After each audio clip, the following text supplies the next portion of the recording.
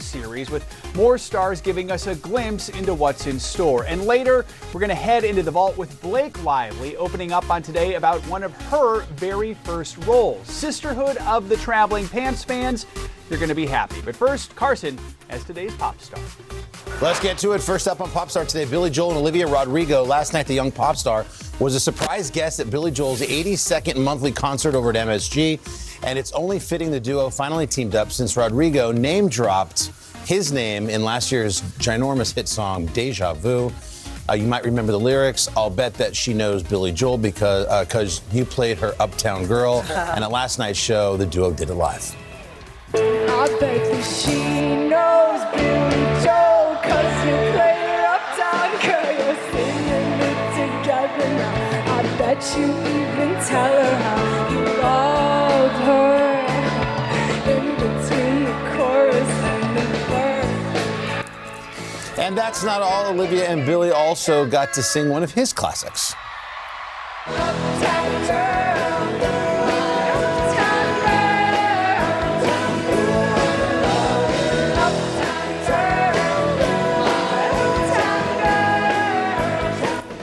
Billy Joel's still rocking the garden. Wow. Amazing. Have you seen that show there? No. It's great. Amazing. Yeah, you got to see it. And he lets the crowd pick some of the songs. So you want this one or this one? And they, all right, we'll do this It's one. like you're in a giant bar. It's really great. That's awesome. Next up, John Legend and Saweetie. Yesterday, the duo released the music video for their new single, All She Wanna Do Is Dance, and this one came with a very sweet surprise. So here's the story. A group of dancers were invited to audition for an unnamed artist R&B music video. These girls had no idea they were actually being recorded for John and Saweetie's project. Take a look at their shocked reactions.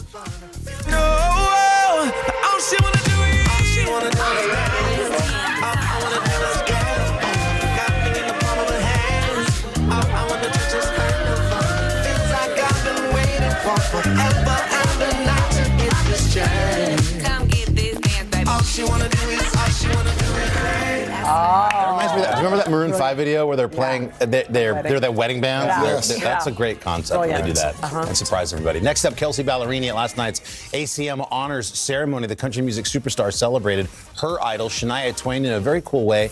In recognition of Shania winning ACM's Poet Award, Kelsey walked the red carpet in Shania's 1999 Grammys gown. It's the dress that she wore the night she won for Best Country Song, Best Female Country Vocal Performance, thanks to that hit song, You're Still the One. Kelsey had the long-sleeve turtleneck gown out on a 48-hour loan from the Grammys Museum, and she told Entertainment Tonight that she wanted to highlight every stage of Shania's career, which of course includes fashion. And not only that, Kelsey also got to perform a cover of Man, I Feel Like a Woman during the show, and that televised broadcast of the ACM Honors is scheduled to air next month. By the way, Shania's got that incredible documentary that we Oh, right, yes. and Kelsey plays a big role in it too. Yeah. And that documentary is not what you really may think it is. The way you were describing It's it. so worth it. And it makes you want to hear more from Shania Twain and her life. Yeah. All right. Next up, Pinocchio. New trailer is out for the upcoming live-action remake of the Disney classic. The latest preview giving fans a closer look at Tom Hanks in yet another role we think he was born to play. That is Pinocchio's papa, Geppetto. And the star-studded cast doesn't end there. We also get a sneak peek at Joseph Gordon-Levitt as Jiminy Cricket, Cynthia Erivo as the Blue Fairy, and Keegan-Michael Key as the Fox. Take a look. Turn around. Let me get a look at you. I will be right here when you get back. Pinocchio is running around loose without a conscience. Can you imagine the trouble he's gonna get into? Wouldn't want that on my conscience. Everybody who's anybody wants to be a somebody. But I want to be real. Why on earth would you want to be real when you can be famous? That looks good already. Voicing Pinocchio for the film is young actor Benjamin Evan Ainsworth, and you can check that out. Disney Plus is where you'll see it on September 8th. Next up, A Christmas Story. Remember that, right? Is it too soon?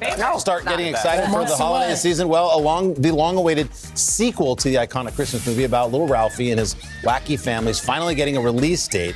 Yesterday, Deadline revealing the follow-up called A Christmas Story Christmas is slated to be released this fall. The upcoming movie is going to be set a few decades after the original, picking up with an all-grown-up Ralphie in the 70s, with Peter Billingsley returning to the lead role. Oh. Yeah. Thought we were getting a clip there, but no. No clip. That one's expected to hit HBO Max. You can see that on November 17th. All right, one more. Wordle. Any Wordle fans? Yeah. All right, well, good news for Wordle fans here. You no longer have to open up a web browser to play your daily puzzle game. Wordle is now available on the New York Times crossword app. Players can save their coveted stats and streaks with a free NYT account so they can sign in on any device and not lose those scores. That's available to check out in the App Store right now. You're a Wordle guy? Were you a Wordle guy? I am, yeah. What's your average? What's your average? About 4. Probably, Yeah. This is where you say about a 6. 90%. I'm like a 4. I'm a 4. Every now and then. Isn't it amazing when you get like a 2? Oh, a 2. That's like a. You can't believe you I did should it. have had 2 today, and I picked one wrong letter. I was so close. Kim, you're in your world, just downstairs, introduced me to Hurdle. Which is, like the song one, Heard, H-E-A-R-D. Hurdle, that's good stuff. Now to the reason we call this show Pop Start Plus, we have even more headlines for you. First up, Don't Worry, Darling. Yesterday, the film dropped a sneak peek at Harry Styles' upcoming big screen performance. Showing off his acting chops in the clip, Styles' character gives co-star Florence Pugh a threatening warning. Take a look. Not everyone gets this opportunity. And if you keep talking like this, you're going to put it all at risk. You're worried about a demotion? That's what you're worried about? Our life. Alice, our life together. This. We could lose this. The psychological thriller, directed by Harry's girlfriend, Olivia Wilde, is slated to hit theaters on September 23rd. And finally, Simu Liu. Last night, the Shang-Chi star sat in as guest host on Jimmy Kimmel Live, where he had the chance to interview childhood crush Mandy Moore. Simu revealing that growing up, he was a huge fan of Mandy's heart-wrenching movie, A Walk to Remember. He even took a moment to serenade the actress with one of her songs from the soundtrack. Take a look. I'd be like, riding the subway home from school, and I'd have my headphones on, and I'm sure people would be looking at me being like, what is this kid listening to? I'm like, and little did they know it was like, I'll always remember. Okay, Simu. It's late afternoon. And that is the latest for you today. Coming up, Sarah Hyland shares how her pets have made her life better. Today is now a podcast, available every morning. Listen wherever you get your podcasts. News is happening now. Look at what's making headlines around the world. We're coming on the air with breaking news. This is a significant moment. Whenever it happens, wherever you are, NBC News, streaming free now. These days, it feels like the news never stops. So let's get into it. What's happening right now, what it all means for you for an hour every day. It can be hard to keep up, so let's get started together. Hallie Jackson Now, weekdays at 5 on NBC News Now. Today is now a podcast, available every morning. Listen wherever you get your podcasts. These are our missing daughters and sons. We need anyone who saw something to come forward. She was wearing a black jacket, a black top. I'm gonna bring my son home alive. Dateline, Missing in America. Listen to the full season now. Now Tonight with Joshua Johnson, streaming weeknights at 8 on NBC News Now. Hi, everybody. Good morning. Welcome to Today. This is so healthy. Doesn't it just feel good to be back to school? It does. Start today. To cover the news, you have to be in it. This is how so many towns and cities are protecting themselves. They're pushing the gates open. Was there a school officer on campus? That's what we've been told. No. Top Story with Tom Yamas, weeknights at 7 on NBC News Now. Welcome back to Pop Start Plus. Sarah Hyland is best known for her hilarious role on the hit comedy Modern Family. The actress also recently got married to her longtime partner Wells Adams. And before the nuptials, she spoke to today's own Donna Farazan about how her pets have shaped her life.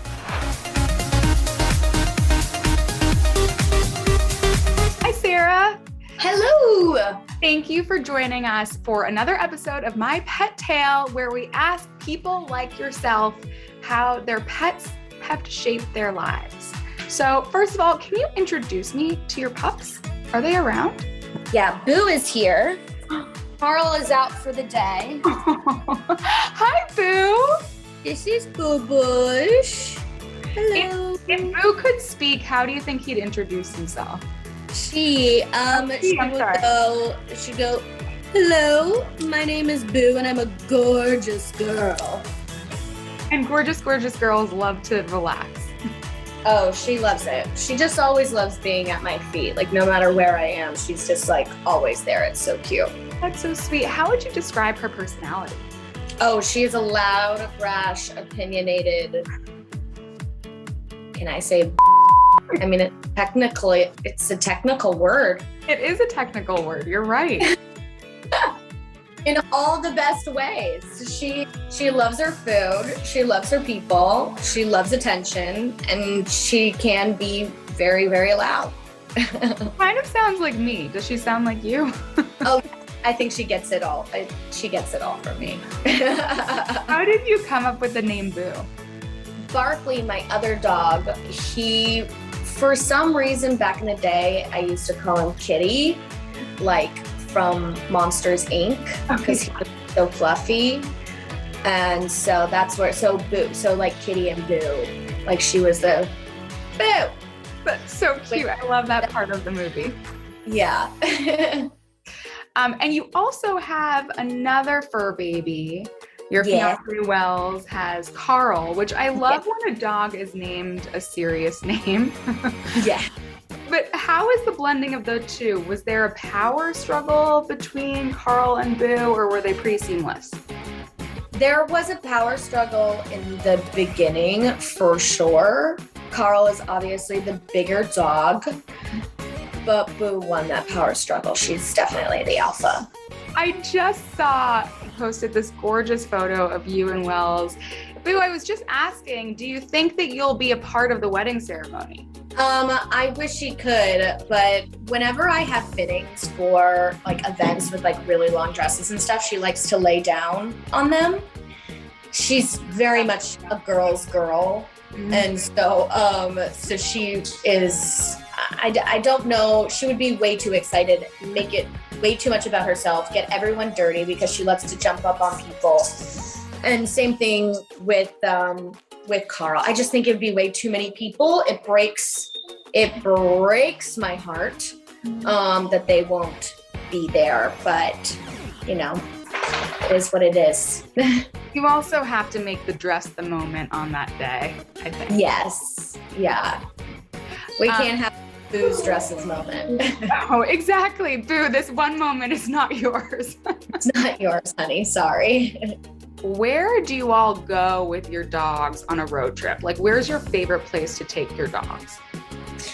I love taking Boo to the beach. I've taken her, I haven't taken her a lot of times just because it's like a whole day event and it is a lot of work and stuff.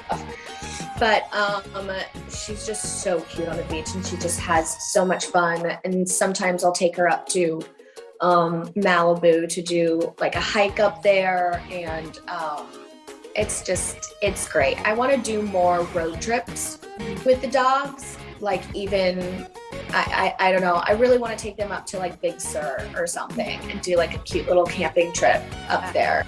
The picture you painted, it's a very glamorous movie. I feel like it's like a, right? Yeah, like it's giving me Parent Trap vibes a little bit. I'm really into it, but I just feel like I also love that Boo gets Malibu and Big Sur and nothing less.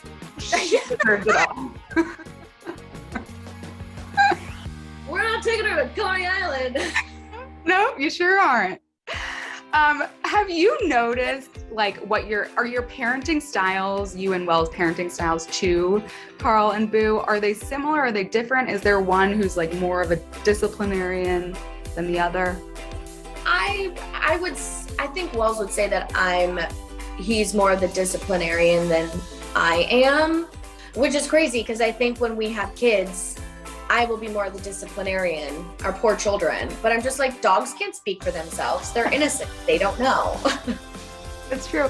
And I know that is, you were talking about how passionate you are for adopting and for rescuing pets and rescuing dogs. When did that passion start for that? I mean, I've always had rescued pets. My first pet was a cat from a shelter.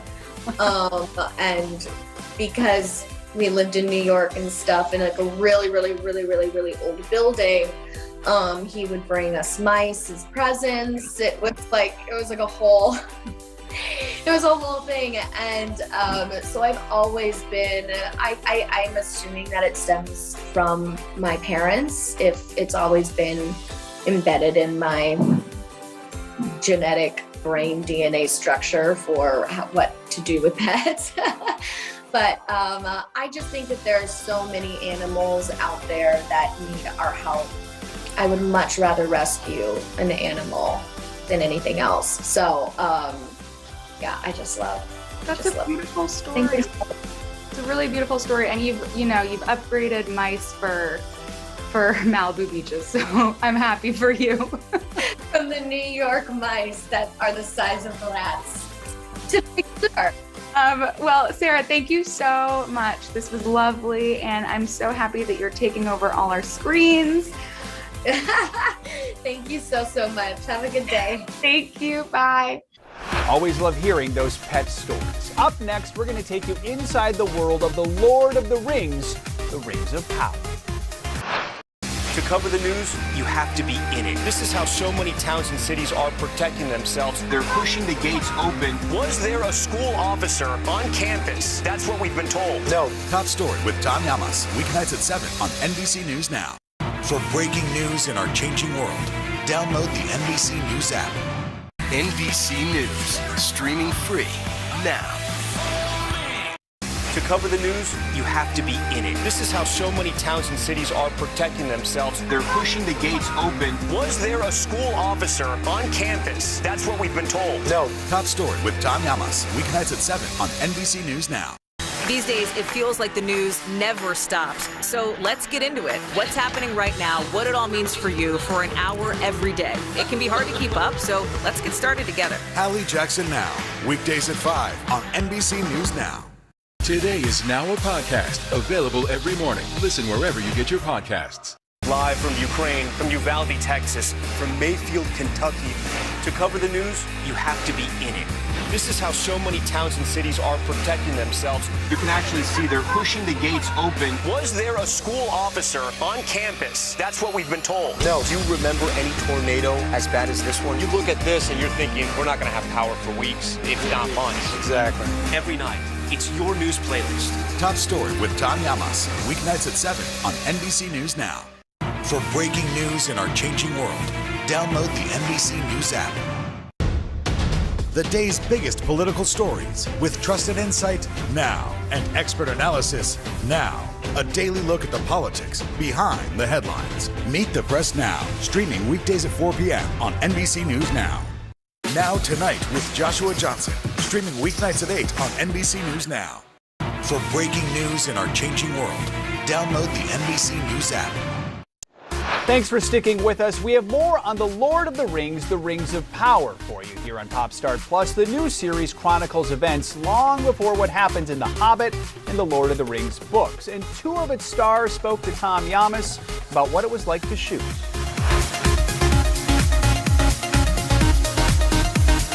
It's been 21 years since we were first treated to a big screen adaptation of J.R. Tolkien's Lord of the Rings, the film series beloved by fans all around the world. And now the ring is being passed to, so to speak, to a new group of characters for Amazon's highly anticipated series, The Rings of Power.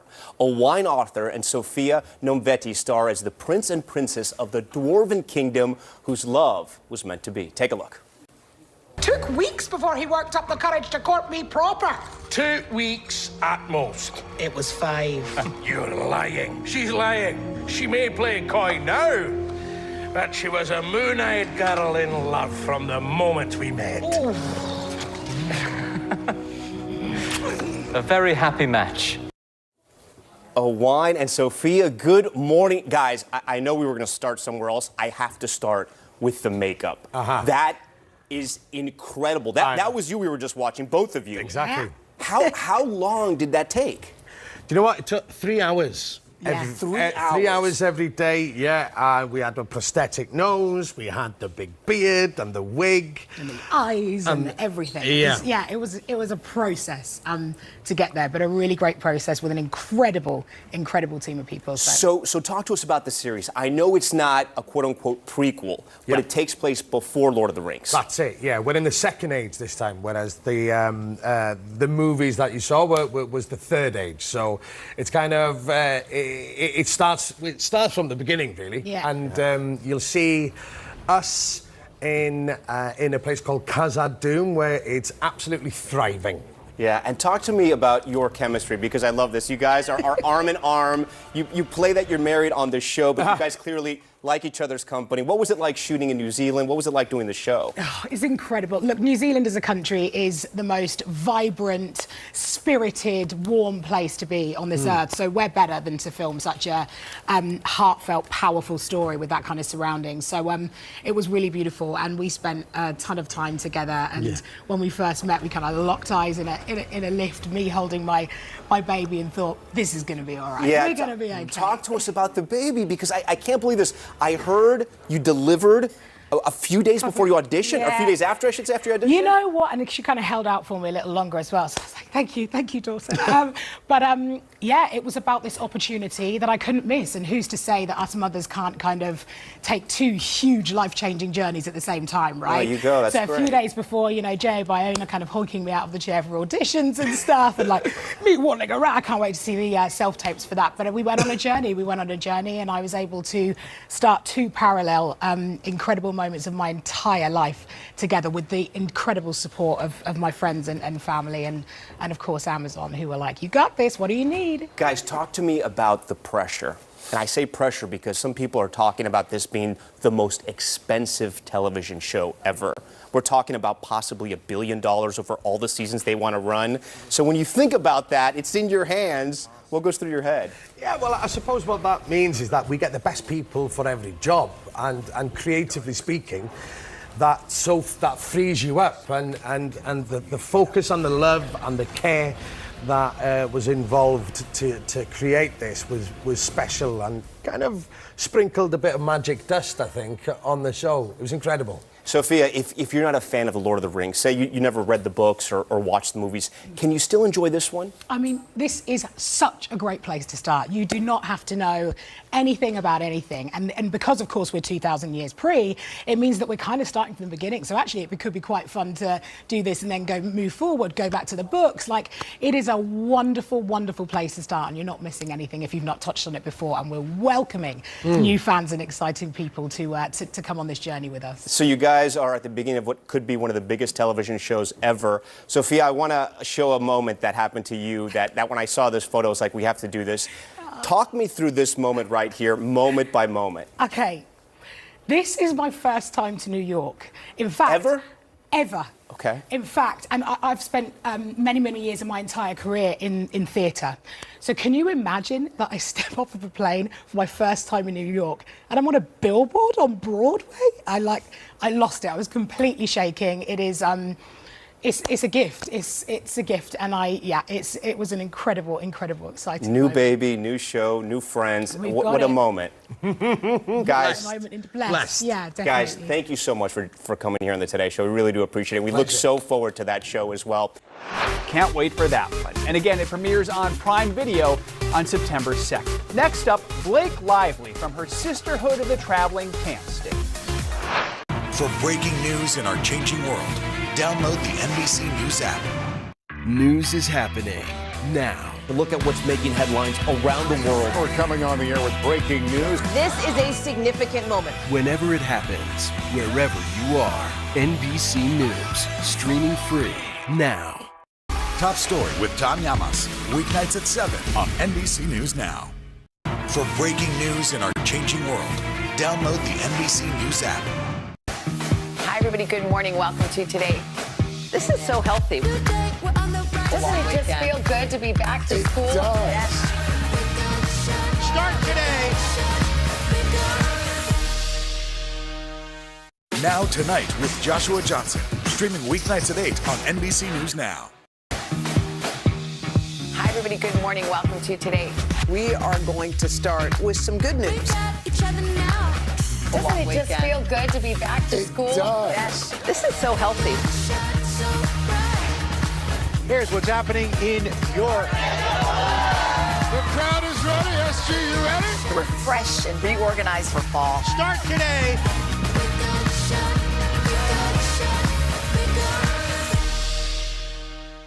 Top Story with Tom Llamas. Weeknights at 7 on NBC News Now.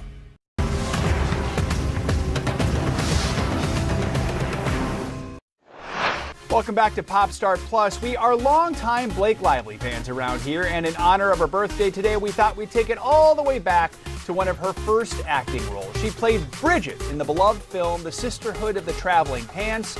Blake stopped by 1A with her co-star Amber Tamblyn to talk all about it.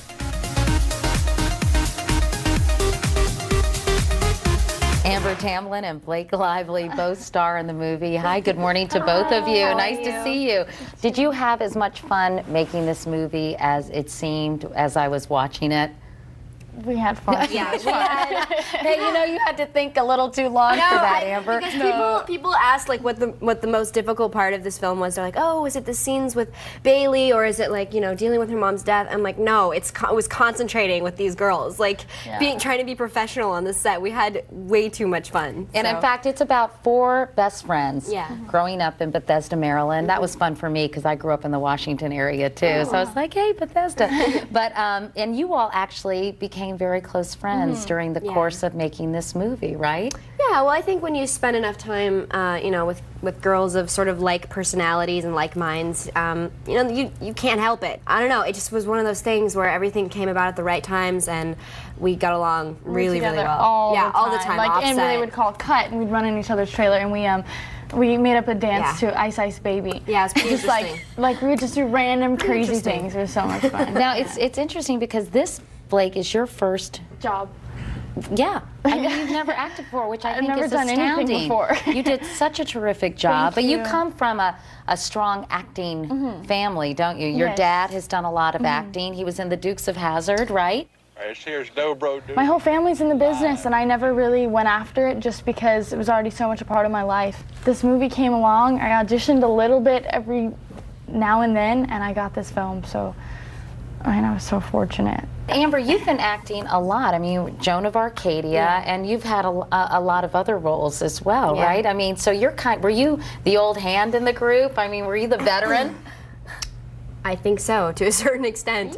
Yeah, definitely. And we should mention that your dad is Russ Tamblyn. He, of course, starred in West Side Story. He was the head of the Jets. When you're a jet all the way from your Let's talk about your characters, because the movie is so sweet and so poignant, and each of you have very distinctive personalities. You play Tibby. She sees the glass as half empty, definitely, right? But she is so endearing nonetheless, don't you think? She's just as sort of artistic and sort of depressed. She's not sure what she's doing in her life. She's very sarcastic and cynical and narrow-minded in a lot of ways, and she really has to sort of open up. And a little girl helps her do that named Bailey. Bailey, played by Jenna Boyd, who is incredible in this movie. And I thought she was too. I mean, to me personally, the casting of that character was just as important as the other 3 girls for me, because it's such a pivotal point.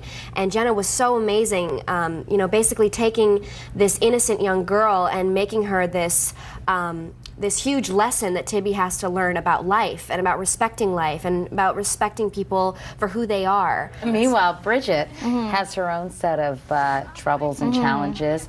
Her mom, very early in the movie, commits suicide. And by the way, all the girls know each other because their moms were all in the same prenatal class, right? Pregnant together. And your real dad plays your father in the movie, right? Tell us a little bit. She's got a lot of issues that she doesn't even really know she has, right? Yeah, like Bridget, since her mother commits suicide, she just shuts down, and she just doesn't tell anyone about it. Her father's the only family she has, and she's with these other 3 girls, and they're what gets her through everything. Unlike most films where we see a lot of young women pitted against each other, that sort of seems to be the cliche. When you see teenage girls, it's like they're catty and they're fighting or whatever. And in this instance, in this case, it's 4 girls that have issues that are outside of their friendship and outside of their connection. So when they come back together, that's where the core strength is. We are wishing a happy birthday to Blake Lively. Okay, there you have it. That is today's Pop Start Plus. As always, we'll have more for you tomorrow. Until then, take care.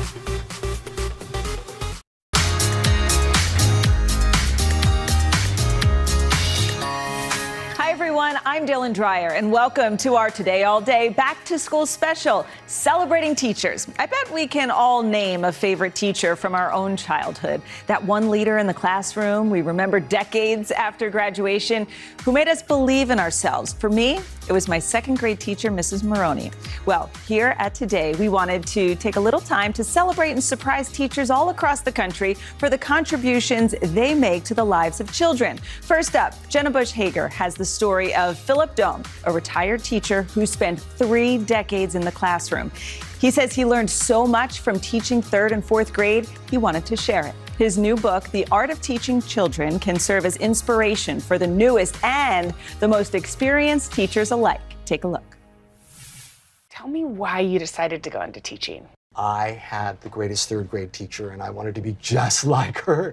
Philip Dohm always knew he wanted to be a teacher, and more than 3 decades later, he has lots of wisdom to share.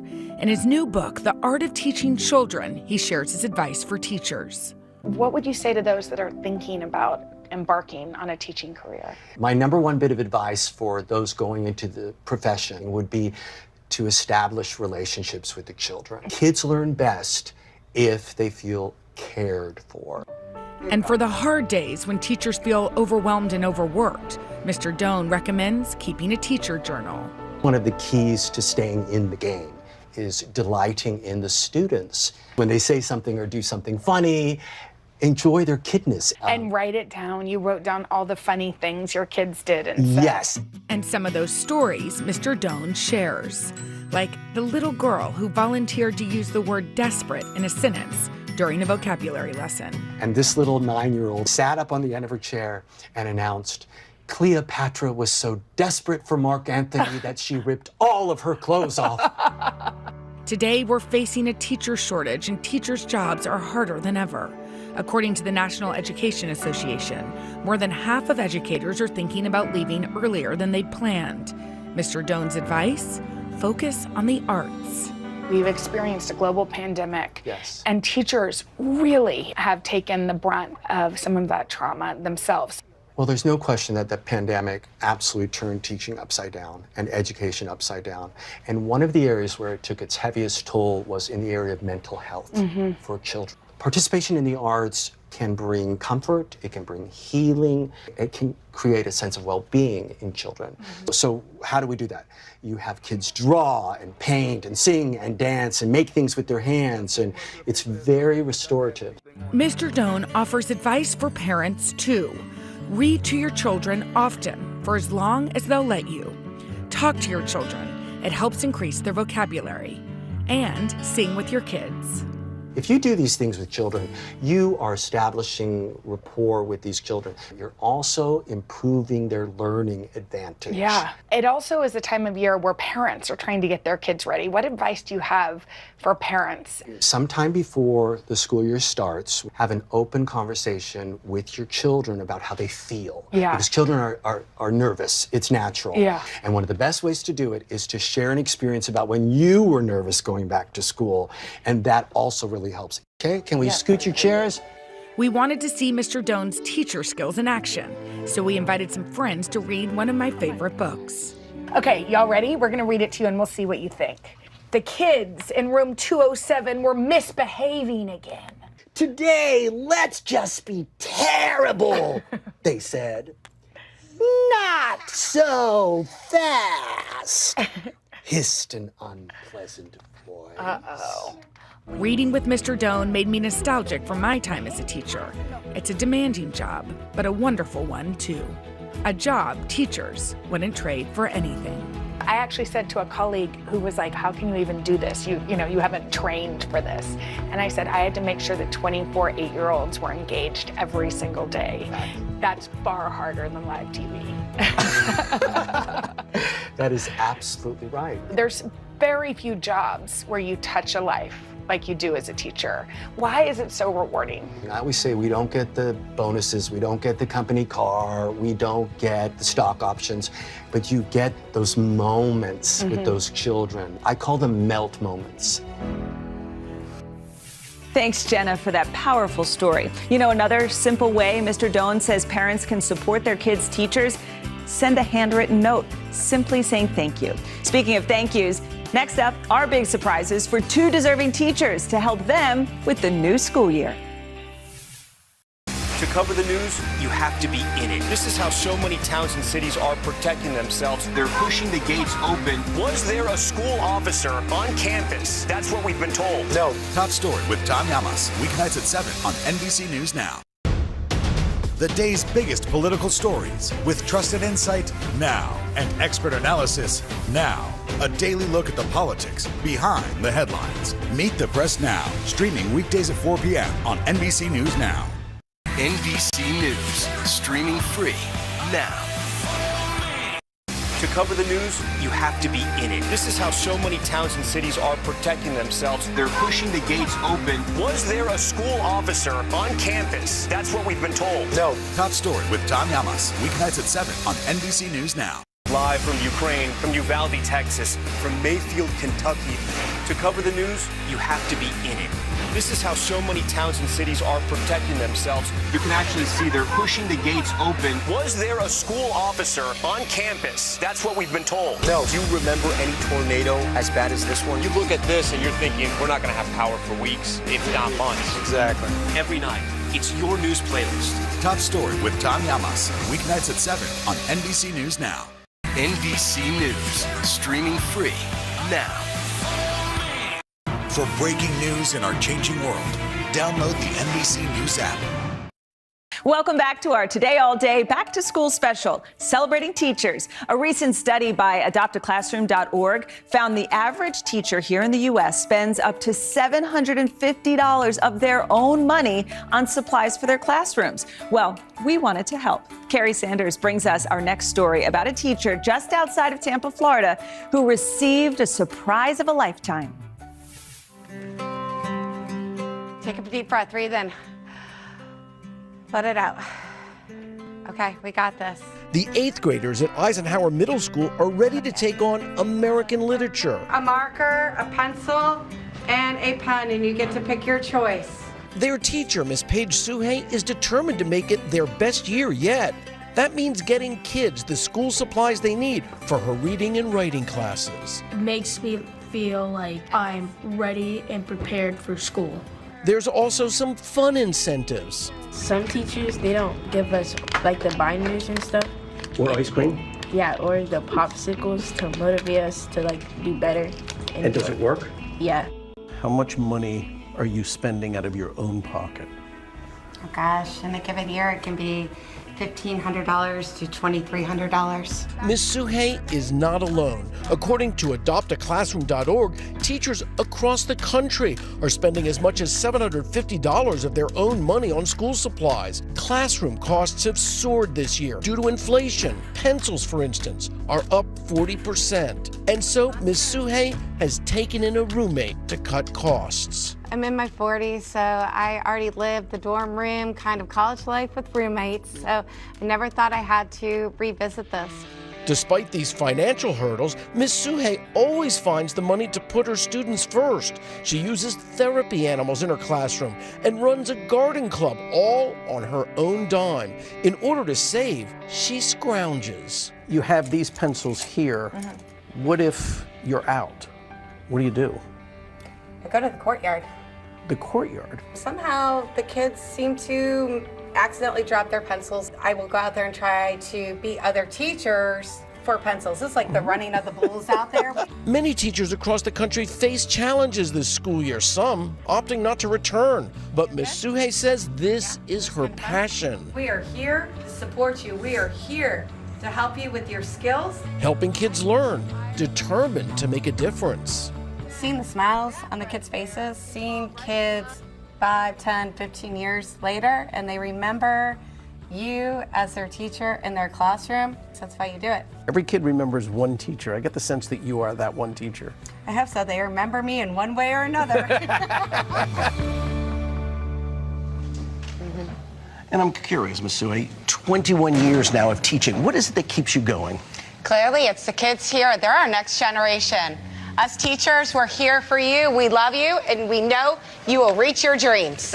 Okay, well, wonderful. You know, your story and the story of many teachers is inspiring. And we shared your story with the folks from Pepsi. And so we're going to show you something. But first, we need to do a little bit of a surprise here. So let's get a drum roll. Okay, and then we see a parting of the waters here, and as we told Pepsi Stronger Together about,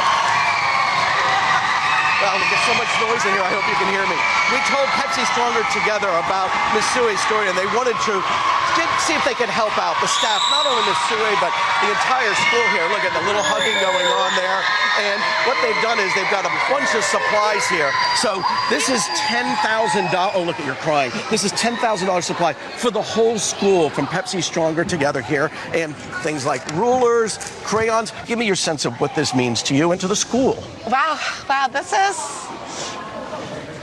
is all for the kids. This is awesome. This is all for them, so thank you. This right here just starts the year off how we need it, and a fresh start. Thank you, thank you, thank you. They're loading up their bags, and pretty good morning. Oh, you're behind.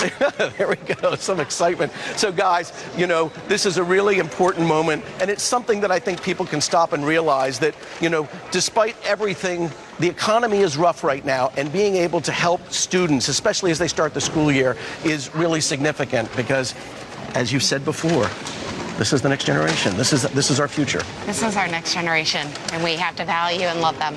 Can we say thank you for everything you do and for all the teachers like you? Just remarkable. Thank you. You're welcome.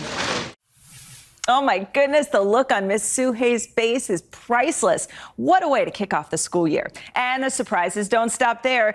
Jacob Soboroff paid a visit to Austin, Texas to meet a beloved art teacher who's been working part-time as a dishwasher to help pay for his students' supplies. Check out his inspirational story.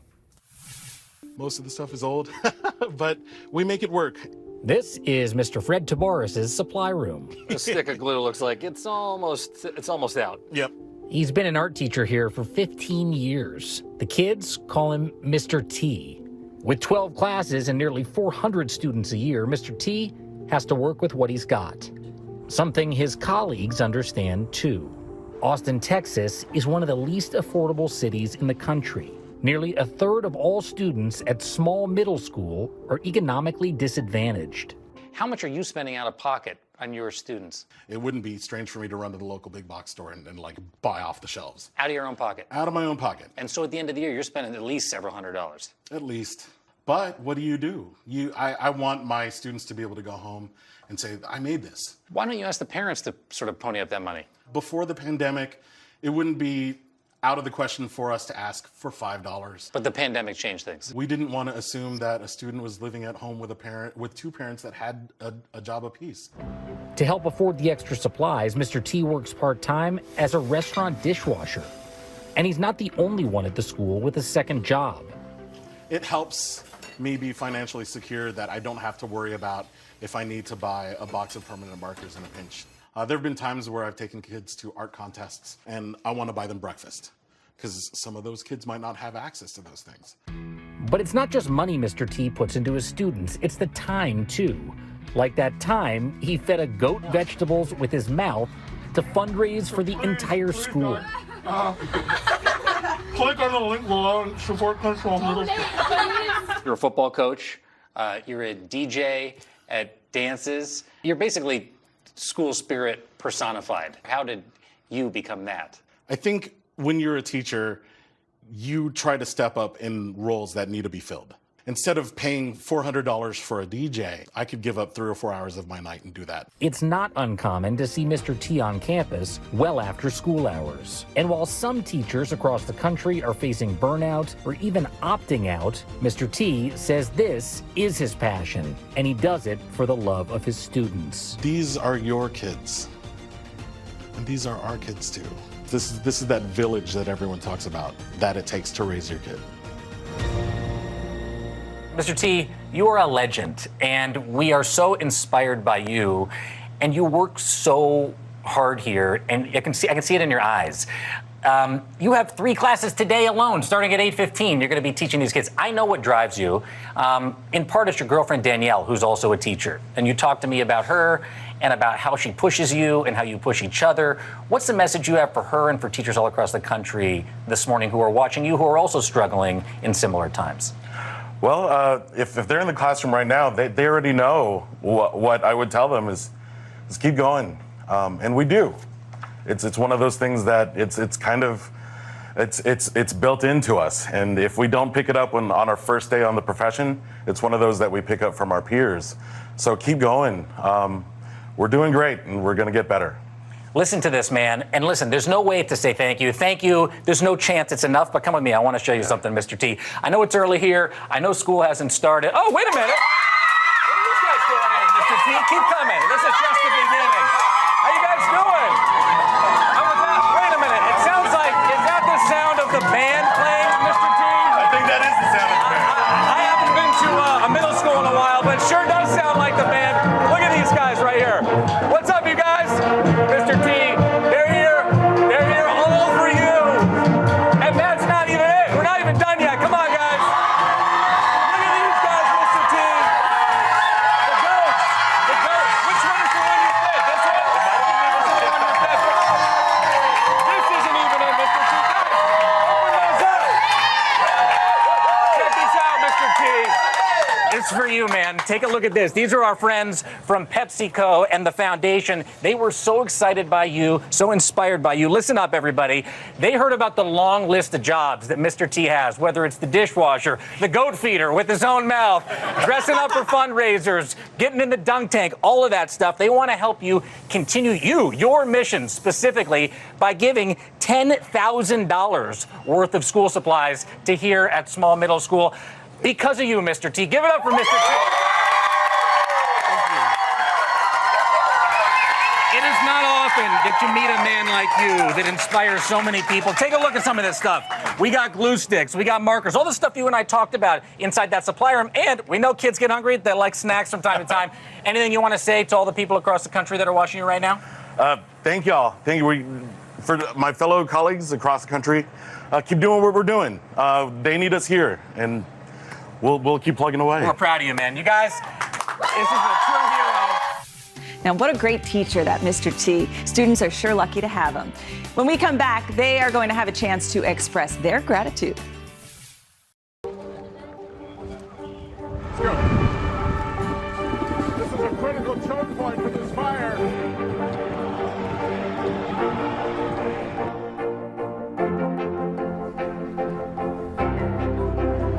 And good evening from New Orleans. Nice to really spend some time with you. I appreciate it.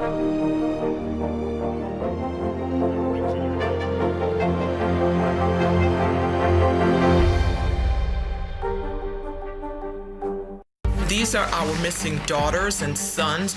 We need anyone who saw something to come forward. She was wearing a black jacket, a black top. I'm gonna bring my son home alive. Dateline, Missing in America. Listen to the full season now.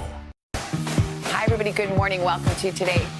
This is so healthy. Doesn't it just feel good to be back to school? It does. Yes. Start today.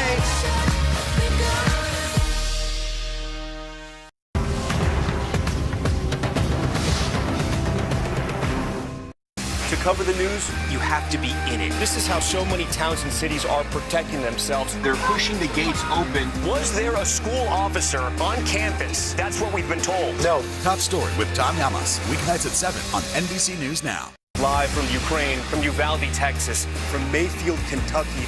To cover the news, you have to be in it.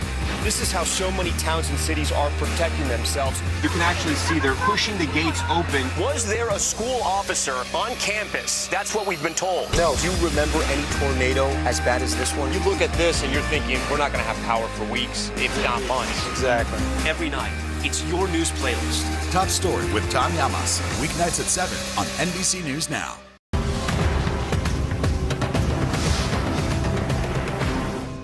For breaking news in our changing world, download the NBC News app. We're back with our Today All Day special celebrating teachers, and we are taking a look at some amazing educators from all across the country. As you just saw, we surprised Mr. T, an art teacher in Austin, Texas, with new supplies for the school year, but we weren't done. We wanted Mr. T to know how much he means to his students, so they recorded some special messages just for him. Take a look. I want to just start by getting you to react to how you're feeling this morning. $10,000 worth of supplies and snacks from the PepsiCo Foundation because of the work you're doing to help continue your mission.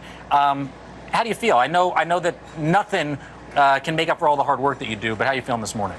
Jacob, grateful. This is incredible. I didn't imagine that I'd start my morning this way. I just thought I'd be on TV with my students, which is great by itself. So definitely grateful. What do you want people across the country to know about, both of you, what teachers go through day in and day out? $750 a year on average out of the pockets of teachers. I'm so sorry, out of the pockets of teachers. That's a lot of money. You're working a second job as a dishwasher. What is it like day to day for you guys?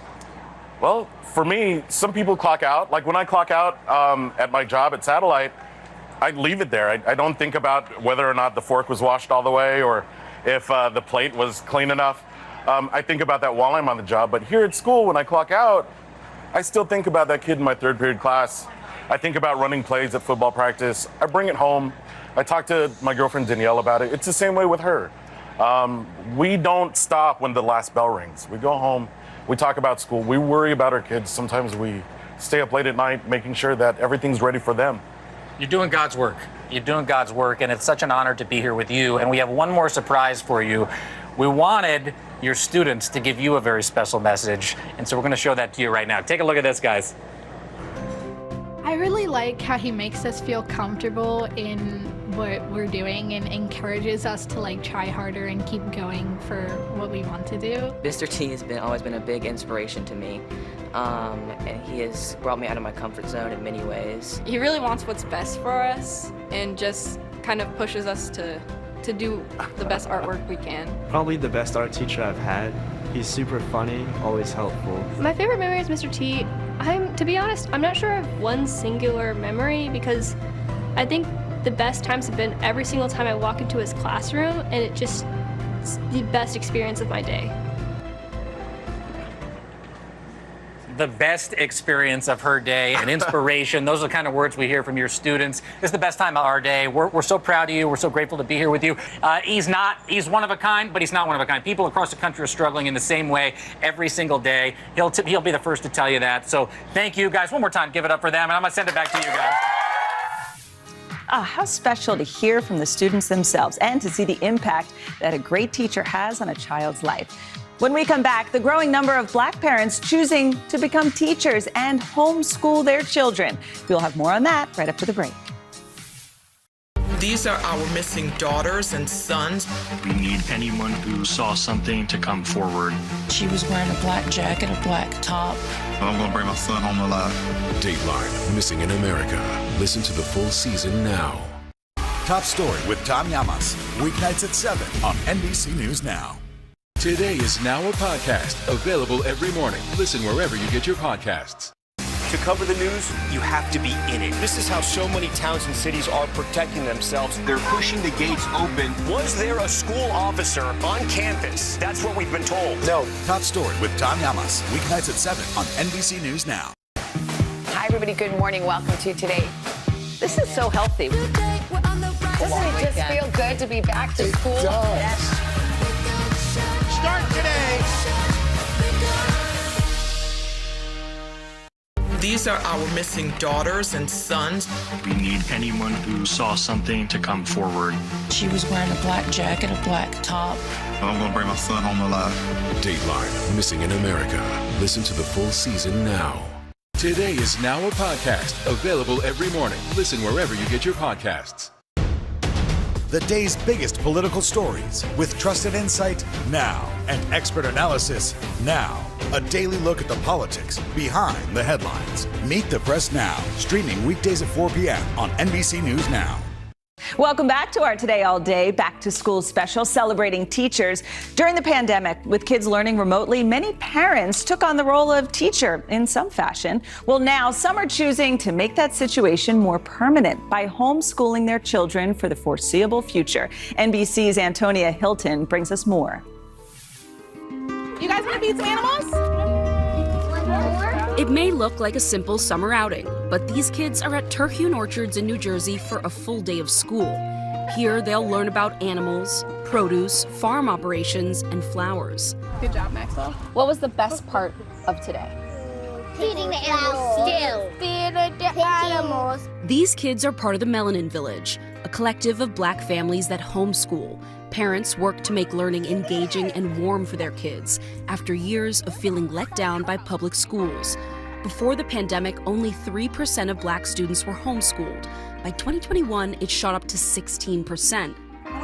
Many, like Brennea Fairchilds, say they aren't going back. There's a joke amongst homeschoolers that we homeschool, but we're never home. When did you decide that this is what you wanted for your kids? I would say homeschooling has been both a heart and a head decision for me. I looked at the presentation of slavery and the Civil War in U.S. history textbooks, and I saw that, okay, it's not accurate. There you go. Fairchilds founded the Melanin Village to share school materials and organize group activities with families like hers. Many frustrated that their kids weren't taught diverse history, rarely had teachers who looked like them, or got disciplined at higher rates. We're nationwide, right? So we're not just these moms here in New Jersey, but we've got a great group of moms in Arizona, in the Chicago area, in Florida. Like, this has really surpassed my dreams. Village moms say their kids often felt isolated or disconnected in traditional school. Do you want to go to regular school? No. Not one person. For a whole entire day, no. In Detroit, moms Bernita Bradley and Sharice Powell say their homeschooling group, Engage Detroit, has 98 families on the roster. They expect 20 more to join before this school year begins. We don't have time when you've seen generations after generations fail.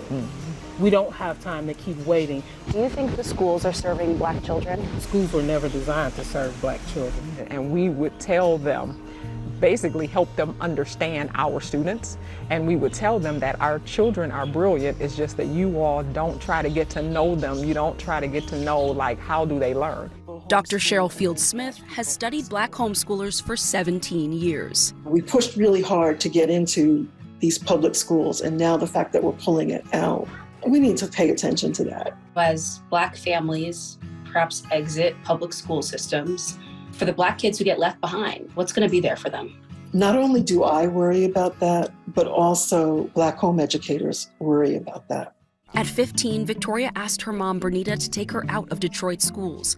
She says she was being bullied relentlessly for her appearance, and it didn't seem like her administrators cared. It made me not want to ask questions, or not want to ask specific questions because I'm like, am I they're going to call me dumb. When you transitioned to homeschooling, how did you start to feel about yourself? I felt more confident. It was just kind of like a sunshine, like the clouds opening a little bit. Victoria recently graduated and joined AmeriCorps. Her mom continues to help parents like Sharice, whose 14-year-old Tori needs extra support. Okay, so the boy is eating ice cream. Excellent, excellent. Good job. You give your daughter so much love and attention. Was she getting this in public school? No. No, of course not to this level. The families of the Melanin Village and Engage Detroit hope that their groups inspire school systems to get creative, take kids out of rigid routines, and ensure they are welcoming all kinds of learners. Do you think the schools are going to listen? I mean, the system, does it see what's happening? I think on individual scales that yes, that there are schools who will. Now, if we're talking about the system overall, I think that gets into things that are a bit deeper. I don't want my child to be the guinea pig in the midst of us still figuring this out. They always say it takes a village, and it sure is great to see those parents coming together to help educate their kids. Well, we hope you've enjoyed our Today All Day Back to School special celebrating teachers. Thank you to all who've taken on the responsibility of teaching our children. Your dedication is noticed and certainly is appreciated. Here's to a great school year.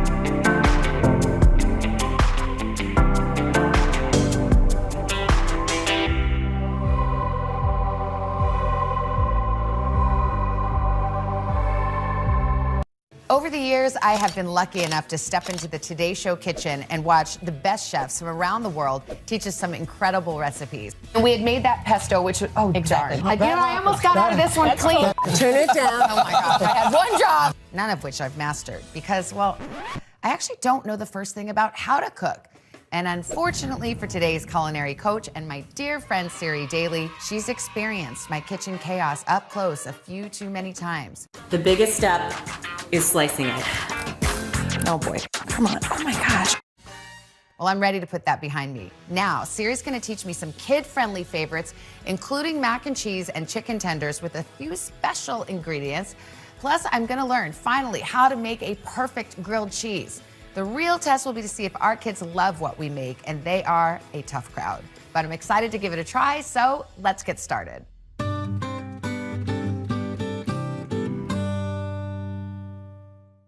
Hi, Siri. Well, hello. Thank you for having me. We meet again in the kitchen. I know. Although usually you're doing the cooking and I'm doing the staring. Not today. Or the my drinking. Friend, not today. Well, you know that my kids don't have the healthiest of eating habits. I really do want to learn some basic things so I could feed them a decent dinner, maybe sneak in some vegetables. We can do that.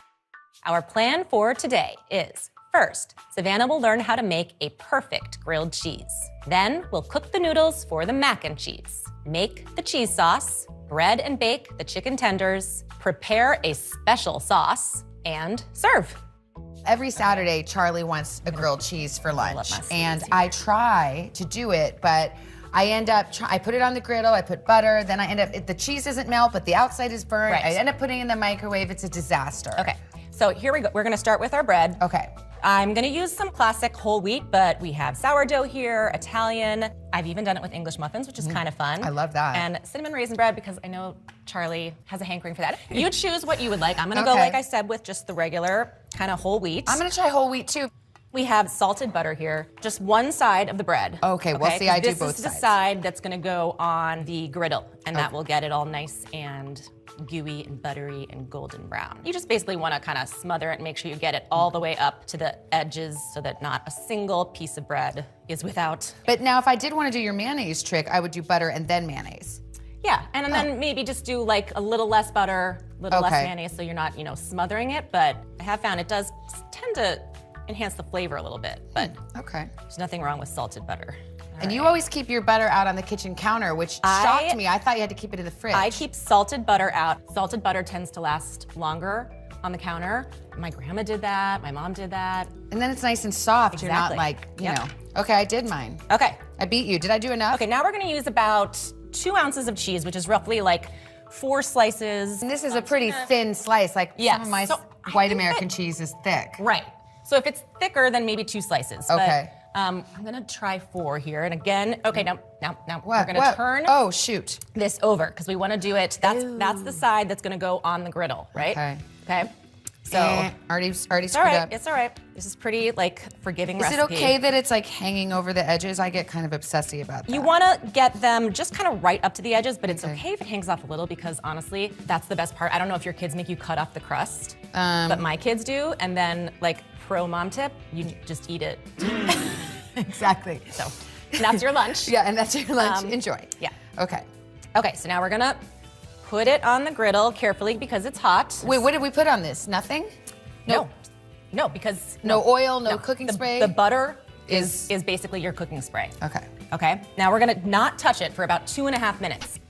You kind of want to go slow and low, and then I'm gonna show you a little trick after that. Oh, by the way, we have some. Oh, what is this? Some spiked lemonade, if you would like to cheers. Now we're getting closer to our reality. Yeah, exactly.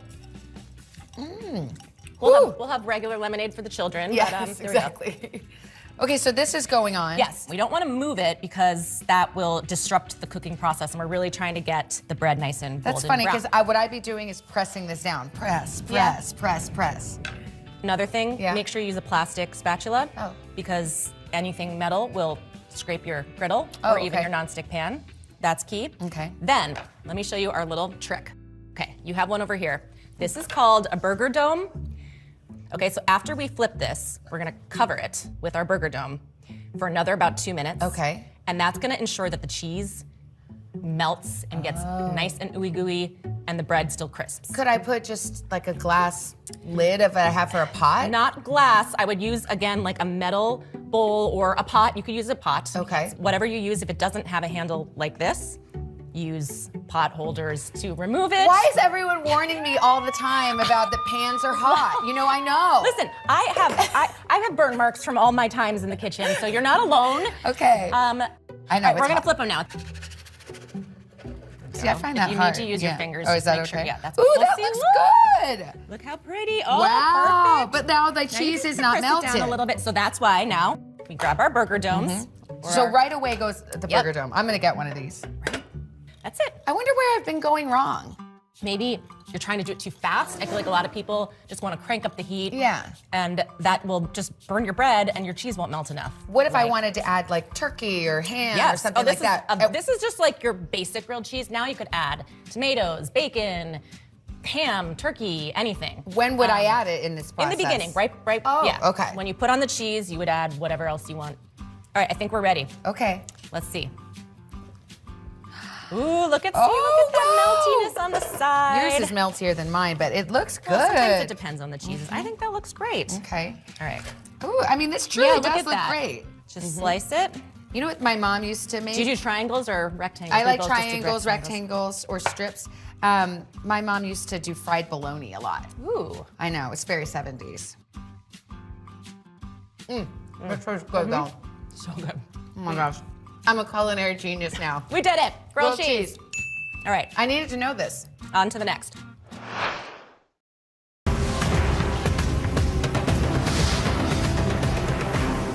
Hallie Jackson Now. Weekdays at 5 on NBC News Now.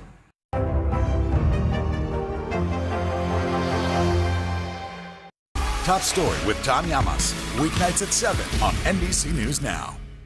These are our missing daughters and sons. We need anyone who saw something to come forward.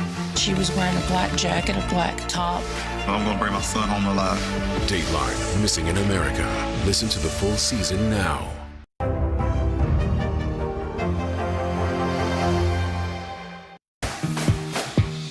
Hi, everybody. Good morning. Welcome to Today. We are going to start with some good news.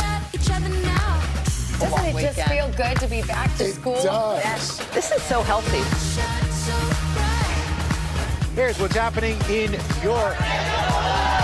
The crowd is ready. SG, you ready? To refresh and reorganize for fall. Start today.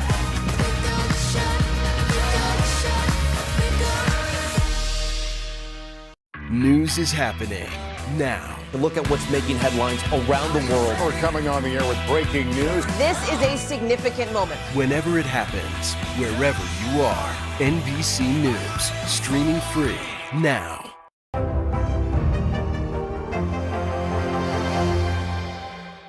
We're gonna make a baked mac and cheese with a special ingredient. There's going to be cauliflower blended into the sauce. I'm telling you, your kids will not know. Okay? Sneaking in vegetables. Yep, is the not name above of the it, game. not above it. So we have boiling water over here.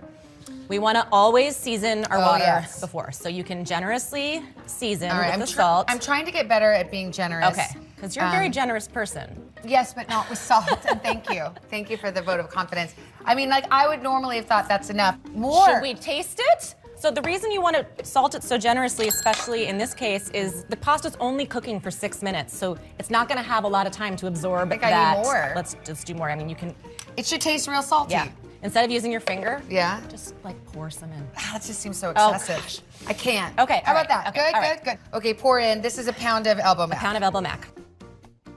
So just take that wooden spoon and give it a stir a couple times just to break up the pasta. You don't want it to stick together. Do I keep the heat on high? Uh-huh. Okay. You should be good. Okay. Now, for a nice little shortcut, I have this cauliflower that you can steam in the microwave. That is cheating. It's not cheating. We are busy mothers. There is nothing wrong with it. We're microwaving? We're microwaving it. Put it this side down so that the Scandal! Microwave. Just do 5. And that'll give us a good timing on the pasta. I mean, if you want, you can always cut up your florets and steam it. Like, I've done that, obviously, but you know what? on a busy night, I know my way around a microwave. This is Monterey Jack, which I'm going to take. That is cheddar, Okay. 8 ounces each. Okay. We are going to, I use the big I like side. the big side. Yep. I'm good on the grating until we get to the very end. Right. That's when you kind of just want to, you know, scoot your hands back as much as you can. I'm not gonna lie, my tricep hurts. I know. So then you don't have to go to the gym either. geez, This is like your fingers are getting awfully close. Just keep going with this. Put it down. Am I scaring you? Yes. Scaring you a little bit? I'm scaring myself. Okay. See, like when I get to the very end, honestly, Yeah. this is what I'm gonna do. I'm just gonna break it up because, again, like little pieces will melt. Oh, see, yeah. Okay. I don't know why.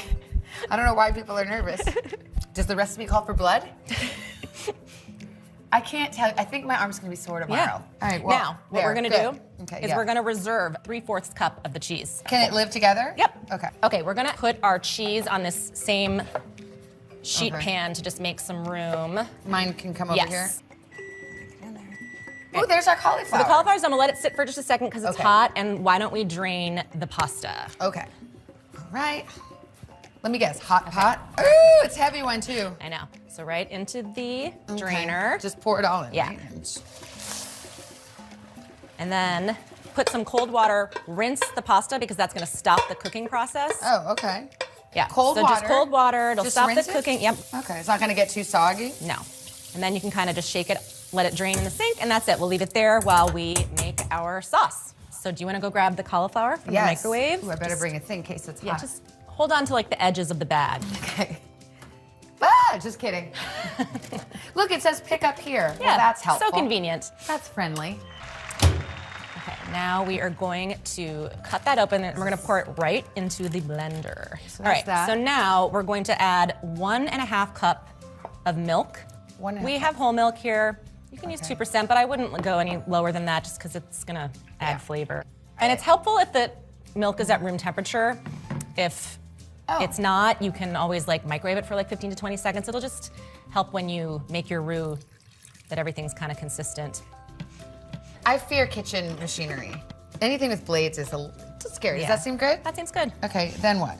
Okay, so on. And then what? And we'll probably hit the puree button if your blender has that. There you go. Wow. And we're gonna let it go just for a little bit. I always feel I have to hold it.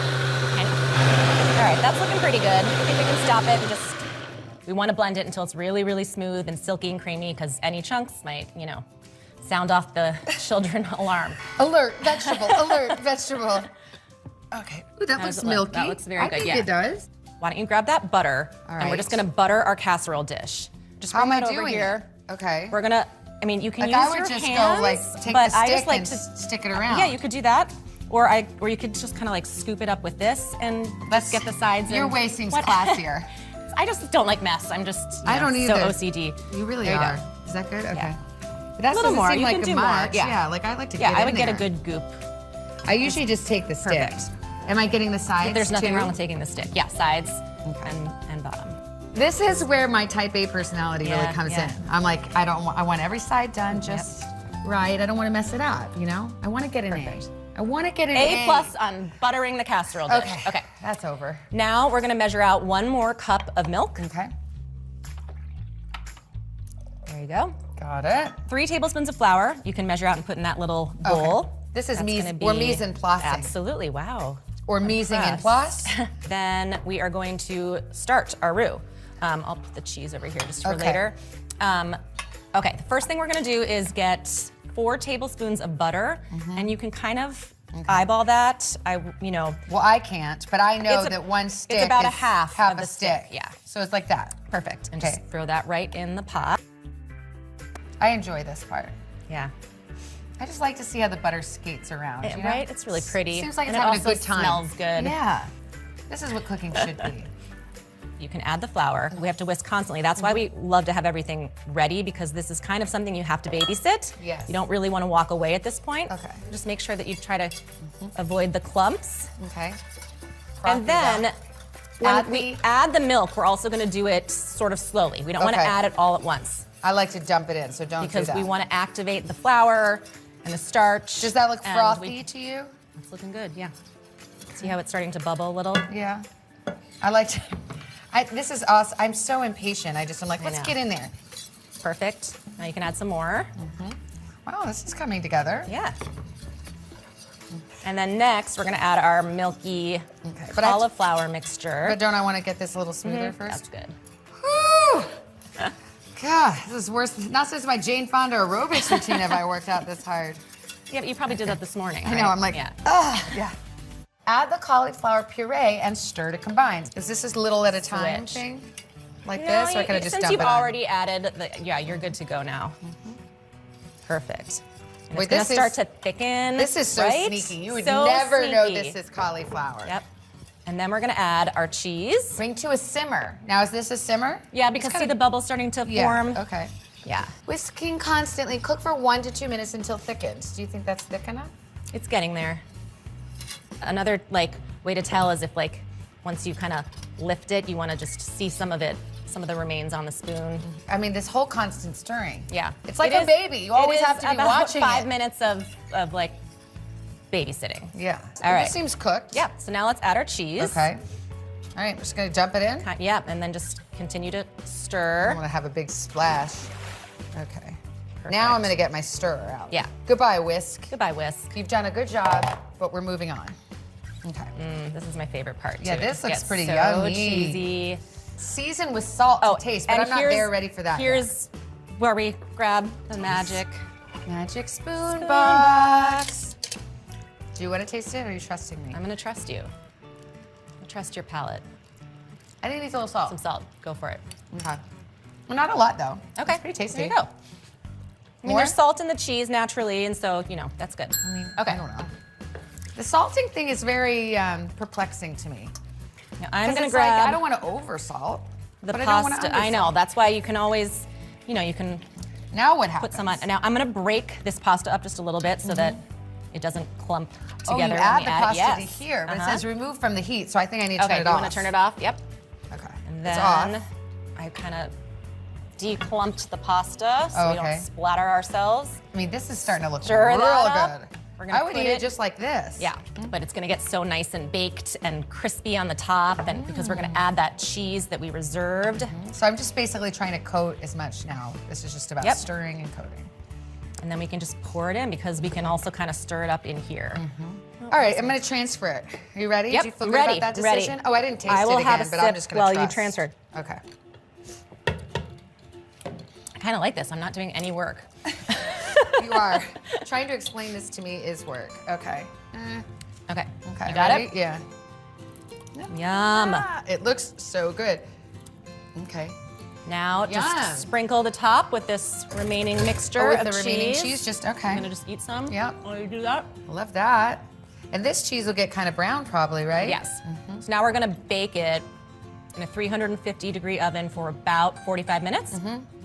Until it cooks all the way through, gets nice and hot and gooey. The sauce will thicken some more in the oven.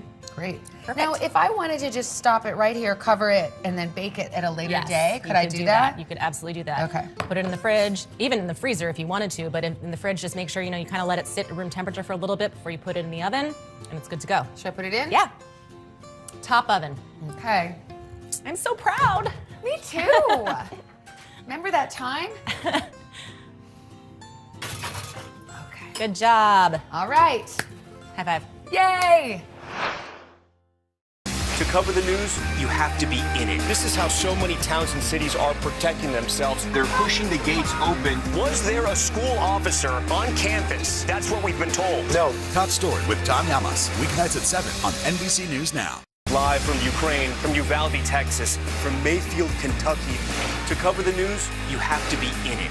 This is how so many towns and cities are protecting themselves. You can actually see they're pushing the gates open. Was there a school officer on campus? That's what we've been told. No. Do you remember any tornado as bad as this one? You look at this and you're thinking, we're not going to have power for weeks, if not months. Exactly. Every night, it's your news playlist. Top Story with Tom Yamas. Weeknights at 7 on NBC News Now.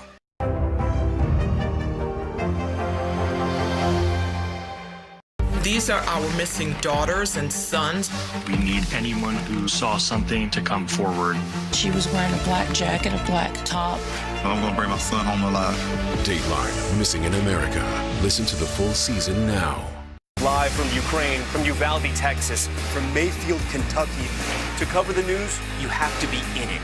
This is how so many towns and cities are protecting themselves. You can actually see they're pushing the gates open. Was there a school officer on campus? That's what we've been told. No. Do you remember any tornado as bad as this one? You look at this and you're thinking, we're not going to have power for weeks, if not months. Exactly. Every night, it's your news playlist. Top Story with Tom Llamas, weeknights at 7 on NBC News Now. These days, it feels like the news never stops. So let's get into it. What's happening right now, what it all means for you for an hour every day. It can be hard to keep up, so let's get started together. Hallie Jackson Now, weekdays at 5 on NBC News Now. Today is now a podcast, available every morning. Listen wherever you get your podcasts.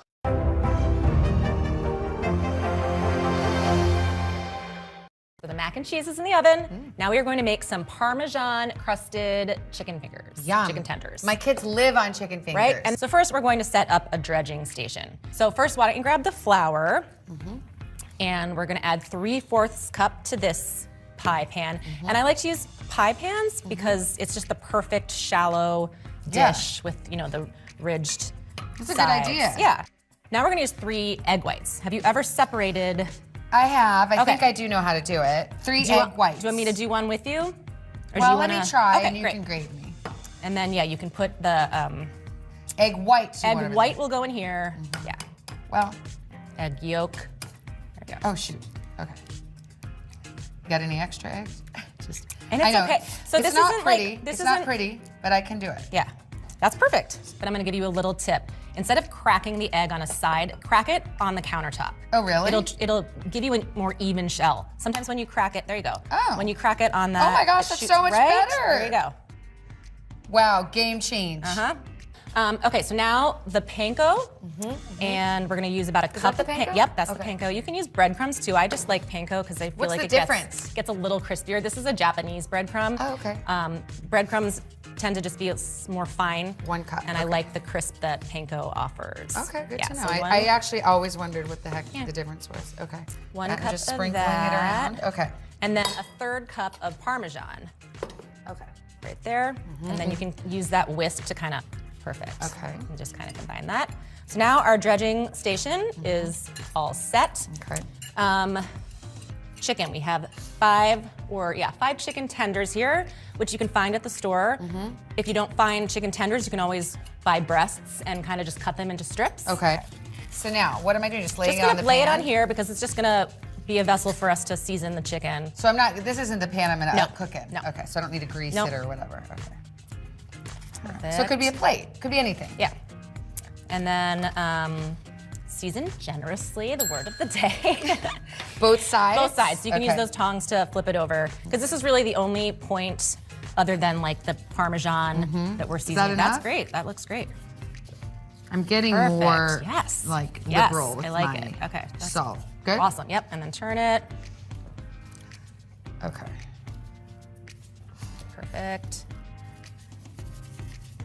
And I guess you could do pepper if your kids liked it, but it's always a little it's questionable whether they do. Is that good? That's great. Okay. That's perfect. All right. Okay, now we are going to spray our sheet over there with some baking spray. Okay. Because then we're going to put it right on to our Are we baking these? dish. Yes, we're going to bake them. Oh, we're not frying? We're not frying. Oh, that's healthier, right? Yeah. So first we're going to coat in the flour. You can just do one at a time. So I'm just dropping it. How Just much? make sure just it gets a little just bit? coated on both sides. Like that's good? Yep, that's okay. great. What about the sides? And no? Okay, they're fine. Then to the egg whites. And I'm just coating both sides too? Okay. Perfect. You can kind of like let some of that drip off because sometimes it can get a little goopy. Perfect. And then into the panko. Okay. Get that nice and coated. Yeah, this is the good stuff, Yes. right? And you can, Okay, yeah, and then- perfect. Okay. That's good? Yeah. Okay. And just set it there. Set it down. And Okay. then And then here we go. repeat. Ooh, it's the last one. There we go. This lucky guy is gonna get all this good stuff. Okay. All right. Into the bottom oven. All right. 425 convection oven. How long? 450. 450, like I said. About 10 minutes.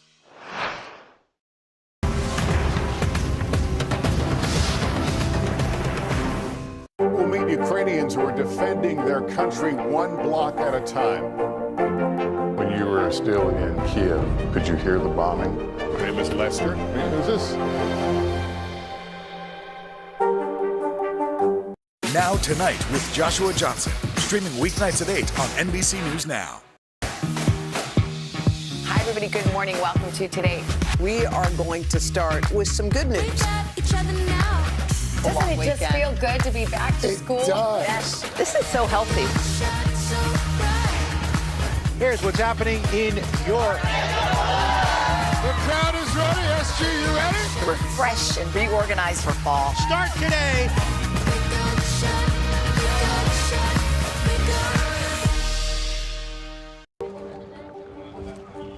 Let's go. This is a critical choke point for this fire.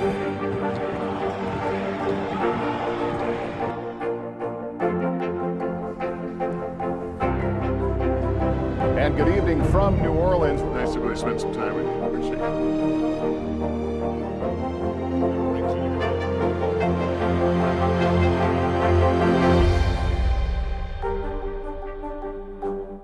Top Story with Tom Llamas. Weeknights at 7 on NBC News Now. I can smell the chicken. It's almost done. We're gonna make a really quick special sauce. You can call it Savannah's special sauce. So this is a cup of mayonnaise. Okay. We're gonna add a 4th cup of ketchup. Okay. Any old ketchup? Yep. And you can taste this if you like less ketchup, if you like more, if you don't want ketchup. It's just kind of a fun. It just looks like the sauces you get at like fast food restaurants. This is a tablespoon of mustard. You can use yellow. Dijon. I feel like the Dijon can be kind of spicy for kids, so yeah. I stick with yellow. Kids like sauce. They like to dip. Yes. And just mix it Dipping up? is key. Yep. With the whisk or this little spatula? You can use that, whatever, yeah. Until it kind of gets that like pinky special. Oh my gosh, it is the stuff that's on your fast food burger. Savannah's secret sauce. Savannah's secret sauce. Okay. So why don't you spoon that into, yep, there you go. And then, perfect. Okay. Perfect. All right, now why don't you go check on the mac and cheese? Okay. Because it's probably done. But what I like to do sometimes at the very end is just It broil looks it. done. Okay. Well, let me see. Let's just broil it for like a couple minutes. Okay. Yeah. Perfect. Okay. Because it'll just get nice and caramelized on the top. You just have to How make sure long? you watch your broiler because every oven's different. It could be like 30 seconds or it could be 2 minutes. What am I looking for? Just to get that kind of brown caramelization. But why don't you grab the chicken because I think that's done. Here, do you need oh, you got it. When you tell me to watch the oven, I am ready to do it. I am ready to stare obsessively. Stand this there. looks good. Perfect. I can't believe we made this. You made this, Savannah, correction. It looks yummy. Right, here, put it right here, okay. and then you can just take the tongs and throw them on there, and then we'll check on our mac and cheese. It should be done. Ooh, nice and crispy. Perfect. And they look really good. They actually do. Okay, now we can grab the mac and cheese. Okay. Ooh, yeah. Does it look good? Mm-hmm. Okay. Look, got that little golden top. Perfect. Yeah, just gets it nice and, I love the crusty edges. A little broil. Ugh. Okay. All right, you grab I that. still haven't learned this technique. I will too well. grab, that was pretty good. Okay. I'll grab this, and we can eat. Yum. Okay, we Yum. did this. We did it. Let's eat like toddlers. Okay. This actually looks very good to me. I'm excited. Okay, so be careful, Can I that's hot. Serve you up some? Yes, please. Look at how, do you see? It's good, and look at that. It sounds all nice and crusty. I'm gonna see if I can taste the cauliflower. Yep, that's the real test. Well, the real test will come. Let's see. Okay, I'm just gonna use my hands, take some chicken, put some Siri Savannah special sauce. Yep. Now this is all yours now. You get to take credit for that sauce. Okay. Smells good. Bon appetit. Cheers, bon appetit. Cheers. Okay. Here's the test. All right. I'm going for the cauliflower Me now too. first. I just want to see. So hot. Hot and delicious. It's really good. It's so good. You can't tell. You cannot tell. Not one bit. I'm just gonna get into this chicken. Should I dip it Even, the way my kids would? No, yeah, let's go classy. whatever. You're right. You're right. All right.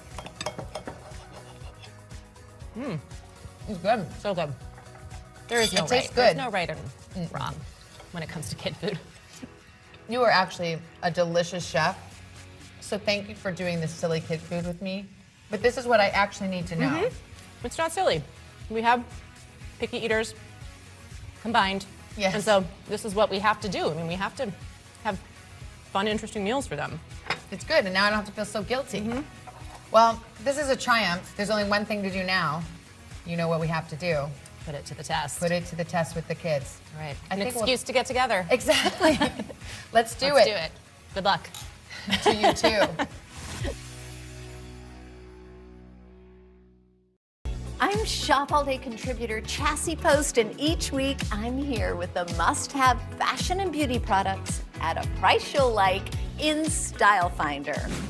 I'm fashion and beauty expert Makon Jovu, and I'm bringing you industry insiders and those in the know to share all the buzzworthy products sweeping social media and influencer trends. And I'm Shop Today editorial director Adriana Brock, and I know shopping trends. I seek out new and notable products so you don't have to in editor's picks. This is Shop All Day Fall Capsule. Hi, I'm Shop All Day contributor Chassie Post, and we're back today with another episode of Shop All Day.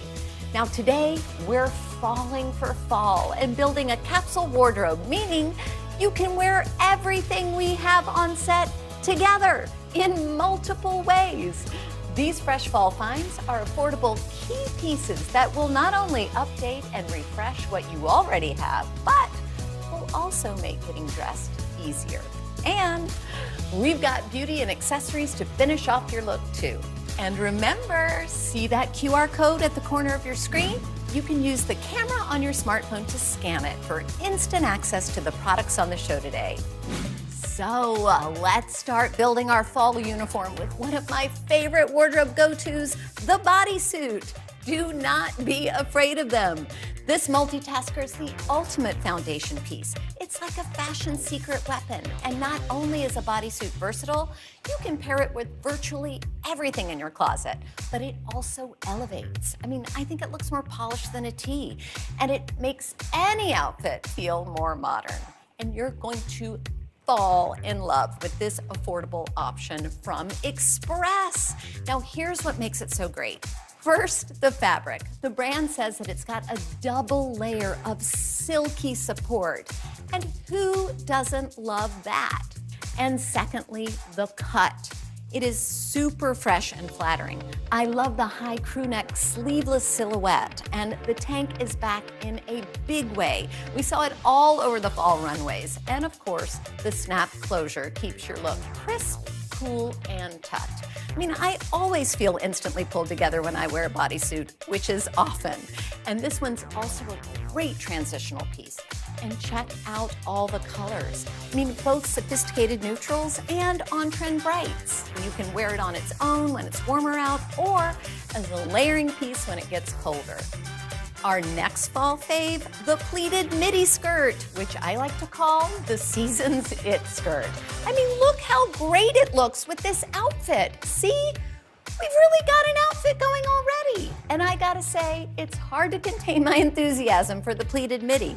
I mean, I really love them. I have several and I wear them constantly.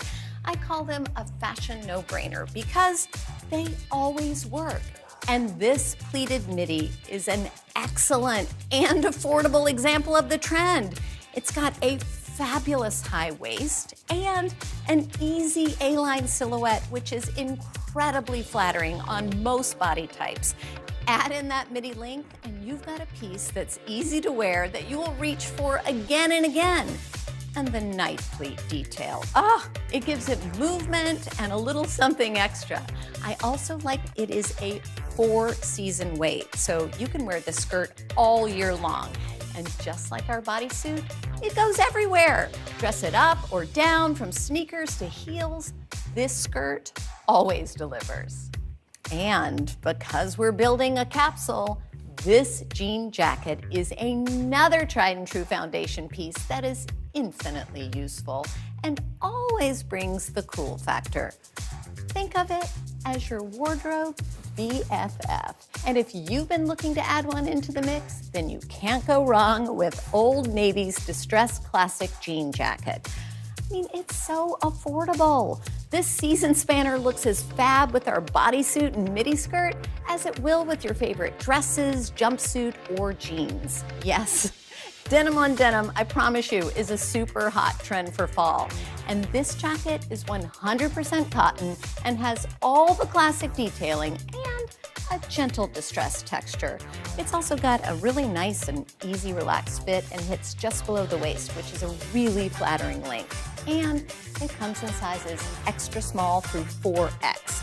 So you can choose between a light and a dark wash, whatever goes best with what's already in your closet.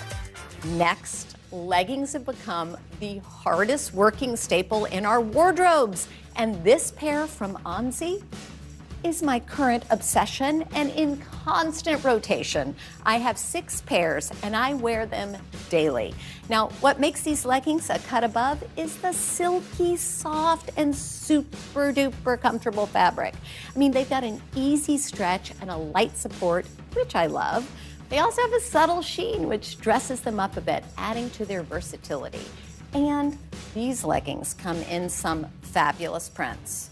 My number one, it's the leopard print. It's pretty perfect.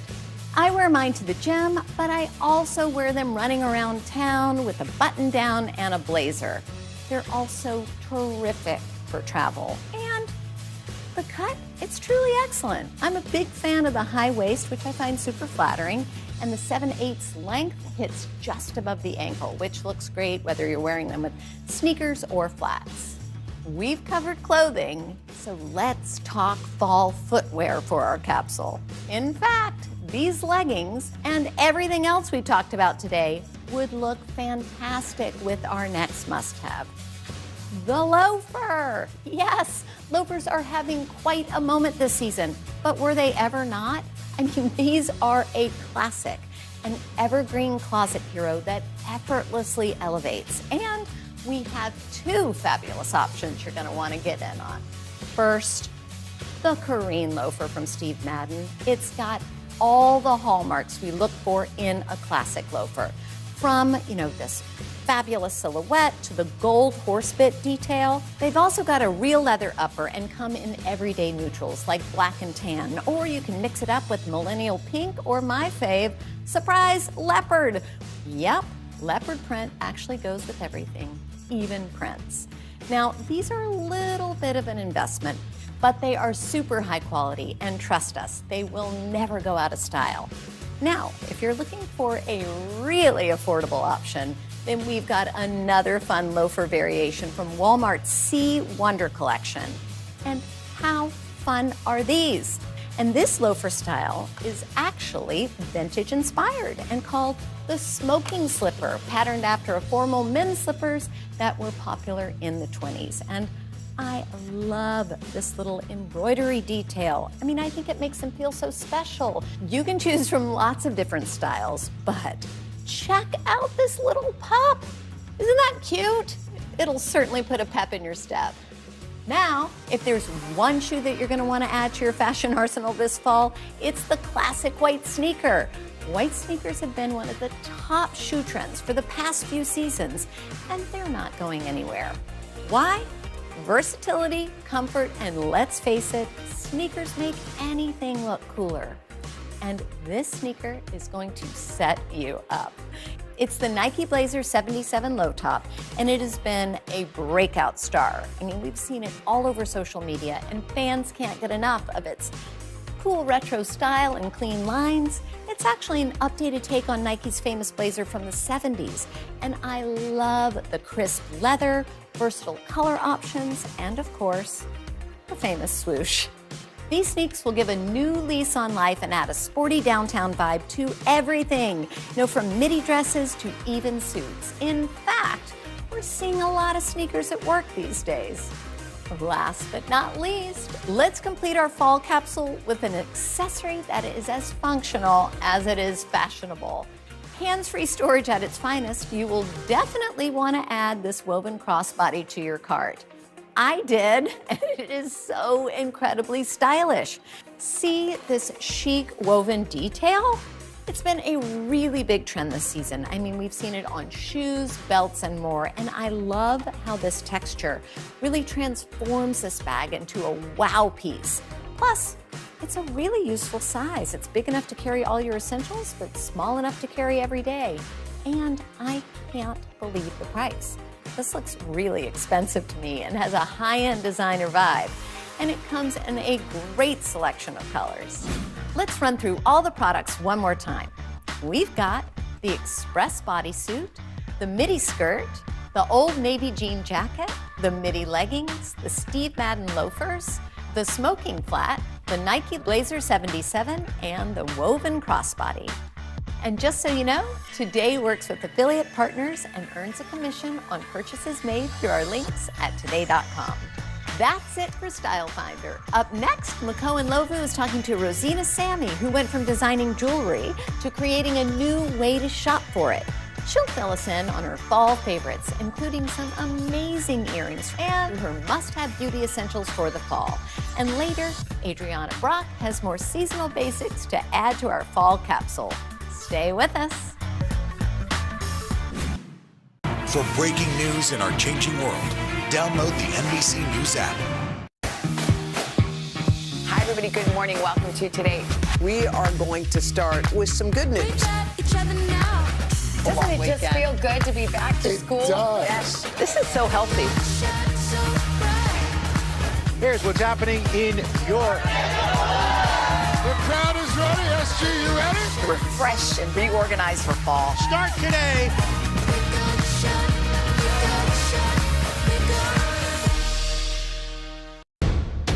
The day's biggest political stories with trusted insight now and expert analysis now. A daily look at the politics behind the headlines. Meet the Press Now, streaming weekdays at 4 p.m. on NBC News Now. Live from Ukraine, from Uvalde, Texas, from Mayfield, Kentucky. To cover the news, you have to be in it. This is how so many towns and cities are protecting themselves. You can actually see they're pushing the gates open. Was there a school officer on campus? That's what we've been told. No. Do you remember any tornado as bad as this one? You look at this and you're thinking, we're not going to have power for weeks, if not months. Exactly. Every night, it's your news playlist. Top Story with Tom Yamas, weeknights at 7 on NBC News Now. We'll meet Ukrainians who are defending their country one block at a time. When you were still in Kiev, could you hear the bombing? My name is Lester. Who's this?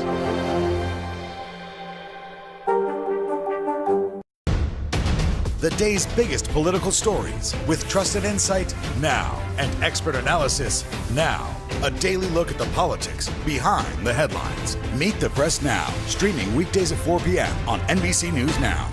We'll meet Ukrainians who are defending their country one block at a time. When you were still in Kiev, could you hear the bombing? My name is Lester. Who's this?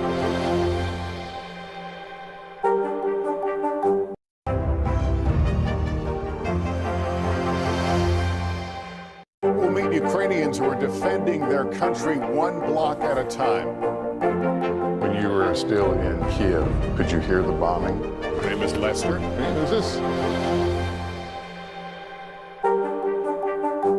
NBC News, streaming free now.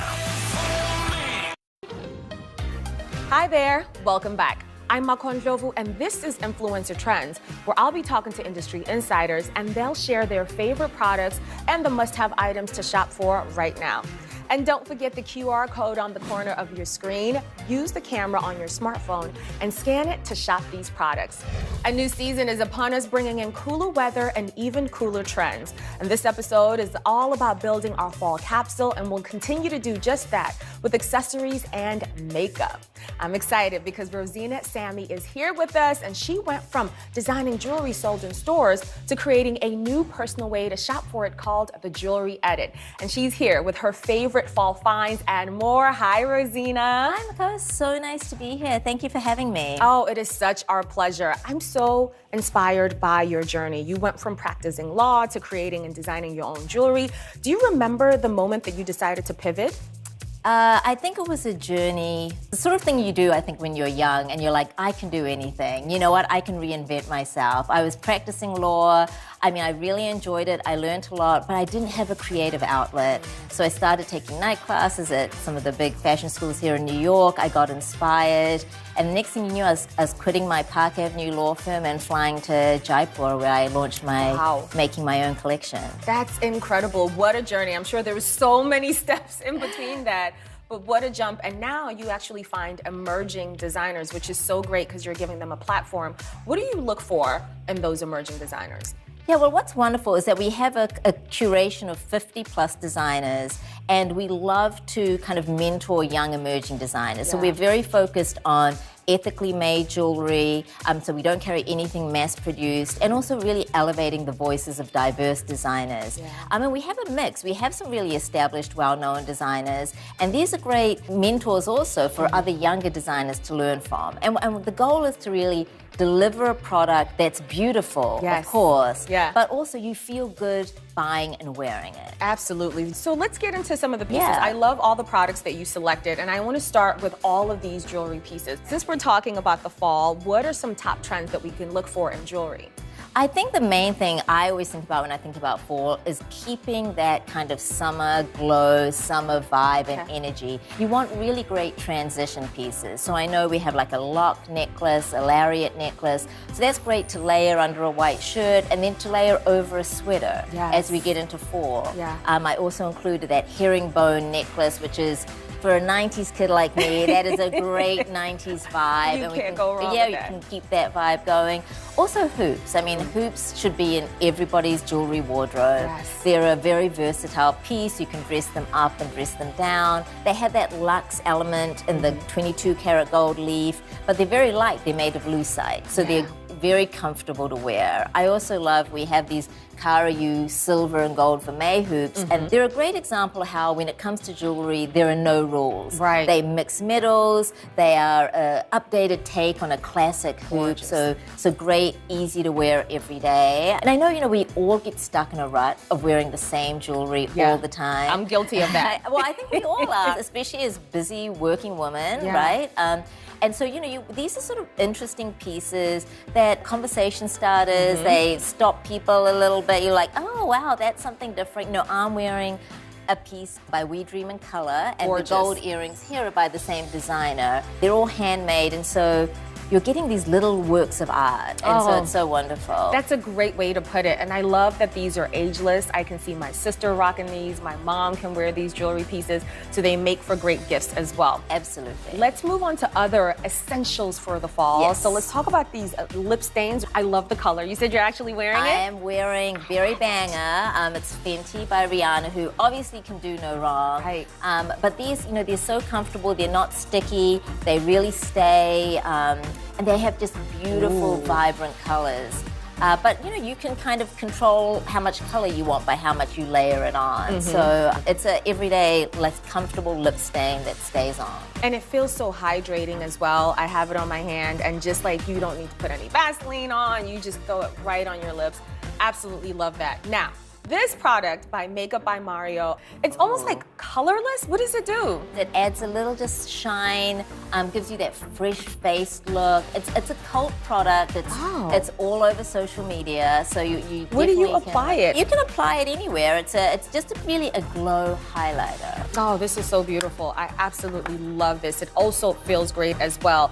So when it comes to blush in the fall, I've always done like powder blush, but we should actually do something that's a little creamier. Exactly. I love the liquid blush by Nars. I have it in powder, but I wanted to do the creamier formulation as our skin gets a little drier as we go into fall. So it's beautiful, vibrant colors, but again, you control how much color you're adding just by how much you layer it on. How do you select the right color for you, right, when it comes to blush? Because I can go all the way pink, or I can go a little redder. It just kind of depends what mood I'm in. Absolutely, and that's how I do it too. I think we end up with favorites that really suit like an everyday wear, and so the Nars colors are perfect for me. But this particular shade is a cult favorite that's known to match like every skin tone. I absolutely love that. Okay, so when we're done putting on our makeup, especially in the fall, we want to make sure that it lasts, and I love this product from Tatcha. I actually use it. Oh, yay. And I love how just it makes my makeup, especially after a long day. It feels so good. Tell me how you use it. I love it also when I'm traveling. You know, you just want to spray it on. You're feeling hydrated, fresh. You're not splashing your face with water and ruining all your makeup, but you're giving just a little touch and a little glow. You're glowing right now. Thank you. A little bit goes a long way with this product. And it smells amazing, too. It does. All their products are gorgeous. Oh, well, Rosina, it's been so much fun chatting with you today. Thank you for stopping by. Oh, thank you. It was lovely to be here. Absolutely. Thank you so much for joining us. Now let's run through all the products one more time. We have the Jewelry Edit necklace and earrings, the Fenty Popsicle lip stain, the Makeup by Mario Master Glow highlighter, the Nars liquid blush, and the Tatcha Dewy Skin Mist. And just so you know, Today works with affiliate partners and earns a commission on purchases made through our links at today.com. Up next, Adriana Brock continues to build our fall capsule with everything from making your makeup routine easier to accessories that'll complete your outfits. Don't go away. Now Tonight with Joshua Johnson, streaming weeknights at 8 on NBC News Now. The day's biggest political stories with trusted insight now and expert analysis now. A daily look at the politics behind the headlines. Meet the Press Now, streaming weekdays at 4 p.m. on NBC News Now. For breaking news in our changing world, download the NBC News app.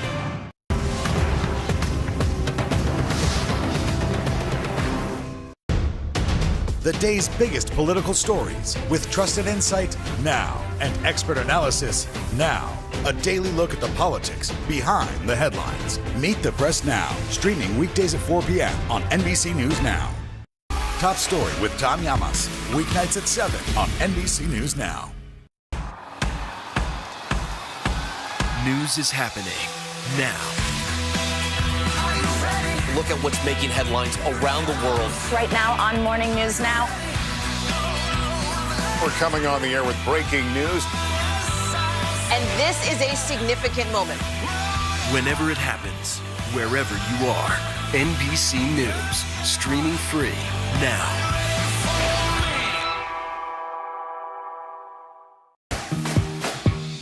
Hi, everybody. Good morning. Welcome to Today. We are going to start with some good news. Doesn't it just feel good to be back to school? It does. Yes. This is so healthy. Here's what's happening in York. The crowd is ready. SG, you ready? We're fresh and reorganized for fall. Start today.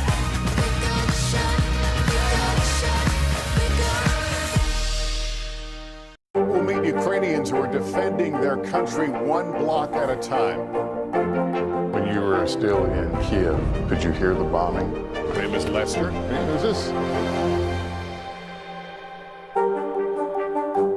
News is happening now. Look at what's making headlines around the world. We're coming on the air with breaking news. This is a significant moment. Whenever it happens, wherever you are, NBC News, streaming free now. Now Tonight with Joshua Johnson, streaming weeknights at 8 on NBC News Now. Today is now a podcast available every morning. Listen wherever you get your podcasts. Hey everyone, welcome back. I'm Adriana Brock, and this episode has been all about building a fall capsule. We've got all the essentials from makeup must-haves to the accessories you're gonna be wearing all fall long. We have got you covered. And you know what to do. Scan the QR code at the corner of your screen using the camera on your smartphone to get instant access to all the products on the show today. Okay, so in the beauty department, I swear by IT Cosmetics. And the Nude Glow CC Cream is something I use almost every single day. So the brand is known for their color correction products that cover up redness and blemishes and discoloration without feeling heavy on the skin or looking caked on. I love this stuff because I've been using it all summer long and I'm gonna be using it all fall long. It is great for everyday wear because it gives you this medium coverage with a radiant finish, which to me gives off a more natural look. And it also comes in 22 different shades, so you are bound to meet your match. And to finish off my makeup look, I absolutely love this Milani all-in-one makeup palette. It's got you covered. It's got everything from bronzer to highlighter, 3 different eyeshadow shades, and 2 blush options. You can choose from the shimmery blush to the matte blush. Whatever you pick, it's got this really great neutral tone that's a little bit bronzy, a little bit rosy, and perfect to wear every single day. I also love that it's super convenient because you can have your whole makeup routine with you in this one little palette and take it on the go. As for applying makeup, the Shop Today team really swears by Real Techniques. It is a brand that makes high quality and affordable beauty tools that you can use all the time. And this set right here really has all of the essentials that you need. It has 4 brushes, 1 for powder, 1 for your eyes, and it comes with a sponge too, which is really great for getting like an airbrush finish on your foundation. And if you know me, you know I love a good headband, and these are no exception, and it's an affordable set. So these are velvet, which is great for fall because you can match them up with all of those cozy knits, a denim jacket, anything you really have. And the set comes with 4 thick braided velvety headbands, and you can also choose from a satin-like material as well if you'd like that. But it's really great for dressing up any outfit or, like me, concealing a not so great hair day. It's definitely one of those fashion trends that gained popularity in the last few years, and if you ask me, it is not going anywhere. And another accessory that everybody needs in their fall closet is a classic wool fedora. This one is so lightweight, and it features a round crown with that wide brim that's really classic for fall, but it also has this really cool faux leather detailing around the base, and it's a great hat. It comes in a bunch of different colors, but it's neutral enough because you could wear it with anything that you have, from like a really cute dress to something a little bit more casual and laid back. So it comes in 20 different colors, and it has an adjustable ribbon inside to give you a more customized fit. What's really great too is this is gonna instantly elevate any fall outfit. All right, let's switch gears and talk socks. They're one of those things that we all use every single day, but it's so hard to find the best ones that really work. I personally swear by the Bombas socks. The brand's attention to detail really stands out, and it's all in the design. So all the socks have a cushioned footbed, a honeycomb arch that the brand says helps support, and it's got a cushiony blister tab and a seamless toe, which these are all little details that you never know you needed, but they're really great when you're getting dressed in the morning. Also, all of their socks have an R and an L, so you know which one's which. So the women's socks are available in 5 different lengths, from no-show to knee-high, and they come in 3 different types of fabrics. They also come in 4 different sizes, from small to extra large, so you can have all the options you need to really narrow it down and find your perfect pair. These socks make it on my holiday wish list every single year because I can never have too many. And another staple every woman needs in her closet for fall, a solid pair of opaque tights. These from Commando, I've been using for probably over a decade. When I first started out working at a fashion magazine, Commando tights were the ultimate opaque tight we always used. They were the gold standard, and I still love them, and I always come back to them. They have a high waist. According to the brand, they won't roll down or dig into your skin, and they truly are opaque, which is the most important thing when you're getting ready for the fall. They're also so comfortable, and I've tried a bunch of different tights, but I always come back to this tried and true favorite. And let me just show you how opaque they actually are. Look at this. And finally, when you're investing in your fall wardrobe, you want to take extra good care of your clothes, and that starts with the detergent that you use. When it comes to laundry, it's a great idea to invest in a high-performance detergent that's going to gently clean all of your clothes. I am a huge fan of Laundress, and the brand's Wool and Cashmere shampoo detergent is great for fall. This is a must-have when you want to maintain those cozy fall sweaters and knits that you've spent so much money on. Okay, let's run through the products one more time. The IT Cosmetics Nude Glow CC Cream, the Milani All-in-One Makeup Palette, the Real Techniques Makeup Brush Set, the Braided Headband Set, the Classic Wool Fedora, the Bombas Socks, the Commando Ultimate Opaque Tights, and the Wool and Cashmere Shampoo Detergent. And just so you know, Today works with affiliate partners and earns a commission on purchases made through our links at today.com. And that is a wrap on Editor's Picks and for our show today. It's been so much fun showing you all of our fall favorites. Tune in next week for another episode of Shop All Day. Thanks for watching.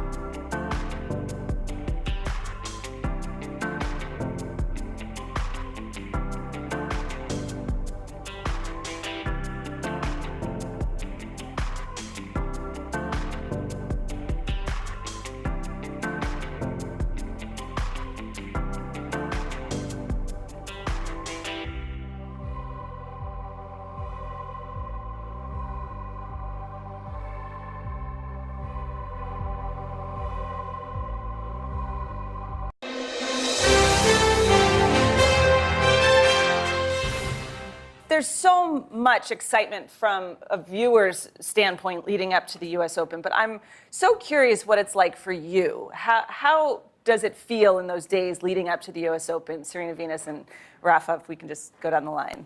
Oh, it's always excitement. Like you said, there's a buzz in the air, and you can feel it. And if you get here early, it's not as strong, but it's still there. But as each day goes on, it's like the buzz gets stronger and stronger, and then suddenly it's like, okay, you're ready for this final Grand Slam of the year, and it's such a unique feeling. Yeah, I mean, I agree. And New York there's no place like it. So you get the energy in the crowds. And I just got here yesterday and I'm just pumped. So,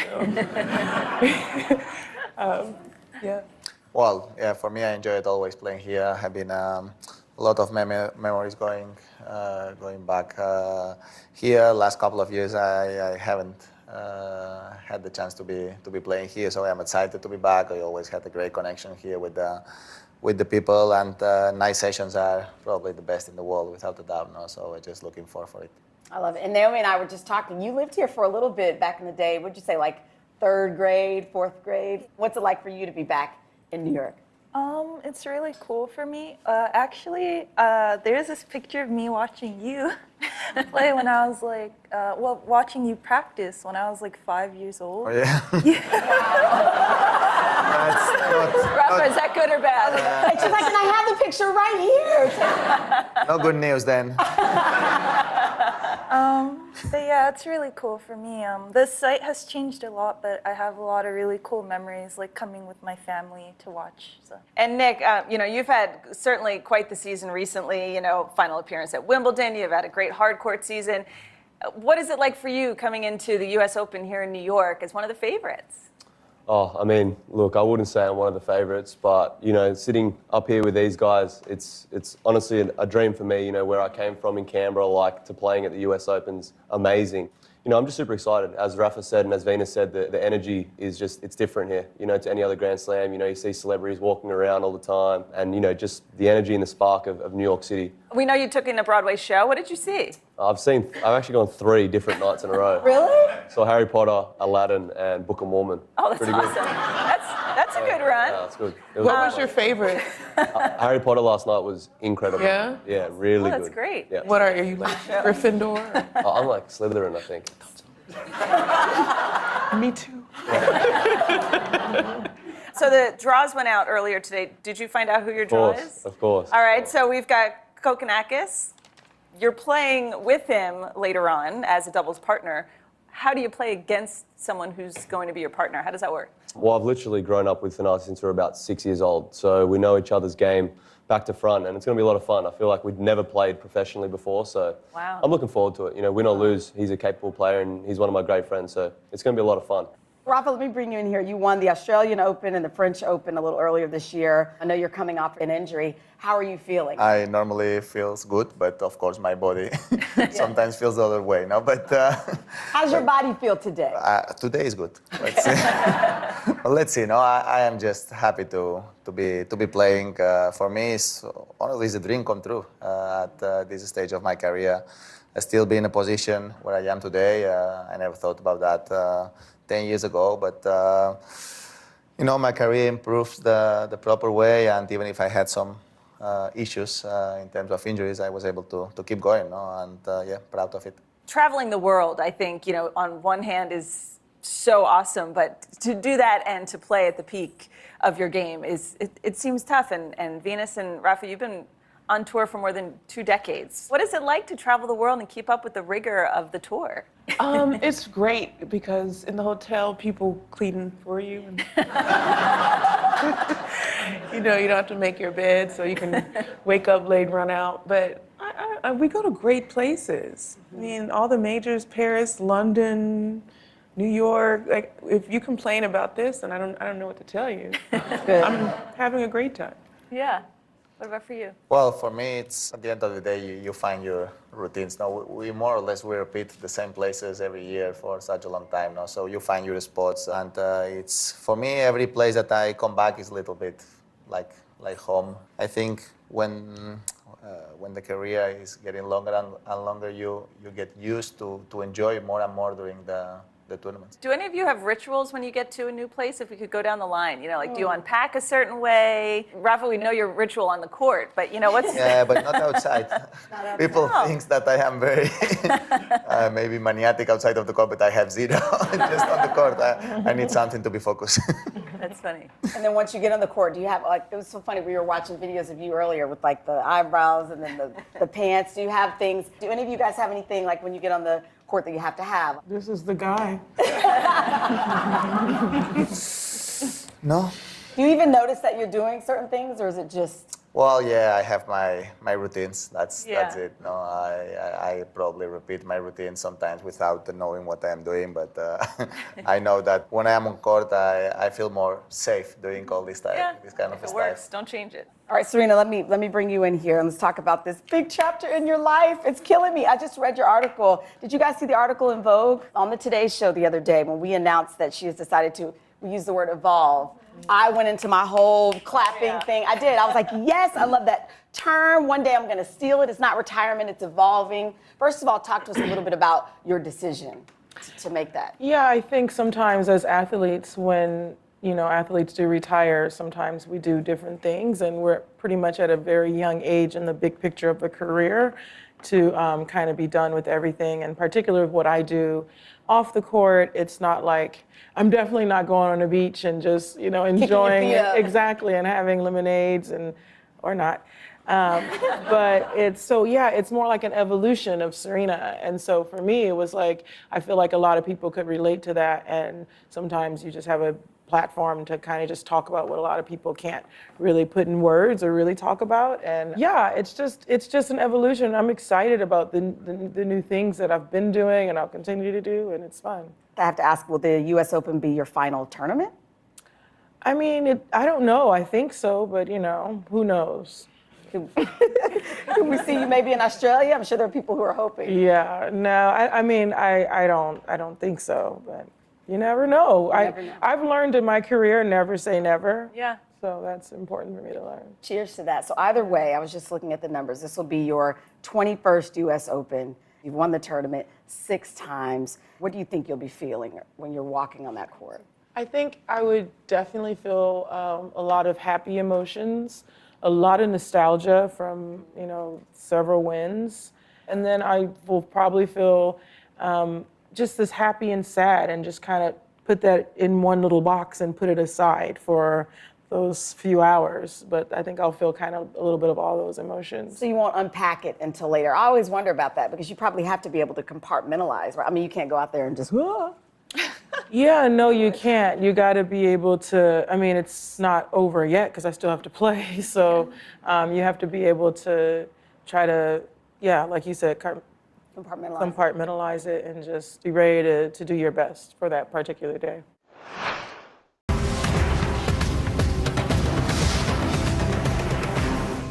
Hallie Jackson Now, weekdays at 5 on NBC News Now. For breaking news in our changing world, download the NBC News app. Now Tonight with Joshua Johnson, streaming weeknights at 8 on NBC News Now. These are our missing daughters and sons. We need anyone who saw something to come forward. She was wearing a black jacket, a black top. I'm going to bring my son home alive. Dateline, Missing in America. Listen to the full season now. Now Tonight with Joshua Johnson, streaming weeknights at 8 on NBC News Now. NBC News, streaming free now.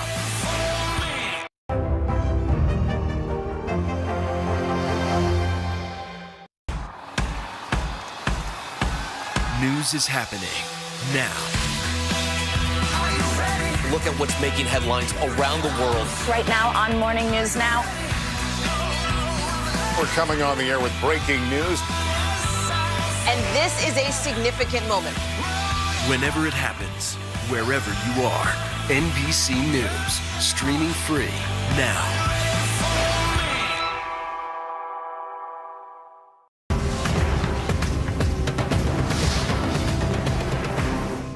Hallie Jackson Now, weekdays at 5 on NBC News Now. Okay, so we've got this intimate room. I feel like we can dive in and get to know you guys a little Rapid bit, fire. right? Call this We're gonna rapid do some fire. rapid fire questions. Easy Nick, peasy. We'll start with you. We know you love video games. I have to know, you've been on the road for a long time now. Do you travel with a video game console? I used to, early in my career. Now I'm kind of maturing. My girlfriend's with me, so I mean, if I played as much as I did back in the days, I'd probably not have a girlfriend. So, but no, I just, I still travel every now and then with it, but, I'm just trying to, as Rafa said, I feel like, I'm not old, but, I've been on tour now for like 9-10 years, so I kind of feel like I'm not taking these places for granted. I actually like doing, watching Broadway now, or actually exploring, getting dinner and going to these beautiful places. It's, I think I took it for granted a bit earlier in my career, but now I don't really game so much anymore. So. Yeah. Rafa, if you weren't a tennis player, what would you be? Difficult to answer. I started my professional tennis career when I even didn't decide what's going to be my my future career outside of tennis now, because I became professional at the age of 15. So was difficult. But I don't know. I always loved the sport in general. So probably I will study something like this. Yeah. Naomi, what are you streaming right now? Ooh. So, unlike him, I've started to bring my PlayStation. Really? Oh, so you're the gamer now. Okay. So, What are you playing? You know, that moment where you want to list what you're doing, but then you're like, no one would understand. So. Try us. We might. Okay. So. Overwatch, Fortnite. I've been trying to play Call of Duty, but I'm not that good. Yeah, you told me you were good at it. Yeah. So yeah, that's it. Those are good ones. That's awesome. All right, Serena, we've seen you with the headphones. What is your pre-match pump-up song? Depends. Sometimes listen to Maniac. Was it? John Like she's Oates? a maniac. Yeah. Okay. Yeah. Oh, really? Yeah. Oh, I'm a maniac. What does that get you I don't know. It sums me up. Okay. Naomi, who's the hardest player you've ever played against? What kind of out of left field question? I don't know. We're just reading. Wow, that's crazy. She's like, I just told you I like to game, and now. Oh wow, someone pulled out their phone. That's crazy. Hardest player. Can I cheat? Yeah. Okay, you can answer that. I'll probably say Rafa or Roger, in my opinion. I played Rafa once in Rome, and I couldn't walk the next day. I literally couldn't walk. I couldn't walk. That's awesome. Wow. Yeah. Look at his smile. Yeah, I know. Did you guys see that smile? Makes him feel good. My left hamstring was gone. Yeah, Clay's a tough. Yeah, Clay's surprise. tough, man. Venus, what's the best piece of advice you've ever received? Oh, That's good. knock 'em dead. I don't know. I've had some great advice. Serena's given me great advice too, but I don't know if I'm allowed to share it. Can she share one, Serena? One piece of advice? Yeah, sure. Go for it. See, she gave you permission. I'm on good behavior today. Oh, I don't think I can share, but it was great.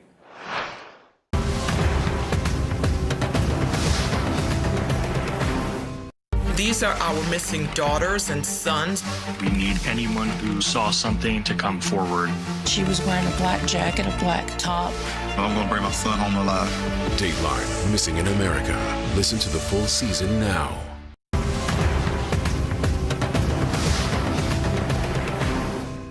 To cover the news, you have to be in it. This is how so many towns and cities are protecting themselves. They're pushing the gates open. Was there a school officer on campus? That's what we've been told. No. Top Story with Tom Yamas. Weeknights at 7 on NBC News Now. Let's go. This is a critical choke point for this fire.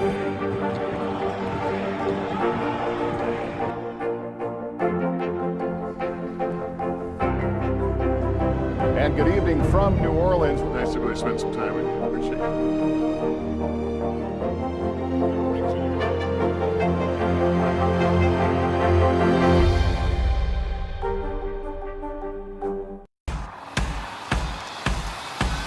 News is happening now. Look at what's making headlines around the world. Right now on Morning News Now. We're coming on the air with breaking news. And this is a significant moment. Whenever it happens, wherever you are, NBC News, streaming free now.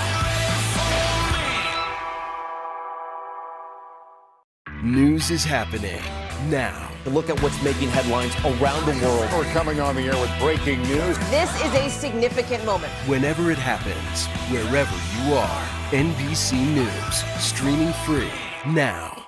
Today is now a podcast available every morning. Listen wherever you get your podcasts.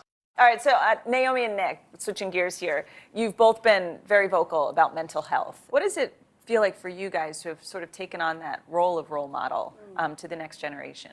Well, for me, honestly, like I always haven't been the best role model, I feel, but I feel like I'm kind of learning, and I actually struggled early with mental health, and there was times in my tennis career where I was really struggling, and then I wasn't sure if it was okay to feel that way, and then actually I met Naomi and started getting to know her. We did a podcast together, and she kind of opened up, and then when she was going through all of that at French Open one year, and that kind of opened my eyes, like saying like, wow, there was another tennis player as great as a champion as she is that was also going through that. Made me feel more comfortable to open up about it. And then on Instagram, I kind of opened up about, my self-harming and all that type of stuff. And then I deal with messages every day with people, reaching out, and I try and respond to as many people as I can. But yeah, I think it's just, especially I think men around my age really struggle to open up, kind of feeling weak. Yeah. So I think it was a strong message, but she helped me a lot with that. So I think this is just my opinion or observation, but as a person, we all kind of think we're alone in the world, or we all have main character syndrome. So I feel like in a way we all think our lives are unique, but I think sometimes we all share a similar feeling, and I don't know, it was definitely really difficult for me, but it made it worth it to see that a lot of people had similar feelings, and they were glad that I opened up about it. I think in the moment it was really hard, but seeing how it helped people, it made it worth it. So. Let me bring you in here, Rafa. You won 22 Grand Slams. Do you ever feel pressure when you walk out into the court? Do you feel those butterflies, or do you feel like a pro now when you come out? How do you feel? Well, every single day. I mean, the day that you don't feel that probably is the day to do another stuff. I don't think you can play at the level that you need if you don't feel this pressure, no, because it's part of the game, and that's because you love what are you doing, no? Because if you don't care what you do, then for sure you will not have these feelings at all, no? And for me personally, every single match, even if it's the first round, of course, when you play a final, a little bit more, but of course you can lose every day because the differences are not very high. So respecting every single moment, every single opponent makes you feel that way, and in some way I really enjoy it, all this kind of pressure. No, Venus, let me bring you in here. We know that all of the people up here have inspired young girls and boys all over this country, and for you in particular, the way you've moved the needle in the fight for equal pay. It's been such a big deal, and it's helped so many people. Do you give yourself a moment to let that sink in, what you guys were able to accomplish in your activism, what it was able to accomplish? Yeah, honestly, there's so much more work to be done in equality, and I'm very happy, obviously, to have it in tennis, but outside the tennis, outside the United States, there's such huge gaps, and it's conversations we have to have, because if you're not having the conversation, the needle doesn't move. So lots of work to do, and I'm happy to be a part of it. I love it. And finally, on the pressure question, Serena, we've heard the number 24 over and over and over. Is that something that you think about? Do you try to compartmentalize with those numbers? Or what's your take on how you wrap your mind around breaking records? I've already broken the record, so I think that it's just someone else's vision, and mine is just I never dreamt of having this many Grand Slams or titles. I just thought I would just play tennis and maybe win a Grand Slam or two. So for me, it's all a bonus. Turning to family now, I feel like Olympia is a social media star in her own right at this point. We all just love your daughter. So what does being a mom feel like for you? And are you looking forward to just being able to spend more time with her and everything she's going through?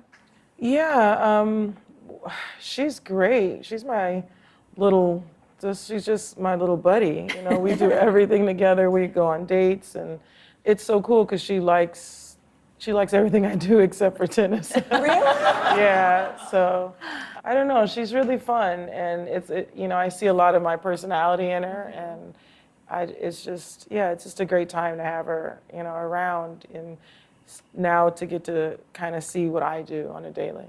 Yeah. Is there anything that you would want to say? We'd like to go down the line finally to the fans who may not be in this room and the fans who are in this room about your journey or anything that you want to leave with them. I think we just can say thanks because of them, we are who we are.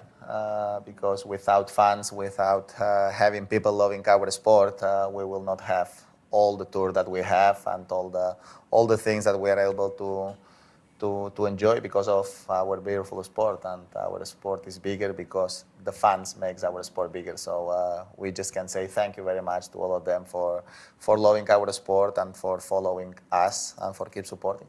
Yeah. Your turn.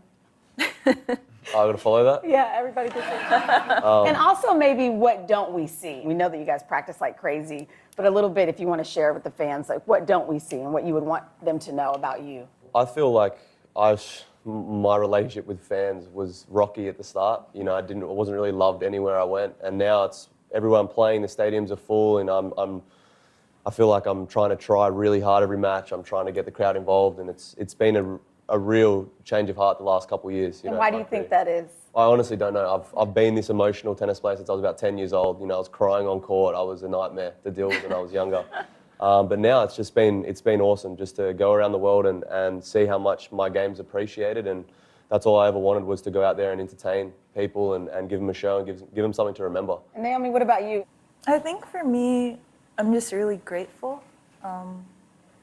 And I was thinking this earlier when I was like, the first tournament of the hardcourt season was in San Jose, and I was playing that. And I was with my dad because my dad's in my team again. And I was telling him like, wow, this is really crazy. Like, I used to play on like courts all the way in the back and like public courts in Florida, right?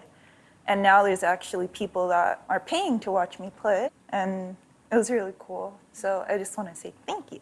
I'm very grateful for the fans because without the fans, we don't have a job. And with no job, lights don't stay on. So that's really the truth. So the fans make the world go round. What people don't know, I don't know. We're all out here working, and people always see your wins, but there are a lot of losses, a lot of injuries. I think Rafa won 2 majors this year, but he's like been totally injured and still managed to do it. And nobody sees those moments when you're fighting and when you're down, and those are often. And that's a part of life. It's all good, but it's nice to have the sport, I guess, when you win. And Serena, I mean, when you made your announcement on August 9th that you were evolving away from tennis, 16,000 tickets were sold to the US Open, and now the first 3 nights are totally sold out. So people really want to see you play. What is your message to fans? I think everyone put it so well and graciously that I think I'm just incredibly grateful and incredibly thankful. And fans are so important to the sport, and our sport in particular, and really every sport. And we're so grateful that we have fans that can support us, because that's what it's all about. And I just couldn't say thank you enough. NBC News, streaming free now. Live from Ukraine, from Uvalde, Texas, from Mayfield, Kentucky. To cover the news, you have to be in it. This is how so many towns and cities are protecting themselves. You can actually see they're pushing the gates open. Was there a school officer on campus? That's what we've been told. No. Do you remember any tornado as bad as this one? You look at this and you're thinking, we're not going to have power for weeks, if not months. Exactly. Every night, it's your news playlist. Top Story with Tom Llamas, weeknights at 7 on NBC News Now. Hi, everybody. Good morning. Welcome to Today. We are going to start with some good news. Doesn't it just feel good to be back to school? It does. Yes. This is so healthy. Here's what's happening in York. The crowd is ready. SG, you ready? To refresh and reorganize for fall. Start today.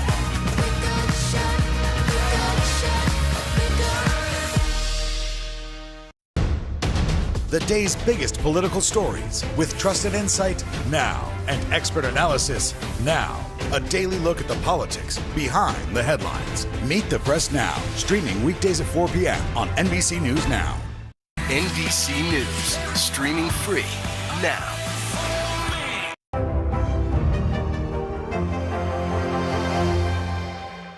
Okay, can we start with a little game? Yeah, we gave you these ridiculous paddles, but between the two of you, who is the better cook? I'm a Really? baker. What's your specialty? Oh, I'm not actually a cook. I just cook whatever comes to mind.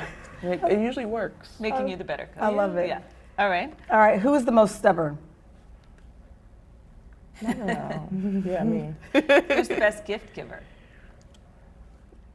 All right. Here's the thing, you guys, that we were thinking like the Newlywed Game. You've actually picked everything I the know. exact same. We're on the same page. Last We've been one. together a long time. Who is the most likely to grab the karaoke mic? Oh, that's a dead even. No, you karaoke way more. Okay, yeah, okay. Go-to song? Oh, I always try a new song. So Yeah, it's good either I for fail you. or I don't. And yeah, I know after never to do it again or Yeah. to do it again. Oh, good for you. That's nice. Serena, your go-to song?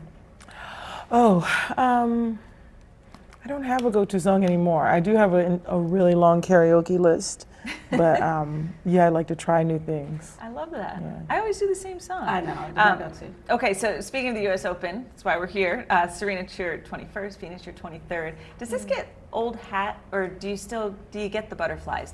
Is the excitement always there leading up to The it? excitement's always there. I mean, it's the U.S. Open. Yeah. For sure. For sure. I hit the ground yesterday. I was so excited. I just got here. I was pumped to go to practice today. It's a whole different feeling, even just training, than training at home.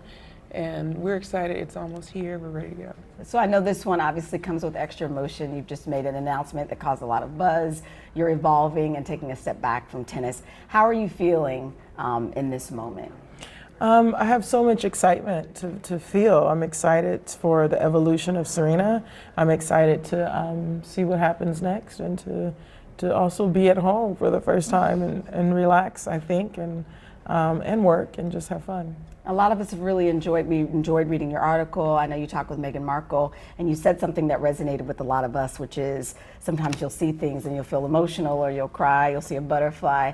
Talk to me about those feelings. It was so relatable when you say you feel just kind of a little emotional these days. Well, this whole journey is going to be emotional. I love what I do. There's nothing about me not loving my job. I love it. I've been playing it my whole entire life. So it's very emotional to evolve into something new. And to that point, I grew up with older brothers. I've always wanted a sister, someone to talk with. I've just never experienced that. But you two have had each other forever. So did you discuss this decision? I mean, was there advice going back and forth? We don't talk much tennis, but I did ask Venus some questions about next year. But yeah, we don't. We'll keep that here with us. Go ahead. I was just going to ask if you had any advice. For Serena? Yes, after she made this decision. It's still business. Like, she still wants to play. She still wants to win. When she walks on the court, she wants to be focused. So this is the moment now for her to do that, like all the other moments. And then when that moment is over, then the next moment will be here. So yeah, that's it. That's what it is. Talk to me about the joys of motherhood finally as we round up this conversation. Tell me how, when you get home, I thought it was so interesting that you said you've never really been away from her for more than 24 hours. I read you have to have a baby. If you have a baby, they have to fit in your life. You shouldn't change your life. And so that's hard. It's super hard because there's so many things that change, but even though those changes happen, they still have to fit in your life. You don't want to just lose who you are. So for me, that's kind of how it is. Like, she fits in my life. We do a lot of things together. We have a lot of fun, and then it works. Do you want more kids? Yeah, for sure. Yeah, for sure. Yeah. And Venus, you're quite the Renaissance woman. I mean, I don't know how you do what you do on the tennis court and then go into fashion and interior design. And now you're the EP on a new Hallmark movie, Game, Set, Love. Did you get the bug? Do you want to do more EPing? It's my favorite thing. I'm a behind the scenes kind of girl. I think I was telling you ladies, like, oh yeah, I don't do a lot of interviews. So I definitely love the whole behind the scenes thing. I think Serena does too. My last question, if I were able to give you a crystal ball, let's say 5 years from now, and you look into this crystal ball, what do you see? What do you hope to see? Well, I would definitely not get the crystal ball if you gave it to me, because I don't. You wouldn't want it? I don't do that or believe in that. So yeah, no, I think that whatever happens, it's going to be a surprise, and I'm ready for it.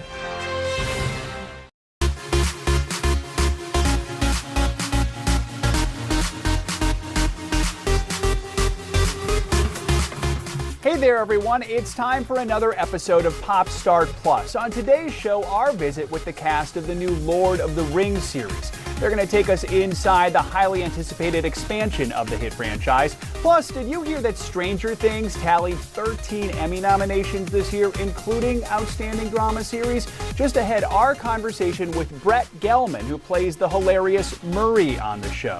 And nobody puts baby in the corner. Dirty Dancing just turned 35 years old, if you can believe it. We're going to bring you an interview from our vault with the late, great Patrick Swayze. But first, here's Carson with today's Pop Start. First up on Pop Start, lots to get to today. House of the Dragon. Remember how we told you yesterday? It seemed like literally everybody was watching this show, the premiere on Sunday night. Well, it turns out that was the case. The premiere of Game of Thrones, the prequel series here, racked up nearly 10 million views, the biggest audience for any new original series in HBO's history. And despite a few technical hiccups with network streaming app, the debut episode made House of the Dragon the longest trending topic on Twitter. It was ranked #1 for 14 straight hours. Let's take a look at what folks online were saying about the premiere. One person tweeted, me 35 seconds into House of the Dragon. Along with this one, this is the meme of Michael Scott caption. No question about it, I am ready to get hurt again. Another fan writing, I'm someone who was severely disappointed with the final season of Game of Thrones, and this was exceptional. If the rest of the season keeps this level of quality, wow. And if you missed that first episode, you have until this Sunday to catch up. New episodes are going to air weekly until the season finale on October 23rd. Did you guys see it? Anybody see it yet? I'm going to. Dying to see it. It's my cue. Next up, Harry Styles, the pop superstar, has landed on the first ever global cover of Rolling Stone magazine. And inside the issue, Harry opening up about his acting career, what it's like having his love life in the spotlight, and about finding a new audience with his #1 single, As It Was. Harry telling the magazine how a surprising number of men stop him on the street to talk about that track. Of course, we all remember our packed plaza. Yeah. Fans were rocking out to that one when we were kicking off our concert series back in May. And even though his new music has only been out for a few months, Harry's also revealing that he's already working on his next album, sharing how he and his collaborators are already workshopping new ideas, saying, I think all of us are so excited to get back to it, which feels insane because we just put out. No, that's when you know you're on a roll. Yeah, exactly. You just can't stop writing hits.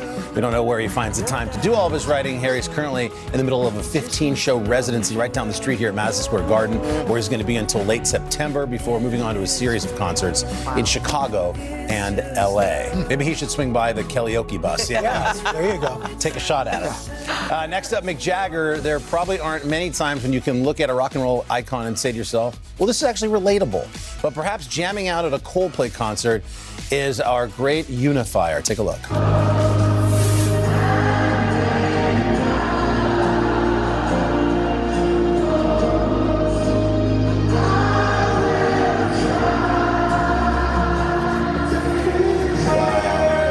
Shot at Wembley. That's insane. That was yesterday. Crazy. Mick Jagger tweeted that video yesterday saying, way up in the stands there, that's at Wembley Stadium, obviously Coldplay's concert, and even the Rolling Stones legend. Kind of cool to see him having a moment when Fix You comes on like the rest of us do. Wow. What a compliment, too. Oh, my gosh. Yeah. Yep. And finally, the home edit. Just last week, Clea Scherer of the famous organizing duo Stop by today to share an update on her battle with breast cancer, and also to give us a sneak peek at a very special edition of the Home Edit magazine. It features our very own Savannah Guthrie's kitchen makeover, and now this morning we have a first look at that fall issue cover, and there it is. Inside you can check out how the team was able to make Savannah's kitchen more cooking friendly and find fresh tips and tricks to help organize your home through some cool real life projects. The magazine is available for pre-order starting today. And of course, there's more to know because this is Pop Start Plus, after all. First up, Saturday Night Live. This week, a group of SNL alums sat down with Entertainment Weekly to look back on their time at the iconic show. Kate McKinnon, Maya Rudolph, Seth Meyers, Amy Poehler, and Martin Short all joined the chat. The Only Murders in the Building star took a moment to address some retirement rumors that have been swirling around the internet about his co-star and fellow SNL alum, Steve Martin. Do you really think Steve Martin is going to retire after this? No, he's not retiring. In fact, he was just being facetious. They said, "Are you thinking of retiring?" He said, "Well, I have my 12th book. I'm on a TV series, and I tour around with Marty Short. So if this is retirement, I guess I've retired." That's what he meant. He's not retiring. Phew. All right, so there is hope for a Father of the Bride Part 3. Finally, Lea Michele, the Glee actress, is the greatest star in a first look at her performance as Fanny Bryce for Funny Girl on Broadway. Over the weekend, the production released a new video featuring Lea singing one of the musical's iconic numbers. Who is all ginger and jazz? Who is as glamorous as? Who's an American Beauty rose with an American Beauty nose and 10 American Beauty toes? Hey, Mr. Ziegfeld, here I am. Lea's only got a few weeks of rehearsal left. She's set to take the stage on September 6th. And that is the latest for you today. Coming up, The Lord of the Rings, the new show invades Studio 1A. These are our missing daughters and sons. We need anyone who saw something to come forward. She was wearing a black jacket, a black top. I'm gonna bring my son home alive. Dateline, Missing in America. Listen to the full season now. Hi, everybody. Good morning. Welcome to Today. This is so healthy. Doesn't it just feel good to be back to school? It does. Start today. NBC News, streaming free now.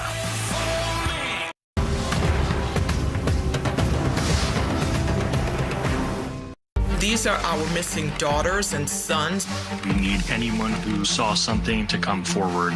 She was wearing a black jacket, a black top. I'm gonna bring my son home alive. Dateline, Missing in America. Listen to the full season now.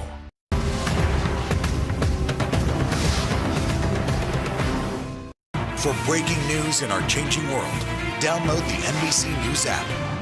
News is happening now. Look at what's making headlines around the world. We're coming on the air with breaking news. This is a significant moment. Whenever it happens, wherever you are, NBC News, streaming free now.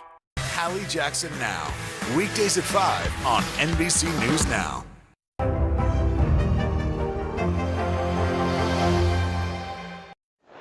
Welcome back to Pop Start Plus. The Lord of the Rings, the Rings of Power, transports viewers thousands of years before the events in the beloved books. And the cast of the new series stopped by 1A to tell us what fans can expect.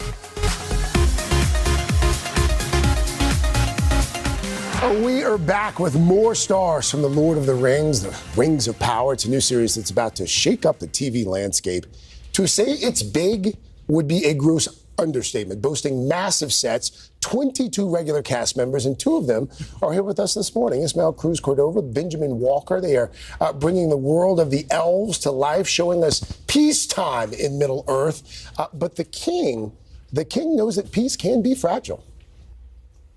If the elves abandon Middle-earth now, the armies of darkness will march over the face of the earth. It will be the end, not just of our people, but all peoples. If the hope of preventing that is not reason enough to make you reconsider your oath, I suggest you find another.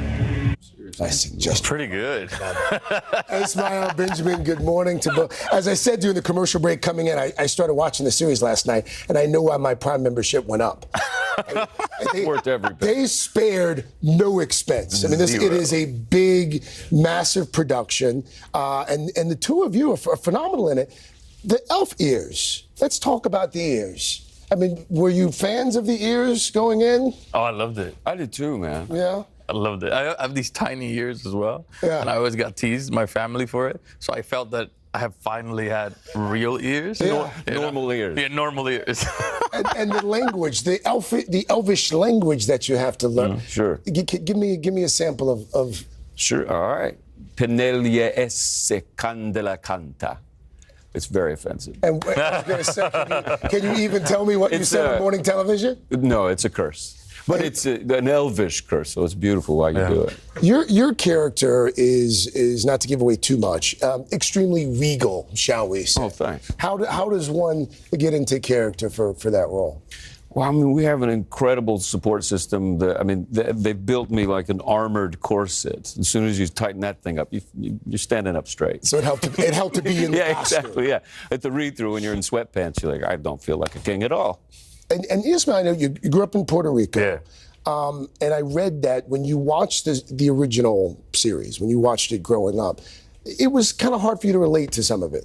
Yeah, I mean, I always say I felt represented spiritually, emotionally, because I'm a kid from the mountains, and the elves are from the mountains, and the elves love nature, but there wasn't an image reflected back, and that was something that was hard for me, but it was a galvanizing aspect that essentially set the course for me to become what I am today. Full disclosure, I was not. I didn't see the actual the movies, but I'd read the books. I think people can watch this series without having seen the movies and books and still fully appreciate the story. 100%. I mean, because our show's thousands of years before the movies, it's like the first chapter. It's the perfect place to start.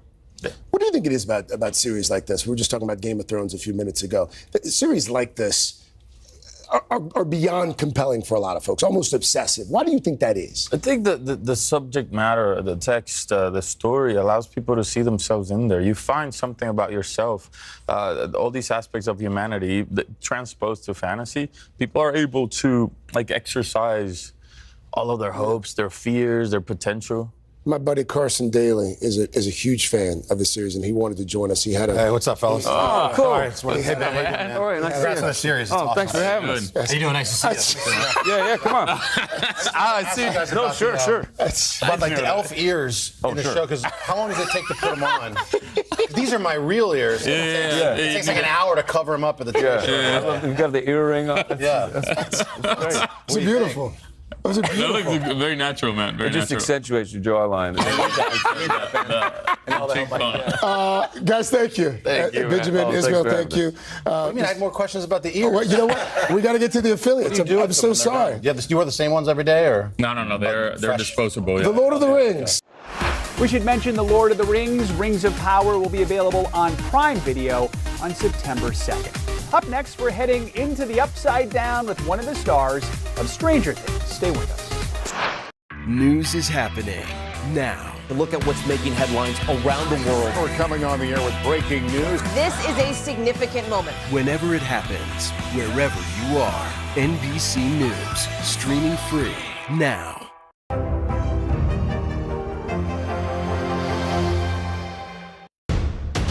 The day's biggest political stories with trusted insight now and expert analysis now. A daily look at the politics behind the headlines. Meet the Press Now, streaming weekdays at 4 p.m. on NBC News Now. For breaking news in our changing world, download the NBC News app. The day's biggest political stories with trusted insight now and expert analysis now. A daily look at the politics behind the headlines. Meet the Press Now, streaming weekdays at 4 p.m. on NBC News Now.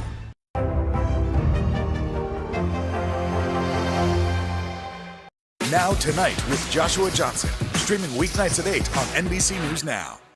To cover the news, you have to be in it. This is how so many towns and cities are protecting themselves. They're pushing the gates open. Was there a school officer on campus? That's what we've been told. No. Top Story with Tom Yamas, weeknights at 7 on NBC News Now.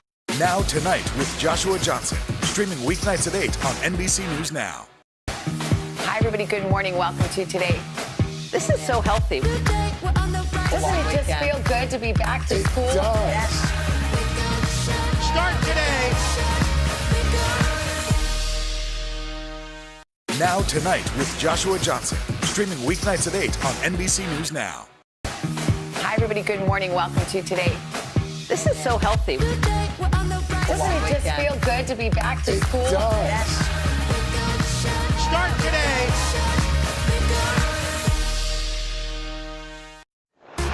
Thanks for sticking with us here on Pop Start Plus. Stranger Things did quite well when it comes to this year's Emmy nominations. Outstanding Drama Series, just one of the 13 nominations it picked up. We recently spoke with a member of the cast about what it was like working on the latest season, Brett Gelman, who returned as fan favorite Murray.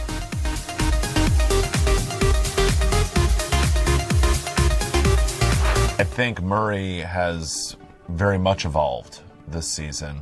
He found his people more. He's a slightly less isolated, slightly less jaded person than he was in season 3, because he sort of learned what it meant to have friends. So you see that development a little bit, but he's still, he's still a bit of a grouch and a grump. Yeah, a misanthrope, as they say. We love a good critic who calls things out how they are, calls it like it is. So, and I think that that's very much a lot of what Murray's role is in this show.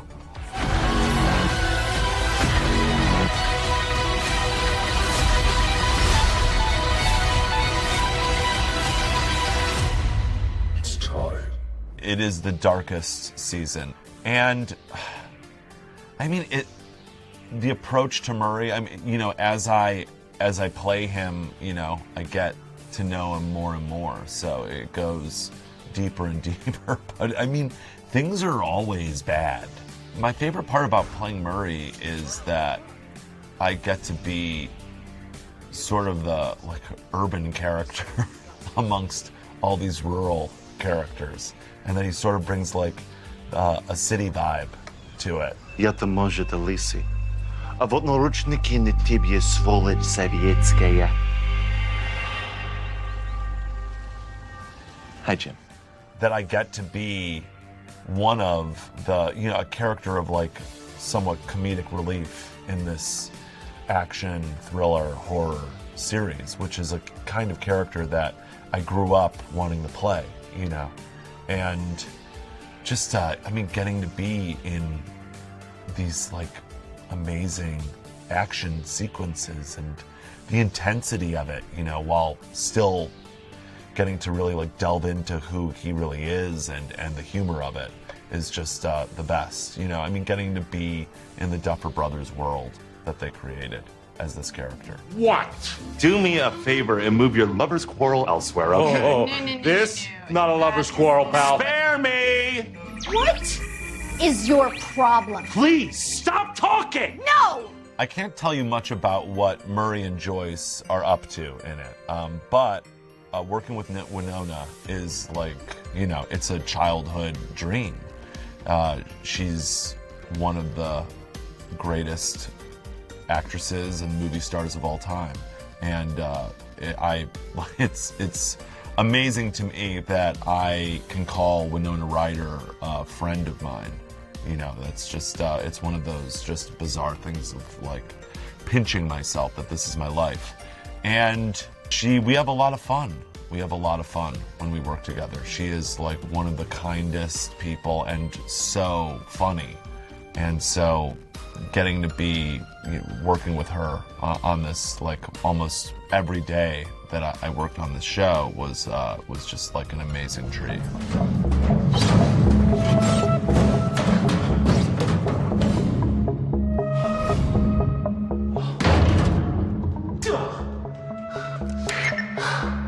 Scoops Troop, this is Bald Eagle.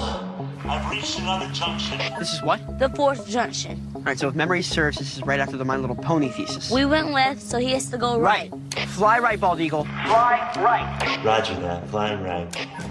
Little Seeing the teens' growth has been amazing. They're really just a great bunch of people. Really just so incredibly talented and nice and professional and fun to be around. So to see that they haven't become disaster people, it's nice to see that has not happened and that they've all stayed grounded. It's amazing. I'm really grateful that the Duffer Brothers wrote me more stuff in the show, and that they made Murray's characters, Murray's involvement in the show grow. and it's insane. You forget it, because when you're working on the show, it just feels like family, that we're just all, cast and crew. It's like we're here to do a job and get it done and have a good time together. When you step away and you are reminded just how massive the show is. I am the most excited for people to see me, just do amazing acting in this season. It's really remarkable, and I think that people will really, really enjoy my performance in a way that they haven't ever before. So that's very exciting to me. I'm really excited to. I just really, this season, I think it's the best season, and I think the other 3 seasons have been amazing. But I think this is everything, like the up to the millionth degree. It is scarier, more action-packed, and funnier than previous seasons. And there is such an amazing balance of all of that. It's just like, it's really awesome. Such a good one there. Next, we are revisiting an absolute classic in honor of its 35th anniversary, Dirty Dancing. Live from Ukraine, from Uvalde, Texas, from Mayfield, Kentucky. To cover the news, you have to be in it.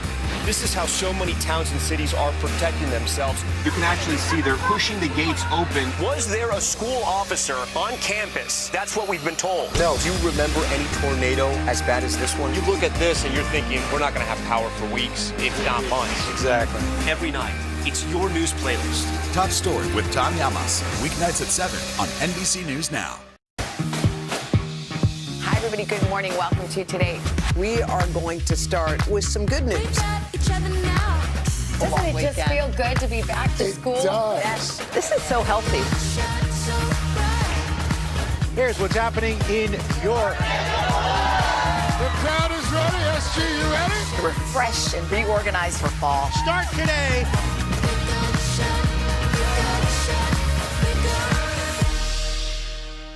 News is happening now. Look at what's making headlines around the world. We're coming on the air with breaking news. This is a significant moment. Whenever it happens, wherever you are, NBC News, streaming free now.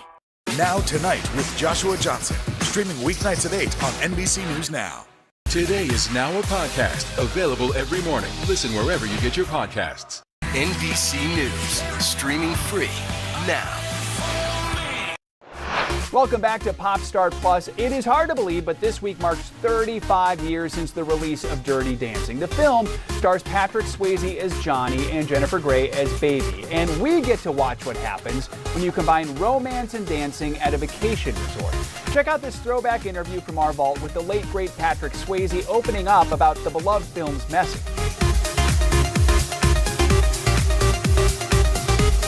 The last time we had a chance here to speak with actor Patrick Swayze, he was hoping to combine his skills as an actor, dancer, and singer, and a little over a year later, now he has. In the film Dirty Dancing. Welcome back. Good seeing you. Good to be here. Is the role as ideal as I've portrayed it to be? Ideal as you, well, I get to dance.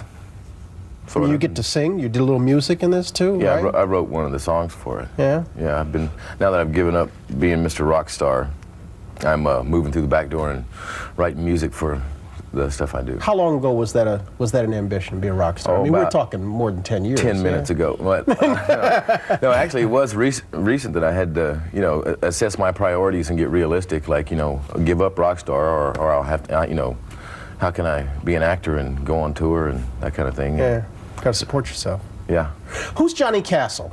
I mean, you play Johnny Castle in this film. Who is he? He's a low-class kind of guy from South Philadelphia that's good with the ladies, and in return he gets gold bracelets and silk shirts, and it's set in 1963, and he went to Arthur Murray School of Dance to have a way to do this stuff and make a living, and doesn't feel real good about himself and runs into this hot little number who's just about ready to grow up, and I'm going to get myself in deep, so... No. Did he remind you at all of a middle-class guy from Houston who took up dancing early and wasn't really sure it's what he wanted to do? Yeah, lower middle-class guy from Houston. Yeah, and trying to sort it out. And we'll let everybody in on that. You're from Houston, and yeah, you took it up early. And I just called it middle class, but you say... Well, yeah, lower middle class. Yeah. So the film then had some poignant moments for you. I mean, you kind of saw yourself in Johnny a little bit? Yeah. I mean, that was a level of identification for me that, you know, I grew up not having it be too easy to be a dancer in Texas. Why, they thought that was a little swishy? Yeah, you're bound to be weird if you dance. So on that level, I could identify with Johnny. I didn't go to Arthur Murray School of Dance to learn ballroom dancing, but... Yeah. In this film, though, you teach Baby Houseman, who is Jennifer Grey, you teach her how to dance. In this case, since you were the one who was professionally trained in this and for a long time, did art imitate life? Well, yeah, because you know, like the fun part about this kind of dancing is like your bodies have to really become one in order to move as one.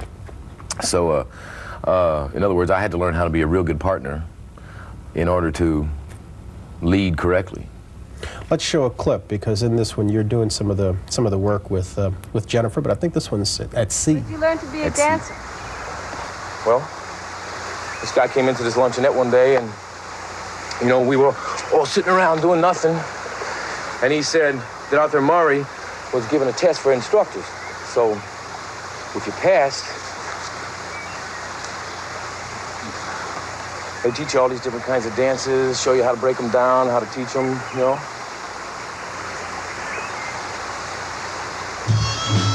What?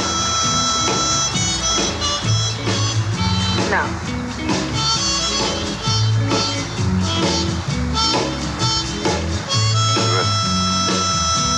No, slow it down. Right here.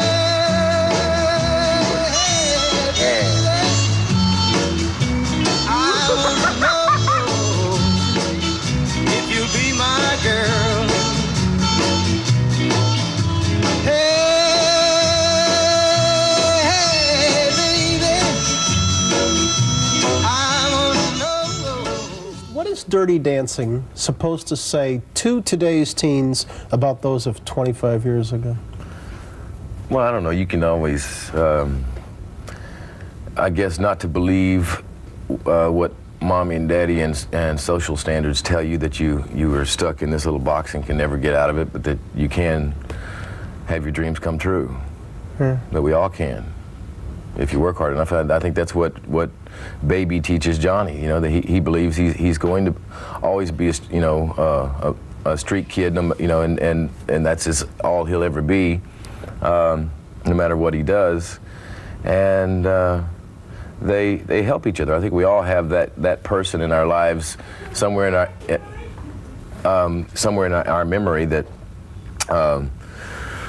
we sort of hold dear. You know, this person that passed through our lives for one moment and was gone, but you'll never forget.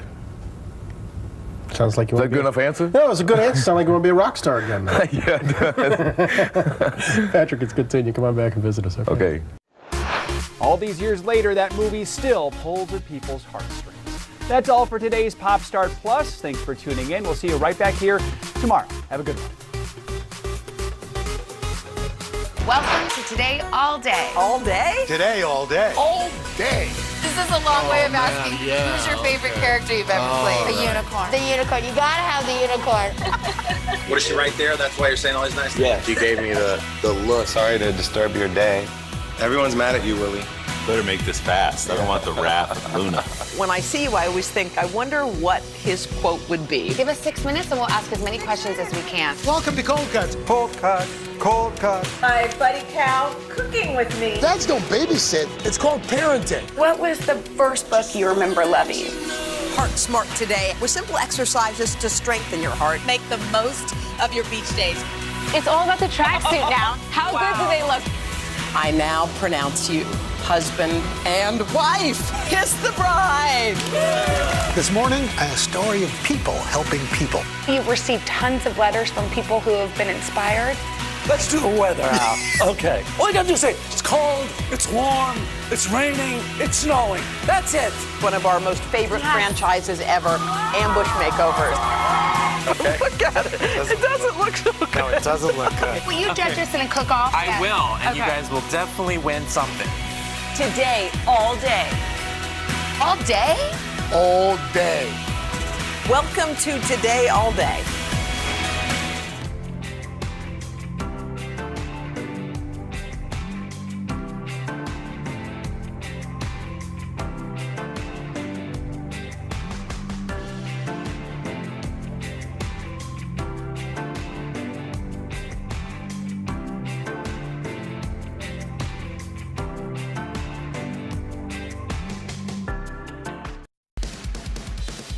Hello to all of you watching Today All Day. We're happy you're tuning into our digital show Today in 30 on this lovely Thursday. Thursday or Friday Eve. There you go, we'll take it. Always another busy morning here in Studio 1A. First day of September, by the way. We're going to start things off by taking you inside today's key hearing in the battle between the Justice Department and former President Trump over those classified documents that were seized from Mar-a-Lago. Then, in the wake of a summer of airline chaos, there's a brand new tool to help when your flights are canceled or delayed.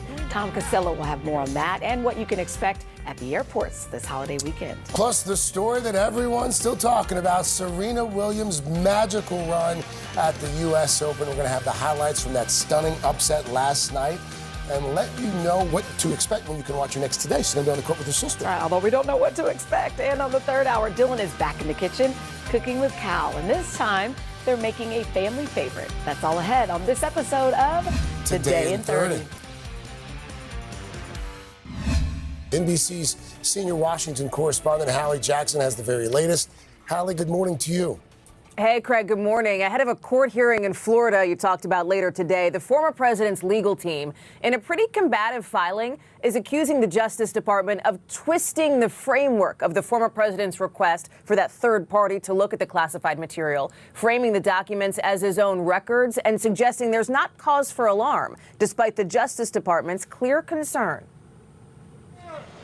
A defiant response this morning from the Trump team, arguing it should have been fully anticipated that the former president would have had sensitive materials at his home, describing the documents as his own presidential records, even though the law says they belong to the government, and suggesting the National Archives should have simply followed up in a good faith effort to get those classified records back. The Trump reply basically says, well, why didn't these parties just keep negotiating over these documents? DOJ's whole point is they tried that. It didn't work. They tried a subpoena. It didn't work. They had to go to a search warrant. Mr. Trump's team arguing without a so-called special master to review the classified documents found at Mar-a-Lago, unchecked Justice Department investigators could selectively leak and publicize aspects of their investigation. The Trump team also says this photo showing classified material was gratuitously included in the DOJ's filing earlier this week, and say the documents were spread across the floor for dramatic effect. They call a description of a June 3rd meeting where investigators visited Mar-a-Lago in person significantly mischaracterized. The Justice Department says that's when Mr. Trump's attorneys swore they'd done a diligent search for any classified material, although FBI agents found dozens of documents at Mar-a-Lago, including several in the former president's personal office. That is not the way his office looks. Anybody that knows President Trump's office, he has guests frequently there. That could undercut his attorney's arguments. The material was held in, quote, a secure setting. From Republicans, mostly silence on the DOJ developments. I don't have any observations about that. But Mr. Trump himself has hardly been silent, posting dozens of inflammatory messages and bizarre conspiracy theories on his social media platform, in his most explicit support yet of QAnon, whose followers claim satanic, cannibal pedophiles secretly run the government.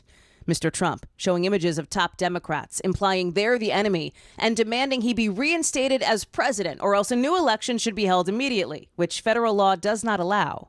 Donald Trump is trying to keep his base engaged, and he's trying to use them as leverage against people like Merrick Garland and Joe Biden.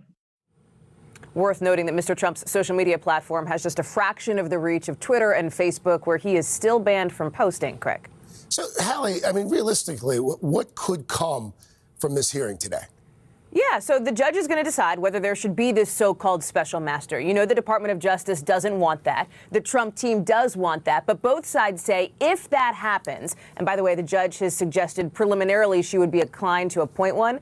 Both sides say whoever it is should have the proper security clearance. But keep in mind, even if this special master is named, it's not like the FBI investigation is going to stop. It may take a little bit longer, but it will continue. And then legally, here's something else to keep an eye on, Craig, as we're looking at these filings moving forward. The former president has repeatedly claimed he declassified the documents in question, but his lawyers to this point still have not made that argument formally in legal proceedings. Something to watch. All right. Our senior Washington correspondent, Hallie Jackson. Hallie, thank you.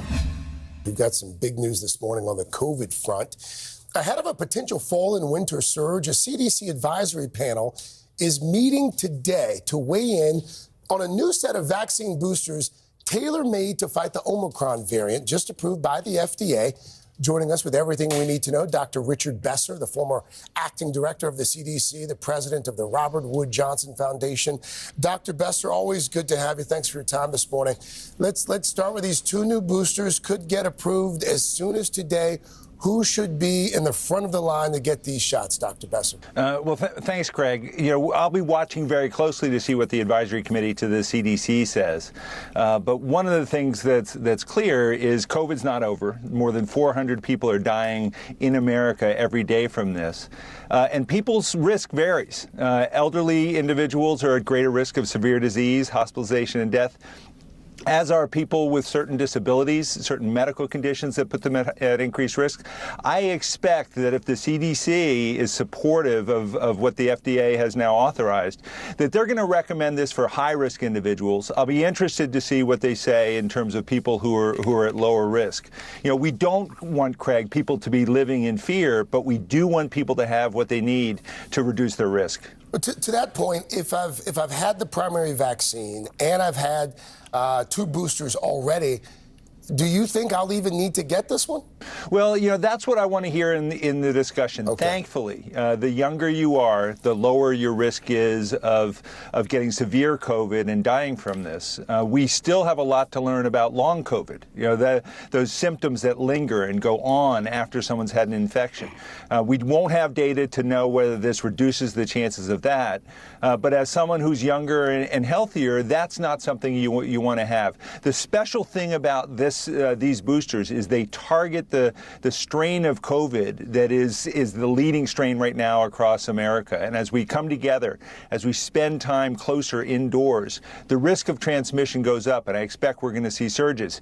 If that's done at a time where people have added protection against what's around now, I think that will save lives. BA4, BA5, 90% of folks who are getting COVID right now, those are the 2 strains they're getting, right?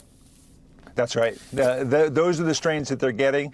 And this is the first vaccine that we're going to have here in America that targets those strains. The companies have made boosters against Omicron before, but this is the first time we're going to see those available in our country. What the advisory to the FDA said was, let's wait and target these particular strain that we're seeing in America. That's what these 2 boosters do. Really quickly, Dr. Besser, I've read some criticism, some concern that these new vaccines have only been tested on mice so far.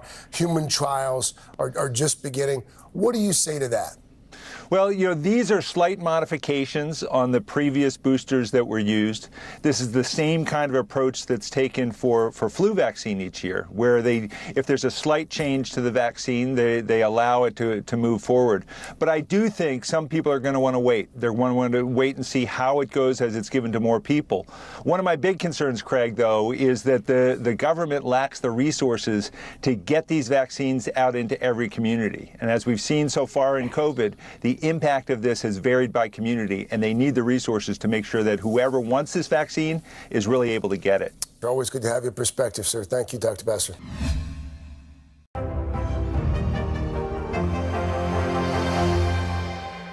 Now Tonight with Joshua Johnson, streaming weeknights at 8 on NBC News Now. NBC News, streaming free now. News is happening now. Look at what's making headlines around the world. Right now on Morning News Now. We're coming on the air with breaking news. And this is a significant moment. Whenever it happens, wherever you are, NBC News, streaming free now.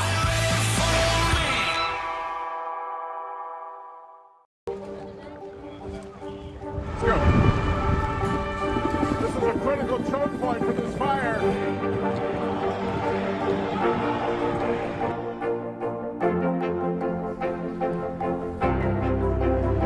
And good evening from New Orleans. Nice to really spend some time with you. Appreciate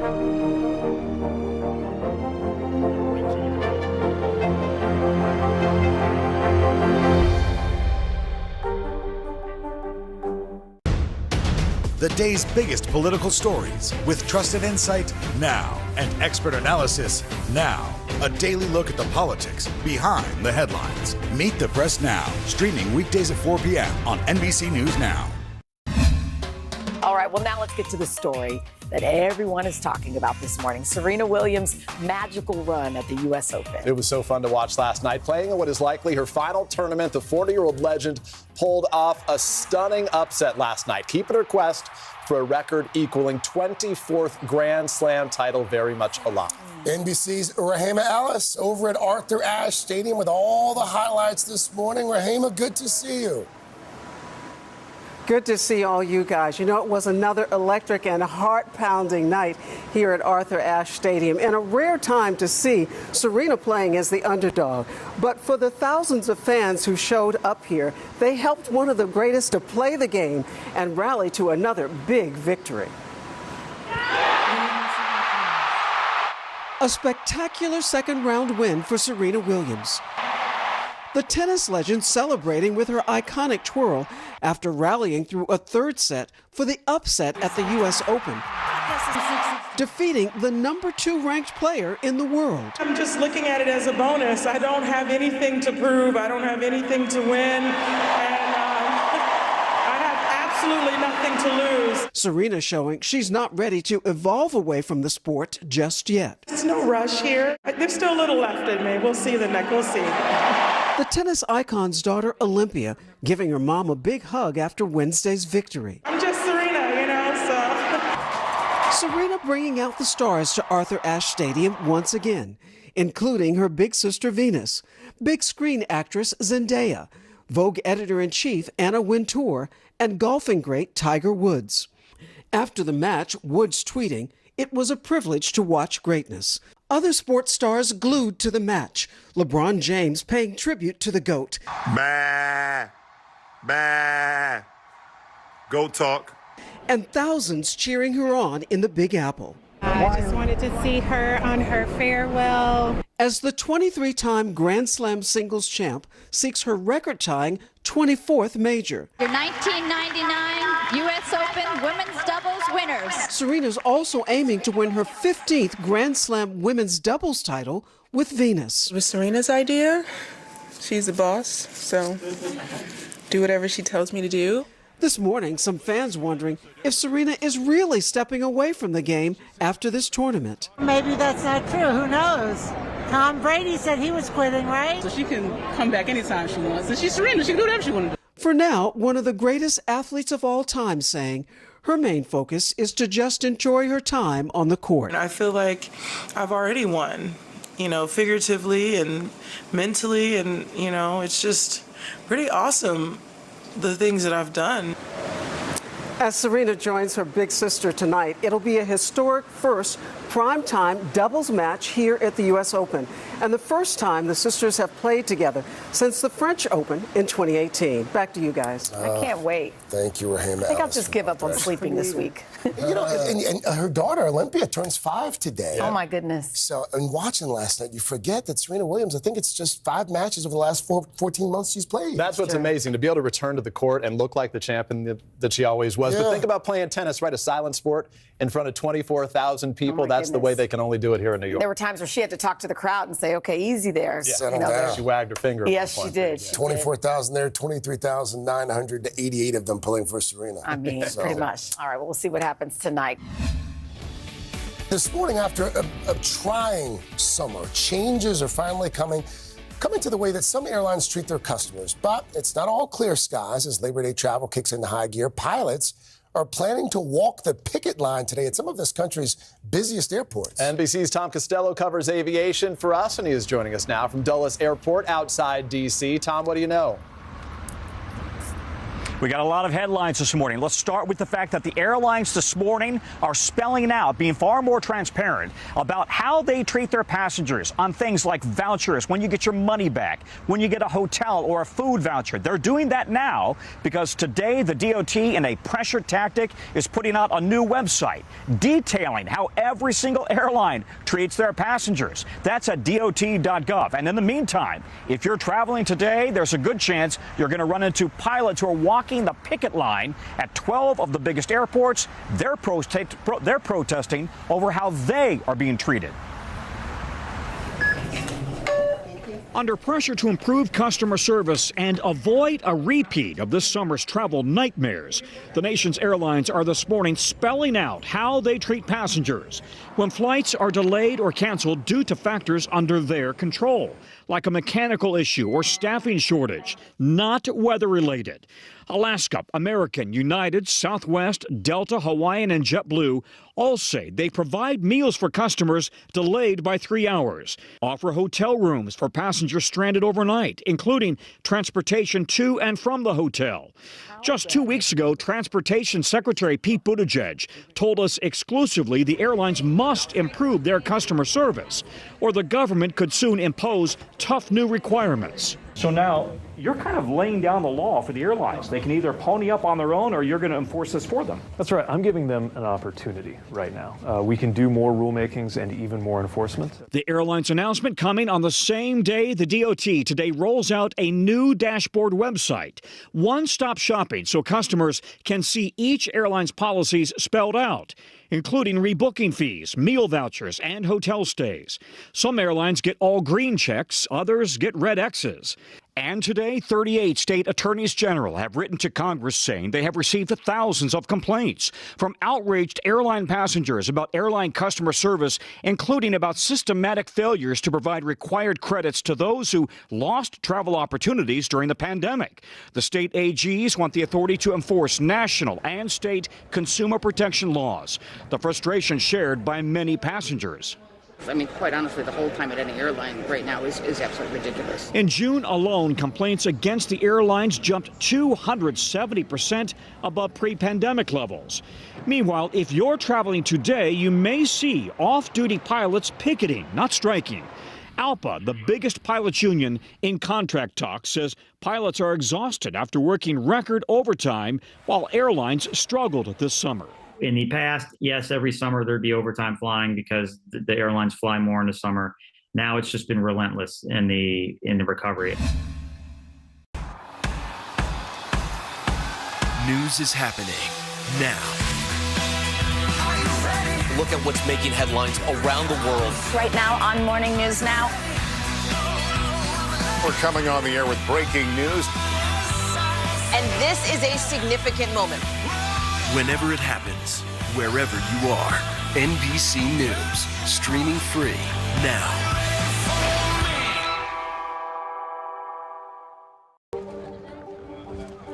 Let's go. This is a critical choke point for this fire.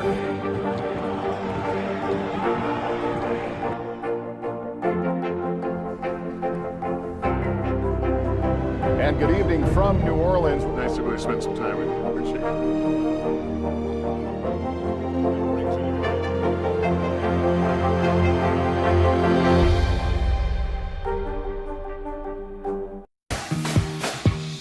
Hi, everybody. Good morning. Welcome to Today. We are going to start with some good news. Doesn't it just feel good to be back to school? It does. Yes. This is so healthy. Here's what's happening in York. The crowd is ready. SG, you ready? We're fresh and reorganized for fall. Start today.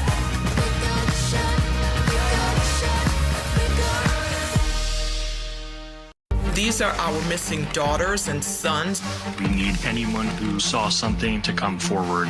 She was wearing a black jacket, a black top, but I'm gonna bring my son home alive. Dateline, Missing in America. Listen to the full season now. The day's biggest political stories with trusted insight now and expert analysis now. A daily look at the politics behind the headlines. Meet the Press Now, streaming weekdays at 4 p.m. on NBC News Now.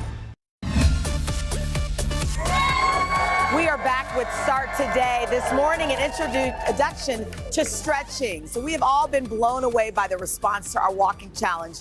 Get this, nearly 90,000 members strong. 90,000 of you have joined us in trying to get healthy, and some of them are with us this morning. Now, members of the Central Park NYC Everwalk group. Woo! Thank you guys for coming. And by the way, you can join the fun. Just scan the QR code that we'll put up on the screen. You can sign up for the Start Today newsletter and get your quick start guide. It is so worth it. Just a few minutes a day, and it will make a big difference. In fact, it includes the new 30-day workout plan for September. We even give you a printable calendar. So we have fitness trainer Sept Mansour. She leads our group, and Anne-Marie Rakovic is an ambassador for Everwalk. Good morning. Good morning to all of you guys. Okay, so we're going to dig in here, but first things first, congratulations, because you're getting married. She just got engaged, and you're a new fitness contributor, officially. Yes, I'm part of the Today Show family. Welcome to the family. Thank you, Chanel. I'm so excited. All right, so let's get started here. So let's start with the fact that, I guess for you, she's been our coach. Yes. Talk to us about how walking has made a difference in your life. What would you say? Well, walking groups make walking better. They give you motivation, there's accountability, support. I met all these people, you make friendships, you have camaraderie. Everwalk is a fabulous community and it's changing people's lives. I love it. All right, so let's get started as far as stretching is concerned. Here's the thing, we know it's important to stretch, even though a lot of us don't do it. What if you feel a pain or an ache? Should you stretch through it? Yeah, it's always good to stretch so that it feels good, Chanel. And that's something that I want to mention to everyone at home. You can stand up and do this with us. We've got a 5-minute stretch routine. We've got 3 of them that you can choose from, actually. Okay. It's going to help open you up, make you feel looser, and it's going to help you with those aches and pains. Should we stretch while we talk? Yeah, we can, absolutely, yes. So what we're also going to do is we're going to connect that breath with the movement. Okay. So this is a yoga infused stretch routine. Just don't bump the person. That's right. And for everyone at home, to get started, we're just going to stand up, reach the arms out to the side and up, breathe in through the nose, and then breathe out through the nose as you fold forward. Really doing this. Yes, we are, Chanel. You got it. Behind. And then we're going to press the fingertips into the shins. Okay. Inhale, look up halfway. And exhale, lower down. Good, then we're gonna bend the knees, slowly roll up. That was dynamic stretching. Now for static stretching, we're gonna step backwards with one foot. We're all gonna do this together here. You can step backwards, you won't bump anybody. That's right, yes. And we're gonna get into that hip flexor and reach the arms out to the side and up. Good, so we're getting into the hip flexor. This is gonna help you be able to take longer strides, be able to walk with more ease. And if you're sitting at a desk all day, it really helps to hold this for 5 breaths. Okay. And then we're gonna place the hands on the hips, step forward with the back foot, and then straighten the front leg to lean forward and get into that hamstring. You guys feel that? How long should we hold a stretch? We're holding it for 5 breaths. 5 breaths? Yes, and that's part of this, Chanel, is we're making this a meditative stretch routine. Well, I wanted to ask you about that because there's a mental component to stretching as well. Yes. It's not just for, go ahead and the stand physical up, part. Everyone. Yeah. But honestly, I think it's calming sometimes if you stretch in the morning. It's not just for when you're exercising. Right, exactly. Doing yoga actually helped me reduce my anxiety. It helped me with my insomnia. So just connecting the breath with the movement, with the stretch is key for this month. And that's something that I want people to focus on. 5 minutes a day, syncing that breath with the movement. Now, I'm going to take us through this one more time, if that's okay. We're going to inhale, reach out and up. Yes. Exhale, fold forward, breathe out through the nose. Inhale, look up halfway. Exhale down, and then bend the knees, slowly roll up. And this side, we're gonna step back with the opposite foot. Good, so evening it out. So again, this is a 5-minute routine. Reach the arms up. This is helping with better posture. This is helping us to be able to have more mobility and also get rid of those aches and pains. So, it can help get rid. I think people think if anything they're hurting, so they don't want to stretch. Right. But it can actually help. Absolutely, especially the way we're doing this. This is the static stretch. We did dynamic stretching in the beginking. Go ahead, step forward, everyone, and lean forward, stretch that hamstring. We've got about 30 seconds left, Steph. What do you want people at home to know who haven't started, but they're thinking about? Yes, all you need to do is go on Facebook and log in and join the Start Today community. We have over 90,000 viewers that are joining us every month. I'm in there every single day. Anne-Marie knows. Everyone knows I'm in there motivating you as your personal trainer and coach, So and they you log can on, do they it. see you, and they can do these things with you. So you're not going to be on your own. You're if not you join the alone. group. You're not alone. We're here for you. 5 minutes a day. We can commit to we that. can. Yes, All let's righty. go. Thank you, Sept. Woo! Congratulations. Thank you so A big thank you to all of you. By the way, Sept is back in our third hour. She's going to answer some of your questions on stretching. And don't forget just to scan that QR code, and you can join the 90,000 strong Start Today Walking Club. We'll meet Ukrainians who are defending their country one block at a time. When you were still in Kiev, could you hear the bombing? My name is Lester. Hey, who's this?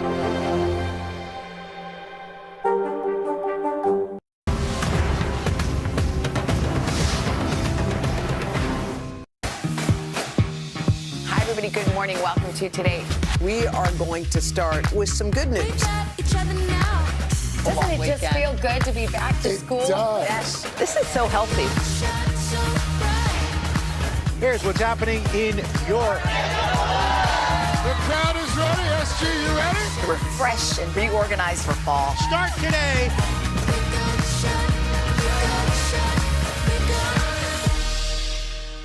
Today is now a podcast available every morning. Listen wherever you get your podcasts.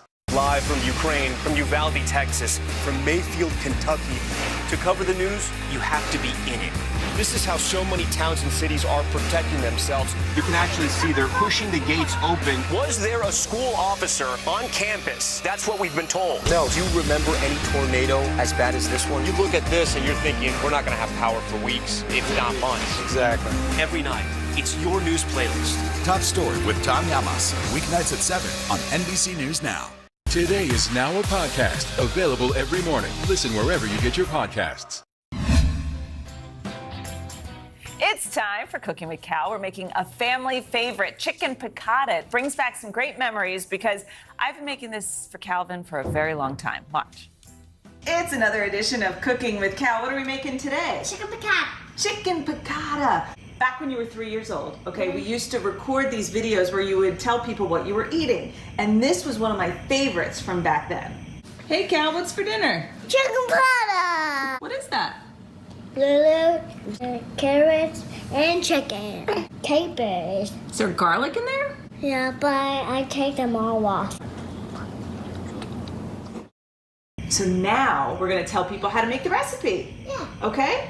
All right, first things first, we're gonna season up the flour that we're gonna dip our chicken in, okay? What? Can I dip this in this? Now we're gonna use granulated garlic. Sprinkle a whole bunch of this. We wanna season this up nice, right? Because it's just boring flour.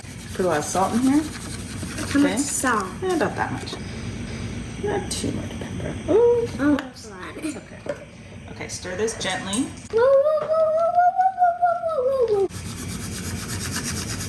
Is that garlic powder again? Pepper. Again. I'll take the fork. I'll put this in. Yes. And now swoosh the flour over. I'll bury you so you can't get out. So don't do that. Scoop! We're gonna cook that in a second, but before we do that... Garlic? Yes. Yeah!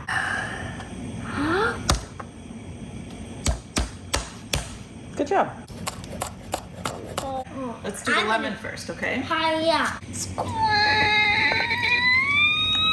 Okay. We just don't want the juice, we just want the capers. Wow, this is gonna take a long time. 5 capers. Do you have to do all of them? I want like half the jar. Aww. Now we're gonna cook the chicken, okay? We're gonna do a couple good glugs of olive oil here. Wow. Wow, I like that.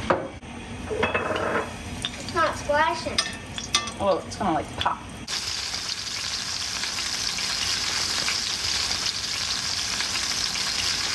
All right, so our chicken's all cooked. We're gonna add a little bit more olive oil.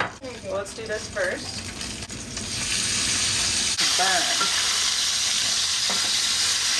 But I can't have one. I can't have lemon juice. Because it adds a nice little tang. Now you can add your chicken broth. I'm not gonna do it all though. Okay. Just pasta water is always good in sauces. All right, final touch. Butter.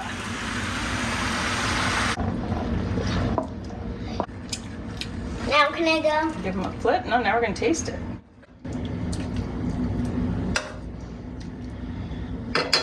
You ready? This is a really tasty dinner. That's a tasty dinner. For these recipes and more, head to today.com/food. That's a tasty dinner. Oh, so adorable. He still has the same catchphrase. Such a little Tasty character. dinner. That's a tasty. So this I is realized, yummy. thank you. I realized when I posted this 2 or 3 years ago, that I never gave the recipe for it. So now we finally got to make it together. This is really good. Honestly, I really love the noodles. Well, thank you. Like the flavor. It's the of them. sauce, it's the lemon, everything. Way to go, Cal. Yummy. Well, This is a win. That was a great show. Be sure to join us again tomorrow when Brandi Carlile rocks our plaza. Friday concert. Until then, though, have a great Thursday. We'll see you tomorrow.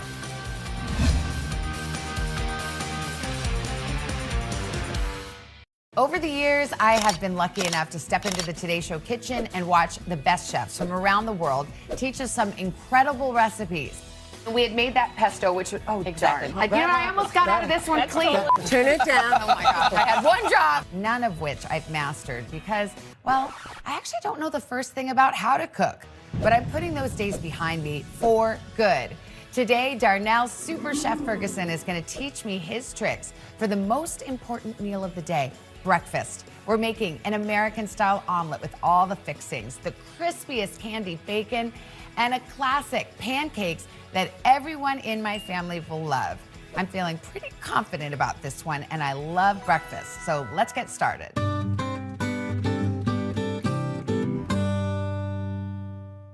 Darnell Ferguson, thank you for coming all this way. I really love breakfast. I even like breakfast for dinner. Do you ever do that? See, that's what I was gonna say. We're gonna do breakfast, brunch, and some Brenner. Okay, exactly. Yeah. I love Brenner. Our plan for today is 1, Savannah will learn how to cook a flawless sunny side up egg.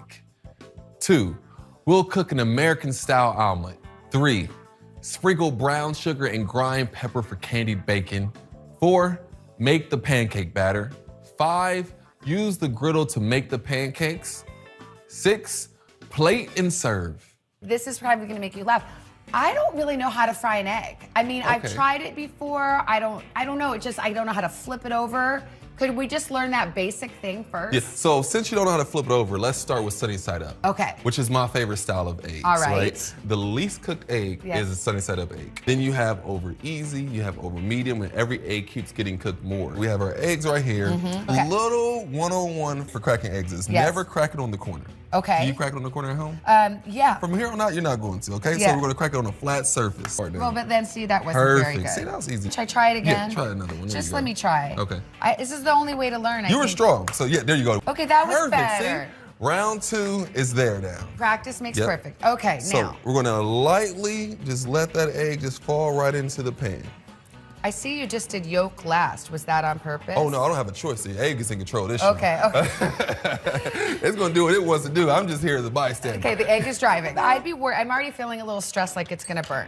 No, it's not gonna burn. It's Okay. very low temperature. Okay. Very low. So you don't have to worry about that. And it shouldn't stick because it's non-stick pan. Yours looks like something that is not a true like egg, how perfect that looks. I mean, it really does. It It kind of does. looks fake. Yeah, it does. Like yours doesn't even like a real egg. That's how good you are. You see, that's the confidence you need. So now you're good for my confidence. Okay, so we're gonna get a little bit of butter, Okay. right? And then what? And then once it melts down, we're going to take our spoon and we're going to just put the butter over the egg whites. Okay, and that's going to that's- help cook it. That's cool. So you're taking a hot liquid Yes. and you're putting it over your undercooked eggs. But not on the yolk, just on the whites. Just on the whites. Okay. Here you go. I'll show you this perfect egg, which is almost done. Only Yes. has about another 30 seconds. How do you know it's almost done? It'll be firm. Okay. So now it's finished. Okay. Now our sunny side up egg, you've done this. Easy, just like a pro. Now we Okay. can put it on our plates. Wow. You grab your toast plate. Okay. Making eggs is one of the easiest things, but I will tell you this. If you ever want to know how great a chef is, Yes. tell them to make you eggs. Really? Why? It takes time, it takes a lot of skill, and How do you get it off the pan? so it just want to fall right on off. Oh, you're just gonna kind of like slide it. Just slide it right on off. We have a Okay. little flaky sea salt. Okay, yes. This looks incredible, by the way. Well, you did it. See? Wow. Look at this. Okay. And then we got a little black pepper if you like it. How do you know, though? I guess I'm still obsessed with this, like the yolk. How do I know if it's like runny or thick enough? The yolk is the easy part. Okay. You want it runny. Right. It's the whites Okay. that you want cooked. Okay. So the whites are cooked, the yolk is runny, that's Mhm. sunny side up. Look at us. Toast. Just two chefs Yep. making eggs. Cheers. Yes. You want to try it out? This is what everybody wants. Oh in my here. gosh, so good. And of course, I like to mop it up with the toast. Yes. Mm, That's delicious. so good. Darnell, I think we're ready to graduate to something even trickier. So you ready to go into omelet making? I am. So let's have a good toast to those sunny side up eggs that we made. We always have a cocktail on this show. I love it. I think we're mimosing today. Let me see. That's delicious. Ease up on the orange juice. Omelets are fun. There's not a lot of things you cook that are fun to cook, but omelets are fun to do. Okay, I'm into this. They're fast. It'll make you feel like you're in the NBA for a little bit because you can do it and you'll get your confidence up. The first thing you want to do is what we call mise en place. We have everything laid out first, and then we want to make sure our knife skills are perfect. So the first thing we're going to actually do is the ham. I've learned a couple things about knives. You're doing great. Okay. There you go. I worry about your hands being out like that. I know. Actually, when I took piano lessons when I was 6, Mr. Mhm. Cloret made us do the piano like this. You know, you were supposed to have curved fingers. Yeah. I need to remember that. It's a great way. So just small pieces, consistent sizes. That Okay. way the omelet is pretty smooth. Okay. Here we go. This looks so good. Okay. All right, chopped enough. We got plenty of ham. Yes. Ham is my favorite, though. So good. Ham, wait till you try the candied bacon. Oh, It's gonna be your okay. new favorite. All I know right. your kids are gonna love it, by the way. Let's do our eggs. now. Eggs, okay. I Crack 2 learned from a eggs. very wise chef. Never on the corner, always here. Now So we we're gonna whisk. whisk it? Okay. I know this from scrambling. Yes. I usually do it with a fork. Does it matter? No. Okay. Whisk is, we're gonna put more air into it. So, a little salt and pepper in here. Okay. Oh, yes. Always salt and pepper. Okay. Go. Like this much salt, or is that too much? No, that's great. Like what about? Remember, you can always add more later. Okay, I know. I tend to undersalt, but now I've been told by so many of you chefs to put more salt that I might be over-salting. How's that? Good? That looks great. Looks great. We'll whisk that together. Do you ever put milk in it or no? Scrambled eggs, I like to put the fat in there. I like to put the milk in there. And it stretches out your eggs so you got a lot of kids to cook for at home. Yeah. So I have 8 kids. 6 who stay at my house full time. So Oh my gosh. that's why I call my wife my junior chef, because she's always cooking for juniors. Oh. So That's amazing. Wow. Okay. before, we're gonna put a little butter in here. We're gonna let it Yes. foam up a little bit. This is my big question about omelet making. When do you put the toppings in?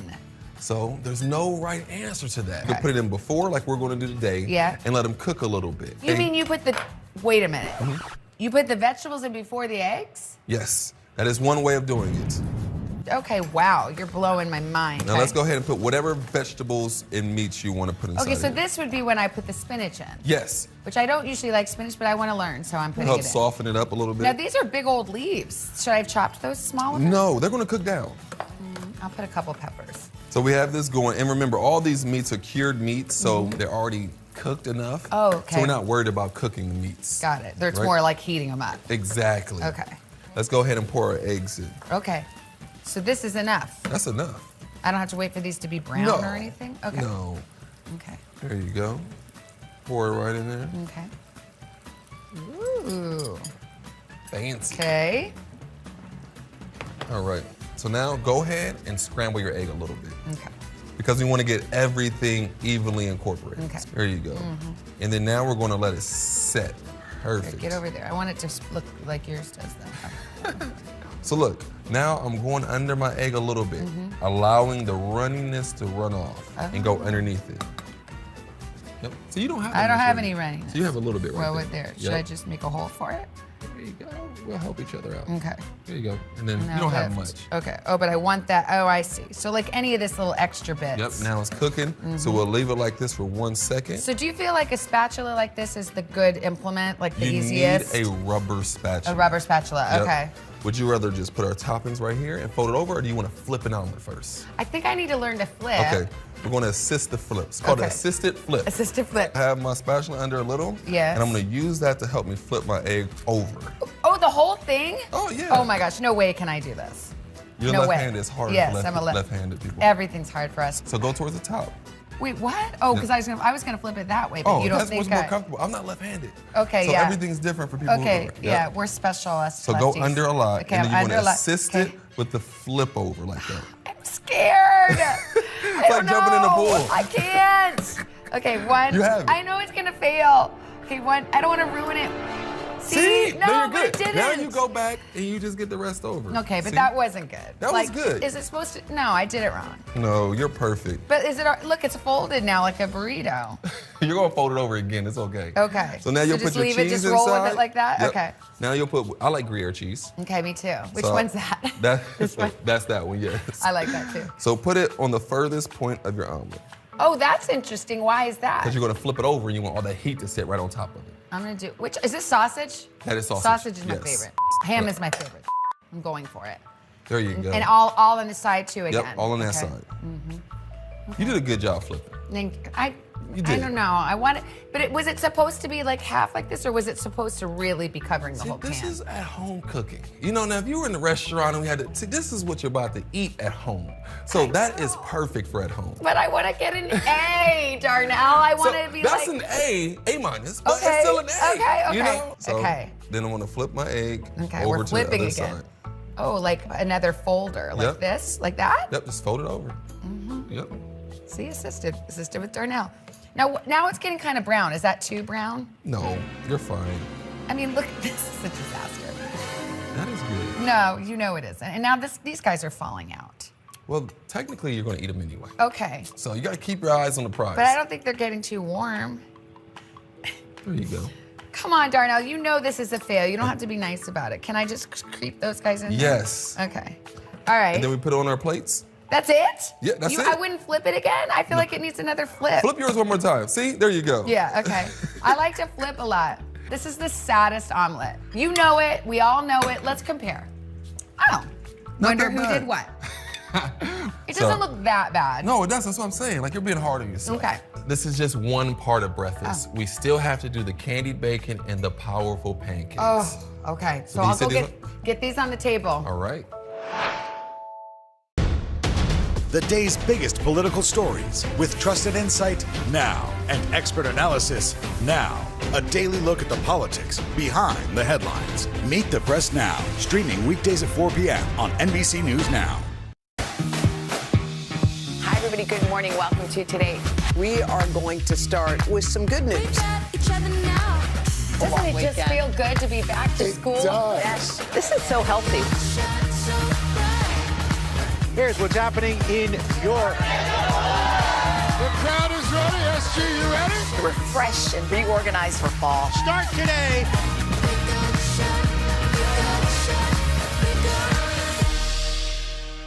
We'll meet Ukrainians who are defending their country one block at a time. When you were still in Kiev, could you hear the bombing? My name is Lester. Who's this? Let's go. This is a critical choke point for this fire.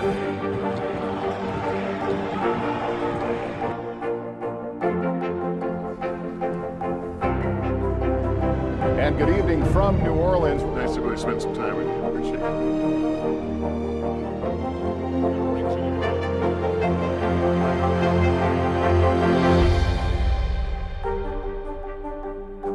Everybody loves bacon. No, everyone loves candied bacon. I was gonna say, usually if I make bacon, I just put it in the microwave.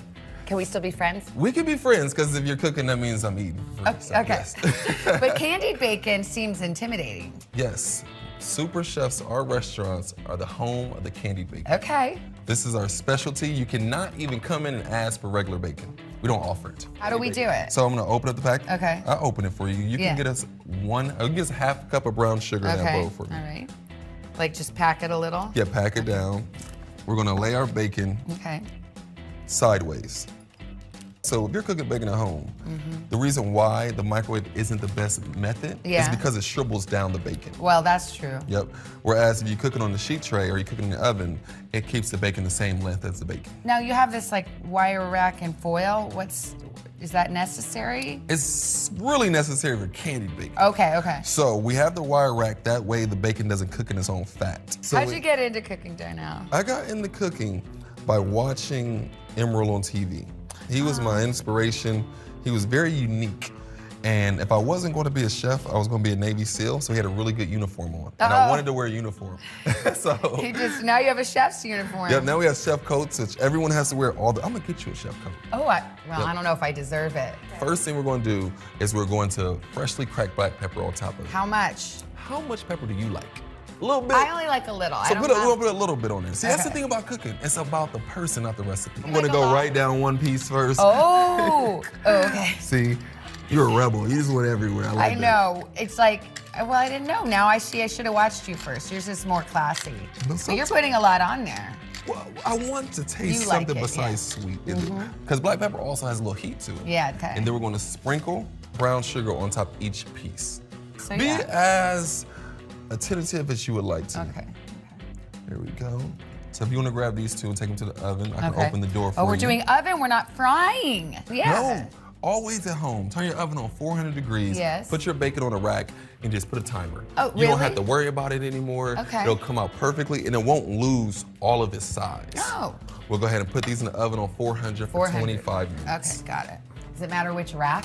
No, because we're gonna use both of them. Okay. Now, if we had the broiler on, then it matters which rack. But since we have it on bake, it won't matter. All right. See, you are almost there with candied bacon. That wasn't that hard. No, that was easy. Yeah. Live from Ukraine, from Uvalde, Texas, from Mayfield, Kentucky. To cover the news, you have to be in it. This is how so many towns and cities are protecting themselves. You can actually see they're pushing the gates open. Was there a school officer on campus? That's what we've been told. No. Do you remember any tornado as bad as this one? You look at this and you're thinking, we're not going to have power for weeks, if not months. Exactly. Every night, it's your news playlist. Top Story with Tom Llamas, weeknights at 7 on NBC News Now. These are our missing daughters and sons.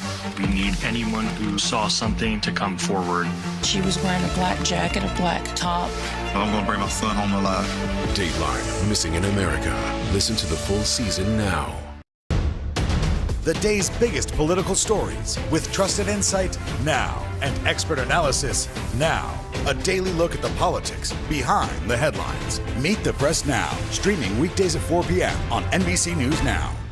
News is happening now. Look at what's making headlines around the world. We're coming on the air with breaking news. This is a significant moment. Whenever it happens, wherever you are, NBC News, streaming free now.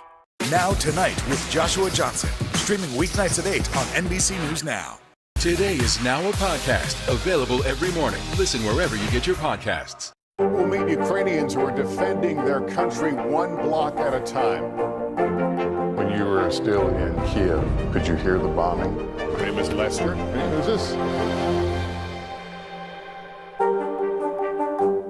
Top Story with Tom Llamas, weeknights at 7 on NBC News Now. These days, it feels like the news never stops. So let's get into it. What's happening right now, what it all means for you for an hour every day. It can be hard to keep up, so let's get started together. Allie Jackson Now, weekdays at 5 on NBC News Now. It's pancake time. Okay. So I gave you a personal recipe of mine. You know, I worked on this for years to perfect it. This is the Darnell Ferguson perfect pancake right Yes, here. this is it right here. So we're gonna start with the batter first. Bye-bye Bisquick. Yeah. Yes, bye-bye. Okay. So what we're gonna do first is our wet mix. We're Okay. gonna start with our version, well, my version of buttermilk. Okay, 2 cups, which you can see.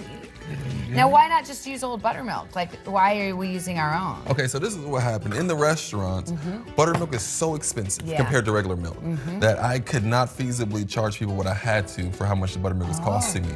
So I figured out how to make the same exact thing happen. So milk plus, this looks like a 1/4 cup of the distilled vinegar, yep. Okay, and am I just stirring this up? Nope, just let it sit. Oh, okay. Let it sit, the curdle a little bit. You see it's getting a little thicker Oh, up top. I do see that. See? Oh, Like okay. buttermilk would get. Interesting. Yep. So we have that going on. Now let's go ahead and crack 3 eggs inside of here. Okay. There we go. There for your shells. Okay, yeah, all right.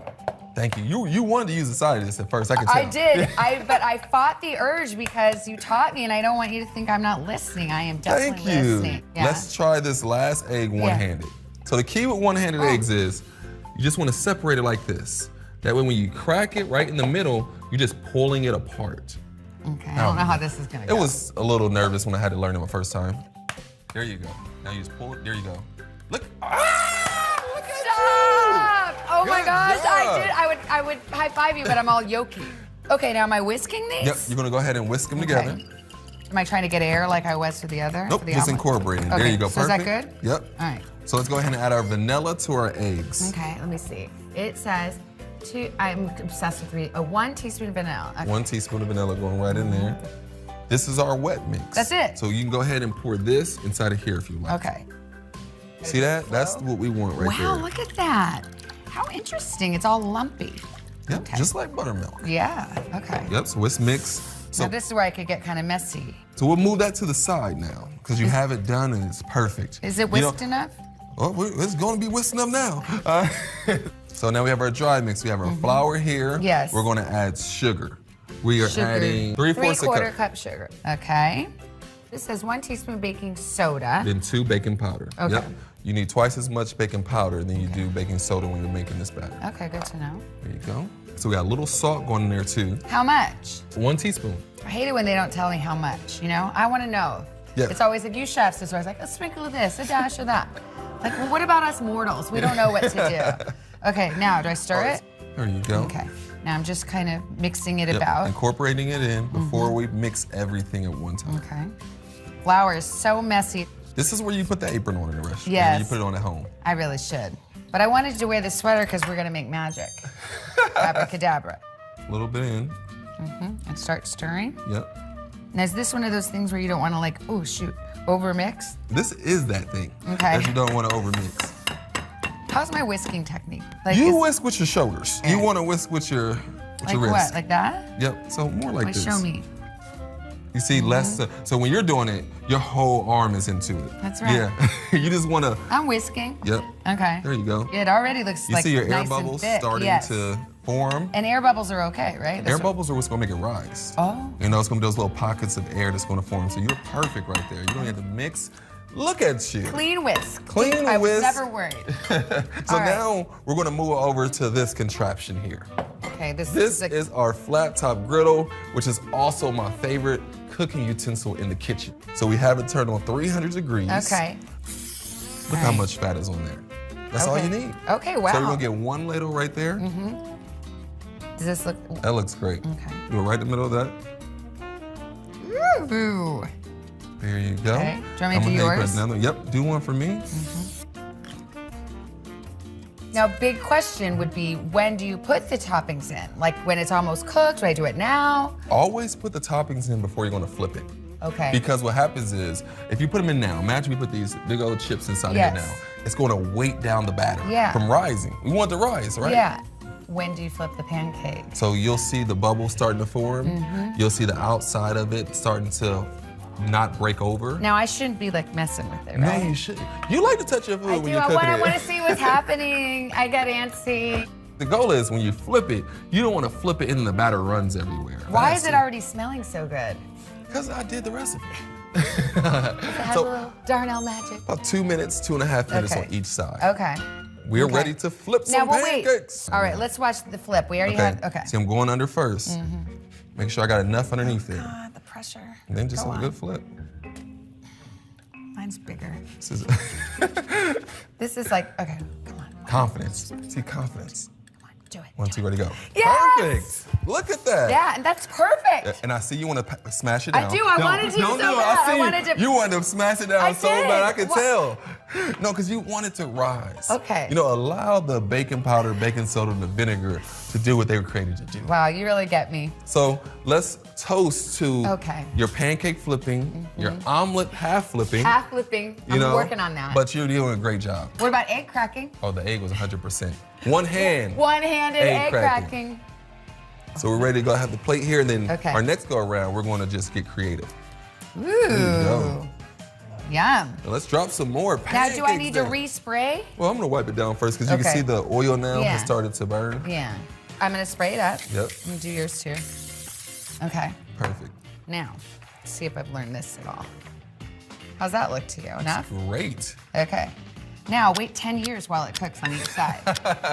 It does take some time. I will give you that. Now, because the previous Savannah that had not been personally trained by Darnell would have probably flipped it right then. Because I'm like, oh, bubbles. But now I know, kind of wait. Even bubbles. Patience, grasshopper. So what kind of toppings are you gonna, what kind of filling are you gonna put in these? I'm going funfetti for sure. Yeah, I think if my kids were here, they would definitely not pick the blueberries because it seems healthy and close to the earth. They'd go more for this. Yeah, so you're gonna do chocolate and I peanut think butter? I'm gonna do chocolate and funfetti. Is that crazy? Or chocolate and peanut butter? Now that sounds like a Chocolate peanut butter Snickers made sounds in good. heaven. Yeah, that does. Okay, you're right. Chocolate peanut butter. So go ahead, now it's time. Oh Look yeah, at it's that time. pancake. Okay, so now I'm gonna see how you just spread throughout or only in the middle. Oh, all throughout. My kids would die over that. That's so fun. Now look, I want to flip it, Now but you're now ready. am I? Because then this is gonna be right against the hot stove. That's okay? Oh, that's what we want. Oh, okay. Same time, okay. Oh, God. One. Oh boy. There Oh you go. boy. Stressed out. 1, 2, ready, go. Yes. Perfect. Okay. That's a oh, perfect look pancake. at, You want- almost smushed it down. I'm never using the Yes. box batter again. Yes. That You're looks ready. done, right? Yep. Okay. So I like to put them upside down so you can actually see which pancakes are which. Yes. Look at that. Ding, ding. That looks so good. Okay. Bacon's almost done. Should we do a couple more, I guess? Yes, let's drop a couple more while we get the bacon out the oven. Can you save this batter, by the way? You can use that batter for the next 5 days. No. So make it one time, cook a little bit that day, the next morning you wake up. That's how people cook pancakes every morning. Oh my gosh. It is that time to get this bacon. Okay. There you go, so you don't burn yourself. Yeah. Oh, you've heard about me. Ooh, it smells so good. Oh my gosh, this looks incredible. Shut up. Ah, graceful as always. Okay. There we go. Man, that looks good. Look at that bacon. Oh my gosh. Yum, this is perfect. It seriously looks so pro. Now I'm just trying to. Extremely hungry. I know, me too, me So too. one thing you want to do is Yeah. while the bacon's still hot, Yes. you want to move it off the tray. Okay, because so- if you let the bacon sit, then it has that chance that it's hardening from the candy. Hardening, okay, Yep. yeah. Okay, so move that, yeah. Perfect gloss on top of the bacon. I mean, it looks See a little perfect. specks of brown sugar. I imagine this is the one you made because it has less brown sugar on it. I'll take the It's little true, but that's bits good and to pieces. know. I am starving now. Okay. All right, shall we? Want to grab the pancakes? Yes, let's go eat.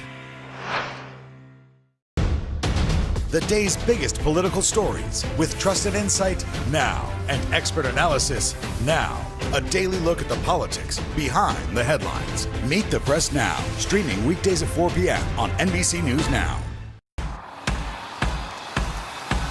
News is happening now. Look at what's making headlines around the world. Right now on Morning News Now. We're coming on the air with breaking news. And this is a significant moment. Whenever it happens, wherever you are, NBC News, streaming free now. To cover the news, you have to be in it. This is how so many towns and cities are protecting themselves. They're pushing the gates open. Was there a school officer on campus? That's what we've been told. No. Top Story with Tom Yamas. Weeknights at 7 on NBC News Now. Hi, everybody. Good morning. Welcome to Today. This is so healthy. Doesn't it just feel good to be back to school? Start today. These are our missing daughters and sons. We need anyone who saw something to come forward. She was wearing a black jacket, a black top. I'm gonna bring my son home alive. Dateline, Missing in America. Listen to the full season now. Breakfast with the Breakfast King. Let's go. Ah, and now the breakfast queen. Exactly. Well, trying. Maybe princess. Princess. The Breakfast Apprentice. Okay. My omelet doesn't look too bad. I mean, it's a little wonky, but I'm sure it'll taste just fine. Okay. Pretty good if I do say so myself. How's yours? Whoever made this knew what they were doing. I gotta eat the pancakes. I mean, come on. That's good. That is so delicious. It's Oh my nice. gosh. It's light. It's light, it's fluffy. Goodbye, boxed mix. Yes. Hello, Darnell. A couple more Oh my gosh. ingredients to buy at the grocery store, but it's worth it. It's worth it, and it doesn't take that much longer. Mm-mm. They had to That try is- to bake it too. Okay. Oh, yeah, the bacon. You forgot all about the I bacon. know, I did actually. That is delicious. I'm glad you like it. We love to have people over. I love to cook a big old breakfast. This is a good time to kind of show off and make it seem like you got skills. Yep. And all it takes is a little sprinkles, some chocolates, chips, and some peanut butter chips. Oh, yeah. Takes it to a whole nother level. And the candied bacon. That will be the star of your house if you have a party or brunch and you have that. I mean, people will never leave. Well, now you got to put it in to-go boxes. Yeah. That way they know it's not for here forever. Thank you so much for teaching me. No, thanks for allowing me being easy, understanding, and not touching the food so much. Well, I feel like you gave me some really good secrets, like some special just Darnell stuff, and I'm so honored. Thank you. Oh, you're welcome. Things I've just been working on for about 10 to 12 years. you know? Yeah. Gave them to you in 10 to 12 minutes. I know. It's like all this heart. I'm really excited to Oh. try it. You did a great job. Thank you. Cheers. Yes. That's right.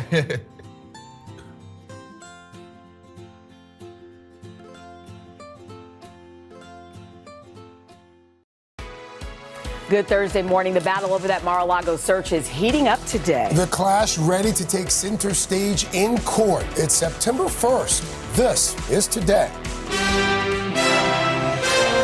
Showdown. The Justice Department and former President Trump's legal team set to face off at a key hearing today. At stake, how to handle those